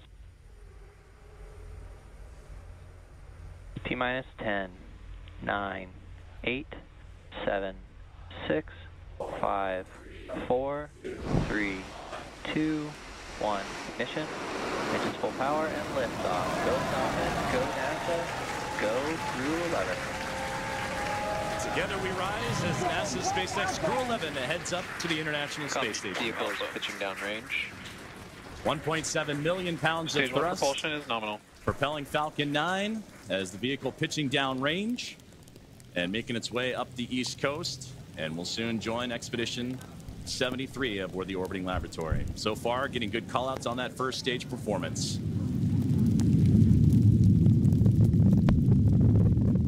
We are now T plus 35 seconds into the Crew 11 mission on board Dragon and Falcon 9. The Falcon 9 engines Stage 1 throttle down. Are throttling down to help Power and telemetry are nominal. To help pass through the period of max Q, or maximum aerodynamic pressure on the vehicle during ascent. Max Q. We just had max Q right there. Falcon 9 is supersonic.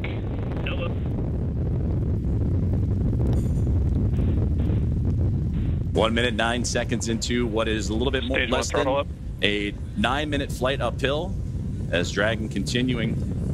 Stage 1 Bravo. Copy. 1 Bravo.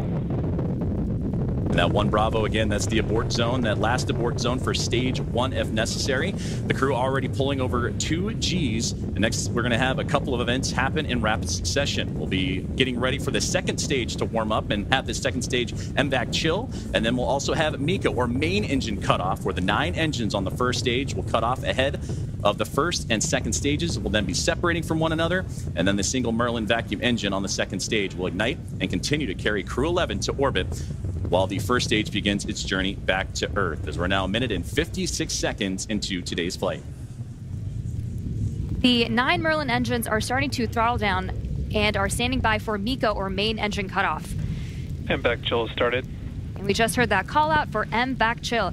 And coming up in under like 20 seconds, we have 5 events happening back to back. MECA, Stage 1 throttle down. Stage separation, Stage 1 flip, SES-1, and the start of boost back burn. It's going to be pretty quick, so keep a close eye on the action and the mission event Main engine cutoff. tracker at the bottom of your screen. Main engine cutoff. Stage 2 Alpha. Stage separation Copy. 2 confirmed. Alpha. MVAC ignition. And there you see stage 1 pulling away, ignition of the lone Merlin vacuum engine for stage 2. And again, those happening in quick succession as we continue to get great views of that Florida coastline and the eastern seaboard there, as Crew 11 continuing its path to orbit, now approaching 3 minutes into today's flight. Still a little ways to go, about 6 minutes left, as they continue to climb their way up and eventually track down the International Space Station. And there, great see, you see the Merlin vacuum engine, the second stage on the right-hand side, and great views of the first stage that's making its return to Earth on the left. About 5.5 minutes of powered flight remaining as we continue to monitor the progress of both vehicles, Stage 2 and Crew 11, making the climb uphill, and Stage 1 looking to land again at Landing Zone 1, the last landing at that location for this Falcon 9 booster.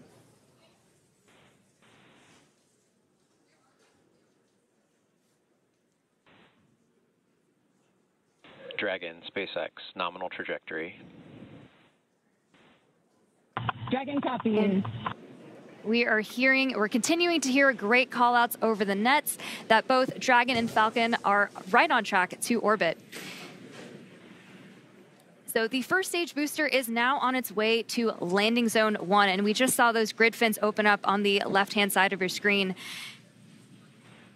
The first stage has a couple events ahead of its landing. Stage 1 will start its entry burn, which will be the second of 3 burns to return the booster a few miles from its launch site at Landing Zone 1. During this entry burn, Falcon 9 will use its engines to pump the brakes to slow the vehicle down before it reaches the denser parts of the Earth's atmosphere. And if you didn't know, Falcon 9 has a complex heat shield that is designed to protect the engines and the vehicle from all that combined thermal and aerodynamic loading during max entry Q, which is the moment of max stress on the vehicle during entry. And that will be followed by a landing burn. And this burn will last for about... Dragon, SpaceX, nominal trajectory. Continuing to hear good call-outs.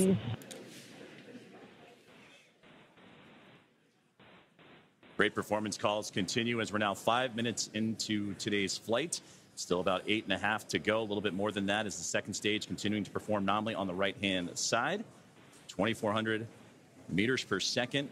Crew 11 cruising into the upper echelons of the Earth's atmosphere while we continue to monitor the second stage on that left-hand side. And we'll also get continued guidance and navigation call-outs from the control officers here in SpaceX.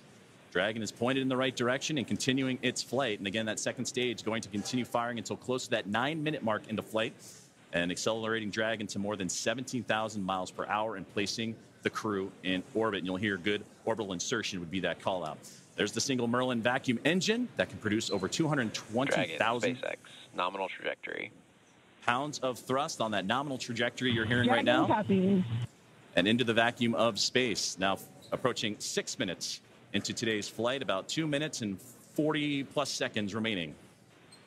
We are coming up on the entry burn, which is just under 30 seconds from now. And so you'll see the first stage's center Merlin engine reignite as it comes back down to Earth. And after that, we will be approaching... Stage 1 entry burn startup.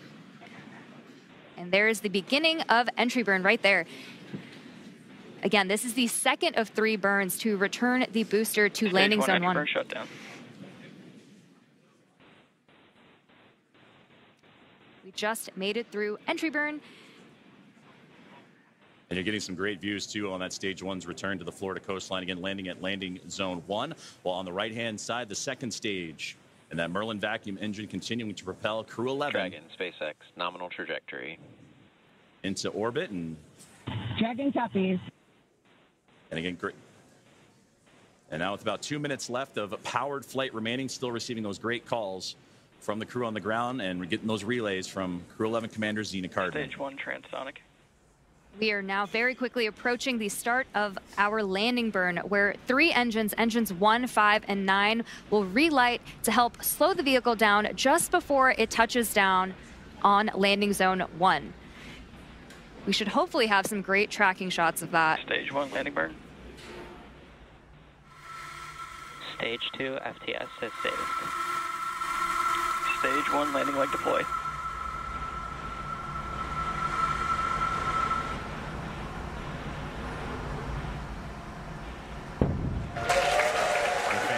Return there of the Stage 1 booster. Rest time, completing our final planned landing at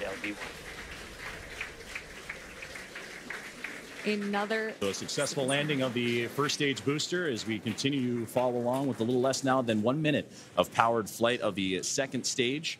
And you'll hear the call out SECO, or second engine cutoff. Is great view there, glowing orange with the Earth eclipsing right around that Merlin vacuum engine, and everything continuing to perform nominally for NASA Stage SpaceX 2 terminal guidance.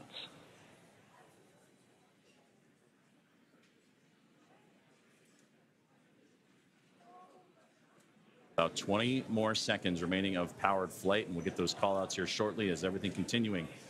Shannon. Copy, Shannon. And there's the great call out for Shannon we talked about earlier, that last abort zone if necessary, where they can land off the coast of Shannon, Ireland. SECO.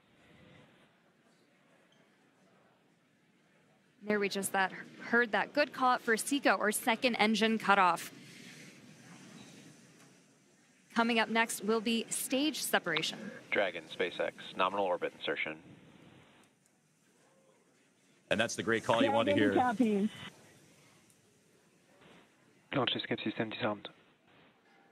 A good look inside the trunk there as you're looking for that separation, but you wanted to hear that nominal orbital insertion as Crew 11 now has reached microgravity.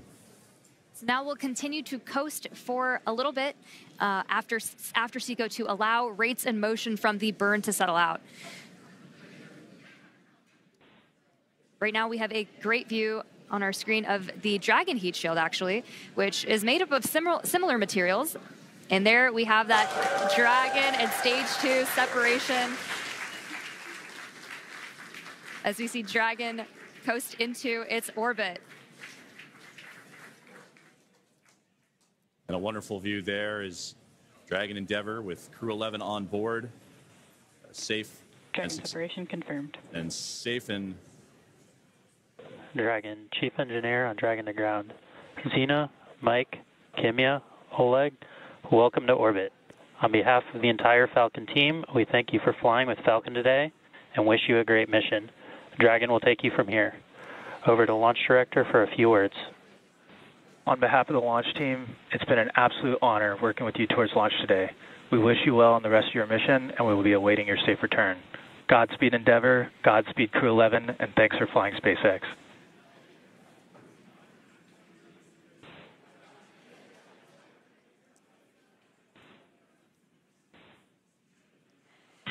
SpaceX, Dragon, I have no emotion but joy right now. That was absolutely transcendent. Ride of a lifetime. Thank you. This has been an incredible honor. And it's my privilege now to pass us along to Mike for some additional words.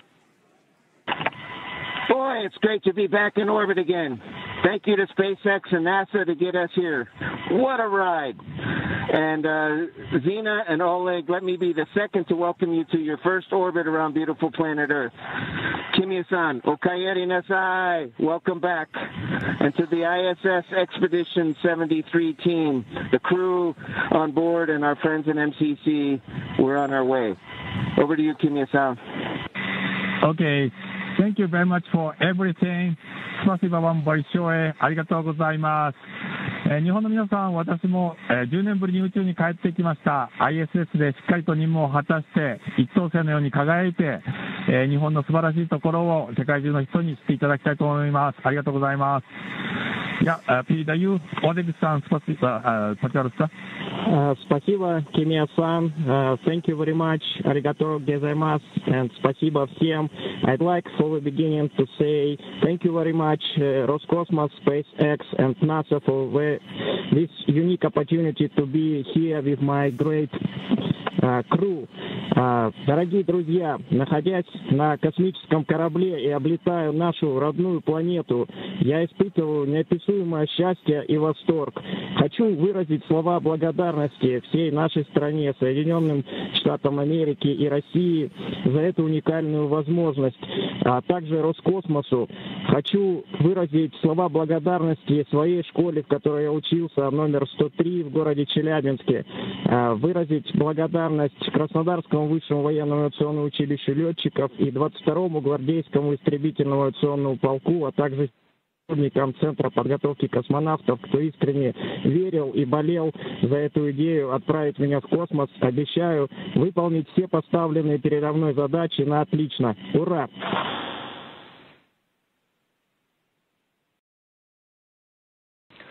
Crew 11, we copy all of your words. We are very excited for you to have reached orbit, and we will now proceed with getting you to the International Space Station.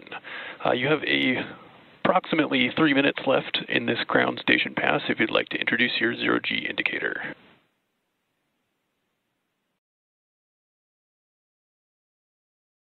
Copy all, Tremaine. Thank you so much. We'll get out our 5th crew member here in just a moment. This zero-G indicator honors a shared memory with our lead trainer, Paul Weiss. For all the mentors and team members who got us here through sacrifice of time and dedication, I hope we made you proud today. Thank you so much.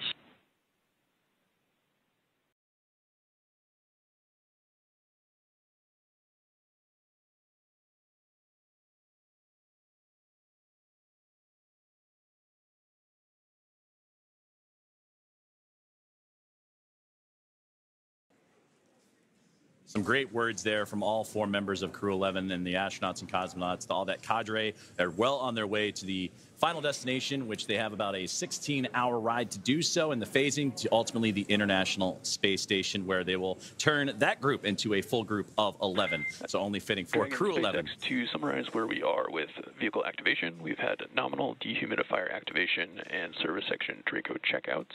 We're currently opening the nose cone. We have just gotten confirmation that nose cone... copies all, and we'll be ready for visors open with ECOS activation complete. We just had great comms that nose cone deploy is underway. The 6 hooks that hold the nose cone in place during the launch and ascent portions have to retract, and then the nose cone will be able to start to swing open and deploy. This uncovers a number of critical systems for the flight up to the space station, including the forward bulkhead thrusters and the docking hatch. And that call from the core here in Hawthorne indicating that we had good checkouts of the 12 Draco thrusters around the service section. 4 to go after we get the nose cone open and the ECLIS, the environmental control and life support system, activated inside Dragon. Soon the crew will be able to get their visors open and get out of their suits and settle in for their ride to the space station. And we'll continue to get those call-outs and hear about the nose cone again. Right now, currently opening. The hooks have been opening, and they were doing so during the great words from the crew. So we'll continue to monitor and waiting as the nose cone is deploying at the moment. And we'll wait for that final confirmation that it is open. And Crew 11 can continue its journey on as we await those last few moments here as nose cone deployment currently underway. And a great view of Dragon as it crossed went up the eastern seaboard, and we had a view for a moment there is, again, passing over ground stations.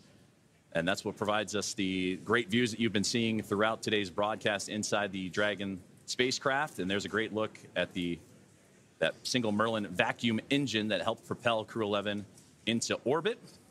And a great view of looking outward across the arch of the Earth. Despite all of the weather issues we were having on ground leading up to launch, we seem to be having some really clear, amazing views in space today. And now 16.5 minutes into flight, you're right. It was threading the needle, but they were able to get up and about above the clouds. And even watching that ascent for stage one was wonderful to see them bypass those clouds that we were talking about a lot today. But again, as we await for further views inside the Dragon spacecraft and from their pursuit, Crew 11 to the International Space Station, we're now standing by for nose cone deploy. As the team on the ground in Hawthorne, California, right there inside SpaceX Mission Control, actively monitoring all of those systems. You mentioned the Eclipse system inside, and once everything checks the appropriate boxes, then Crew 11 can doff or get out of their spacesuits, those new IVA suit for Mike Fincke and company.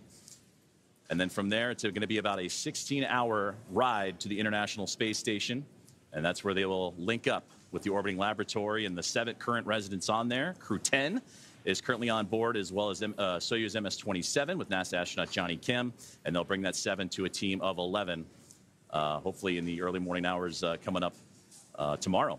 So we continue to stand by, approaching 18 minutes into today's flight. We are just waiting confirmation that the nose cone is fully deployed, but all hooks are open. We should be hearing that confirmation hopefully within the next minute or so. And hopefully we'll also have great views of that nose cone deploy.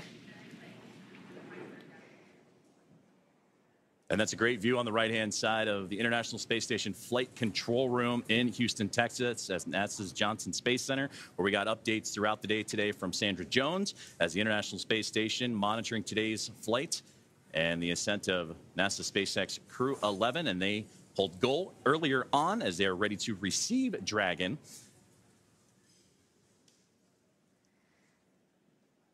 And we just received confirmation that the nose cone has completely opened and deployed. So great news, as again, all those checkouts continuing to happen for Crew 11 after a successful on-time liftoff today. And they were able to get past the clouds, the weather that we've been monitoring, and a successful first stage and second stage performance to propel them into orbit. Crew 11 is comprised of NASA astronauts Zena Cardman and Mike Fincke, along with JAXA astronaut Kimiya Yui and Roscosmos cosmonaut Oleg Platonov. And they are now safely in orbit following that approximately 9-minute ride after liftoff today from NASA's Kennedy Space Center in Florida. The crew now, as mentioned, has a little bit about a 16-hour journey before they reach their destination. Dragon SpaceX, we see a nominal nose cone opening at TCS and 4 bulkhead to Draco checkouts. Great call out right there. Dragon copies all. Good news. And that's what we were waiting for there, was that call up to crew. Looking forward in the timeline, you have your first burn up on your forward view. That's the phase burn in approximately 25 minutes. We will also be monitoring the stage 2 deorbit to give you the go for suit doffing, and we're expecting that at T plus 45 minutes. Dragon copies. We'll be monitoring, and T plus 45 approximately for suit doffing. We're with you in the timeline. Great conversations there with the team on the ground, and there they are, Crew 11. Happy as can be in orbit now, and they have a 16-hour journey before they reach their destination, the International Space Station, as docking currently targeted for tomorrow morning, Saturday, August 2nd at 3 a.m. Eastern Time, 12 a.m. Pacific, to the space-facing port of the station's Harmony module. Now, between now and then, Dragon will perform a series of burns as it catches up to the space station. And that first burn you heard him talking about is the phase burn, and that happens about 30 minutes or so from now. So we'll continue to monitor the Dragon spacecraft, or the teams on the ground will continue to monitor that first of a sequence of burns to help them stair-step their way up to the International Space Station. Human spaceflight has come so far in the last 5 years with Dragon. In addition to flying people, SpaceX's Dragon spacecraft also enables researchers the opportunity to fly critical science to orbit. So far, SpaceX and Dragon have carried more than 1,000 research experiments to and from low Earth orbit, both to the International Space Station and on our free flyer missions. From DNA sequencing to 3D printing, studies enabled by Dragon and the space station test a variety of technologies, systems, and materials that will be needed for future long-duration exploration missions. Every mission yields critical science, critical research, and learnings that help make life both on Earth and in space better. And flights just like today's help us continue to lay this foundation for our future among the stars and continue our mission to make life multiplanetary. We'll be signing off from SpaceX for now, so we're going to send you back over to Kennedy Space Center. But before we go, we want to thank NASA, Joseph, for entrusting us with today's mission, and thank you all for being with us today. Well, thank you very much, Soumya, Ronnie, and the teams here at SpaceX. It was another phenomenal opportunity to catch NASA SpaceX Crew 11 in orbit today. And with that, we're going to say goodbye from here in Hawthorne until we pick back up with our docking coverage beginning at 2 a.m. Saturday, August 2nd, tomorrow, for that targeting docking to the space-facing port of the station's Harmony module at 3 a.m. Eastern. So for now, thank you for joining us, and we're going to toss it back over to Nick and Daryl at Kennedy Space Center to wrap up today's launch coverage. Great job. If you're just joining us, welcome back to the Kennedy Space Center in Florida. I'm Daryl Nail here with NASA astronaut Nick Hague. Just moments ago, we saw Crew 11 safely on orbit with the nose cone open, checkouts complete, and a few words from the crew as they settled into their new environment aboard Dragon. And Nick, watching him in that moment, floating free, you must feel good about your friends and colleagues successfully getting to orbit today. Absolutely. You know, at the moment of liftoff, the you know, tingle on the back of your neck, the chills, and watching them go into orbit, and then to hear them call down after they're there safely, the joy in their voice, and then the gratitude for the teams that got them there. Just, you can't help but feel awesome right now. Everybody that's associated with this launch.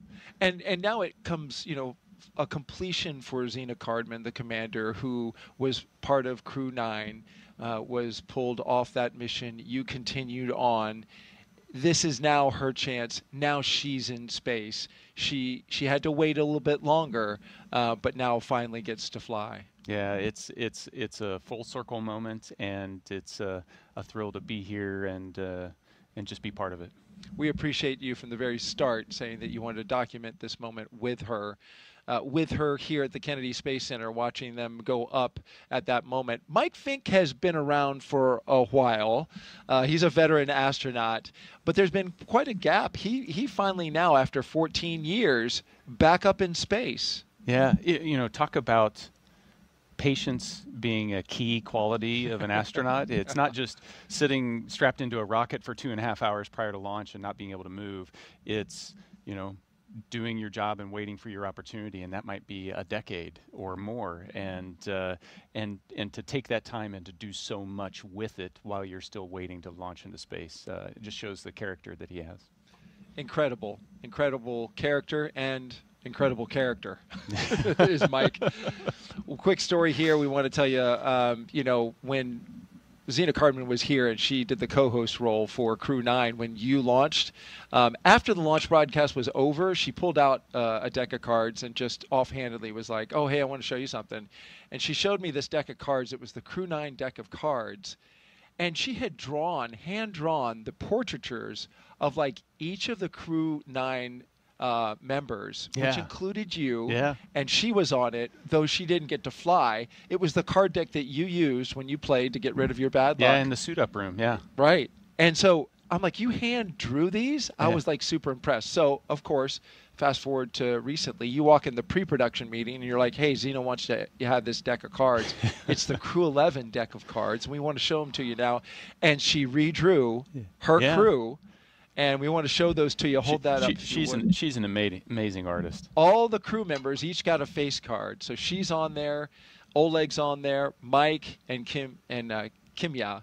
And here they are. She hand drew this. We have a close-up of this shot. We want to show you so you can get a real full appreciation. Hand-drawn portraitures by Zena Cardman, the commander. You talk about many talents. Just another talent in what appears to be just this extremely well-rounded astronaut and commander. Oh, absolutely. not all astronauts are created equal. I cannot do that. She is talented. That's incredible. And of course, they played with this deck of cards when they got rid of Zena's bad luck today. Yeah, and it worked. And it worked. Look at that weather. We were looking at the cloud just off to the south. You know, the power of positive thinking. Your positive thinking was like, you know, perfect. All right, we're going to send it back out for one more interview with Tony. And in the meantime, you and I are going to play some high-low card for your next space assignment. See if I can win it from you. Tony, take it away. Thanks, Daryl. Looking forward to who wins that game. You know, joining me is now Stephen Chan with the Commercial Crew Program. Stephen, I mean, what an amazing launch and landing of Falcon's first stage. How you feeling? That was amazing, Tony. You know, to watch the Crew 11 Dragon flying up on the Falcon 9, just it's incredible, you know, to see that. On a personal note, Mike Fincke is a dear friend of the family, and it warms my heart to see him to go back to space station to work and live there. I am the external liaison for the Commercial Crew Program, so it's my job to make sure that our external partners are coordinated and informed to support our missions, and those partners include Coast Guard, FAA, Air Force, Space Force, and other DoD partners. Today, the Coast Guard is out there making sure the waterway is safe, and you know, FAA is clearing the waterway. So it is. I get to see how much work it goes behind the scenes to make sure our missions are successful, and I am looking forward to have the Crew 11 get on orbit and then come back safely with Crew 10. You know, Steve, you played a critical role in changing the splashdown locations for Dragon to the Pacific Ocean. Can you talk to us a little bit about your role in that and the significance in changing those splashdown locations? Yes, the moving Dragon recovery to Pacific all had to do about the safety of the public, and the trunk debris. By going to the Pacific, we ensure that the trunk is entered over Pacific Ocean and have no risk at all to the public. So, and thanks to our external partners, we work with them to make sure that the Dragon can be recovered safely, and they can perform their important missions, like keeping the waterway safe, keeping the airspace safe, and then the DoD can perform their missions around California coast. You know, speaking about all of those external partners that you have to work with, I mean, it took a huge effort to get this underway. Can you tell us a little bit more about how that worked? Yes, so for our West Coast partners, you know, the Dragon landing in the Pacific is a new challenge for them. And they have, as I mentioned earlier, they have their other national priorities. So we are very thankful to our partners and their leadership who recognize that Dragon is also a very important national priority. So we're very thankful to our Coast Guard, Navy, other DoD partners and FAA that help us make that happen. And I'm looking forward to work with them to bring Crew 10 home safely. They have, SpaceX have successfully brought back 3 Dragon the last few months. And we are confident they can help us get there next week, in the next few weeks. Absolutely. Yeah, absolutely, Steve. I mean, you know, we just launched, but like you said, we now have the rest of the mission. We have to bring Crew 10 home. Can you tell us what are the next steps for you? Where will you be going next? We'll be working with SpaceX and our government partners to make sure we look at those reentry opportunities and coordinate and inform each other, you know, all the important activities. So it's just a lot of coordination, and we're thankful that our partner worked with us on this national priority. Absolutely. Well, we wish you the best of luck on the rest of the mission. Thank you so much for joining us. And Thank now you, Tony. We'll send it back to Daryl and Nick. All right, thank you so much, Tony. And certainly you can hear the emotion in people's voices, especially Stephen here. Just so proud of seeing Mike Fincke. He has touched a lot of people here at the Kennedy Space Center in his time working with everyone here throughout the Commercial Crew Program. Yeah, absolutely. He has had an impact. And you had an impact on me. I lost to you for your next space assignment. So so we need to clear the record here, because you tried to stack the deck and karma won out there because you dealt me the ace by accident. So I'm sorry. That's just the way it goes. Thank you for being so truthful and honest. You know, is this show over yet? No, you know what? We're excited for you, Nick. We can't wait to see what you do next as well. You've brought so much experience and insight and knowledge to the show, and I know that you wanted from the very beginning, after you launched, you told me that you wanted to do this for Zena, for your friends, for your colleagues, for your team. And you're a stand-up guy telling us early on, like, hey, I'll be there and I'll do it. Thank you very much for that. No, my pleasure. Can you take one more social question before we bug out? We didn't hit 8 yet, so yes. Let's do it. One more social question. Let's see if we can get it fired up here. Yes, Aaron Anzar is the winner with, what is your best memory as an astronaut? Well, you can imagine there are so many memories that are created. I've listened to you for a couple days now, and it's fascinating to hear each and every one that you remember. But what would you put as the number one memory? You know, the image, if I try to sum up my 12 years of doing this job, the image that kind of brings it all together in my mind is just another Friday night floating around the table in the Russian service module, having dinner with our playlist. It's an eclectic playlist of music that mixes in everybody's favorites. So you've got Russian traditional folk music and hard rock and American country western, and it's just the culture that the crew has built, and me trying to talk with my cosmonaut colleagues in broken Russian, and them talking to me in broken English, and we develop our own language, and we're sharing what's going on with our families, and birthdays and anniversaries. It's just life, and we've built that in space. And there's just so many unique aspects, just how you're eating and people are floating around, that it's so normal. It becomes so normal to do that, and that's my hope, is that we can get more people to experience that normal living in space, but also that normal of bringing together people from around the globe and just getting to know each other. Yeah, understanding each other, appreciating where we come from as different countries.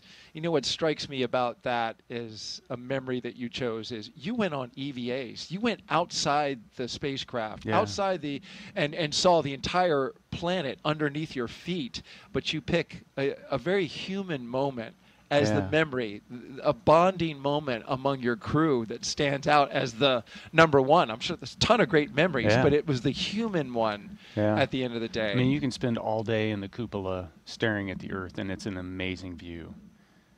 But when a crewmate floats up and watches it with you, it's just that much more spectacular. That's awesome. That's awesome.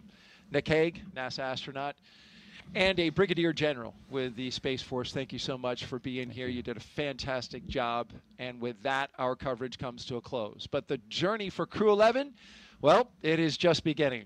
After a stunning launch from Kennedy Space Center and a successful ride to orbit, the crew is now on their way to the International Space Station. This is a shortened trip, 15.3 hours, with docking targeted for a Saturday, August 2nd.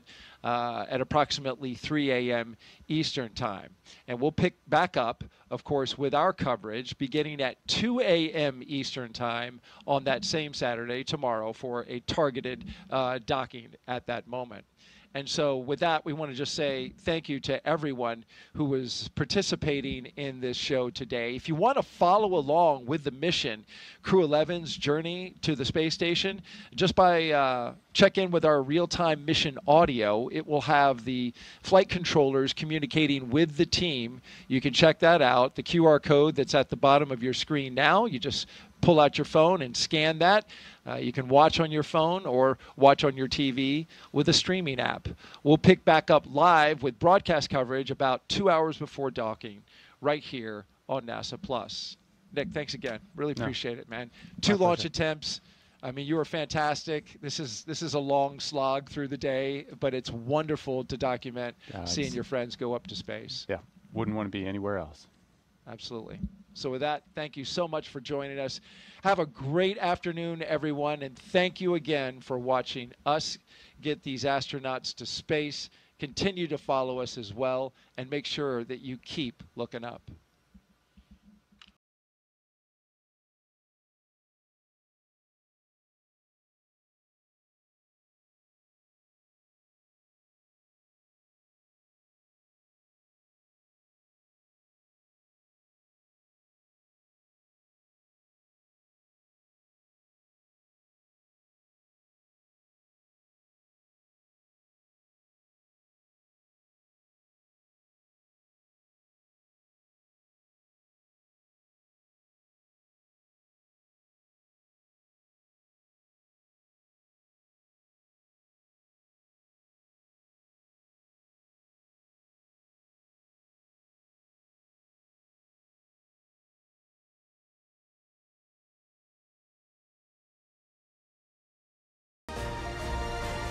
closeout crew closes the hatch to Dragon Endeavour.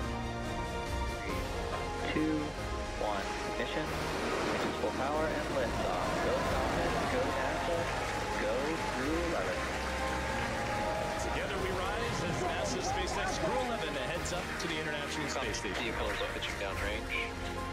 1.7 million pounds of thrust. Propulsion is nominal. Propelling Falcon 9 as the vehicle pitching down range and making its way up the East Coast, and will soon join Expedition 73 aboard the orbiting laboratory.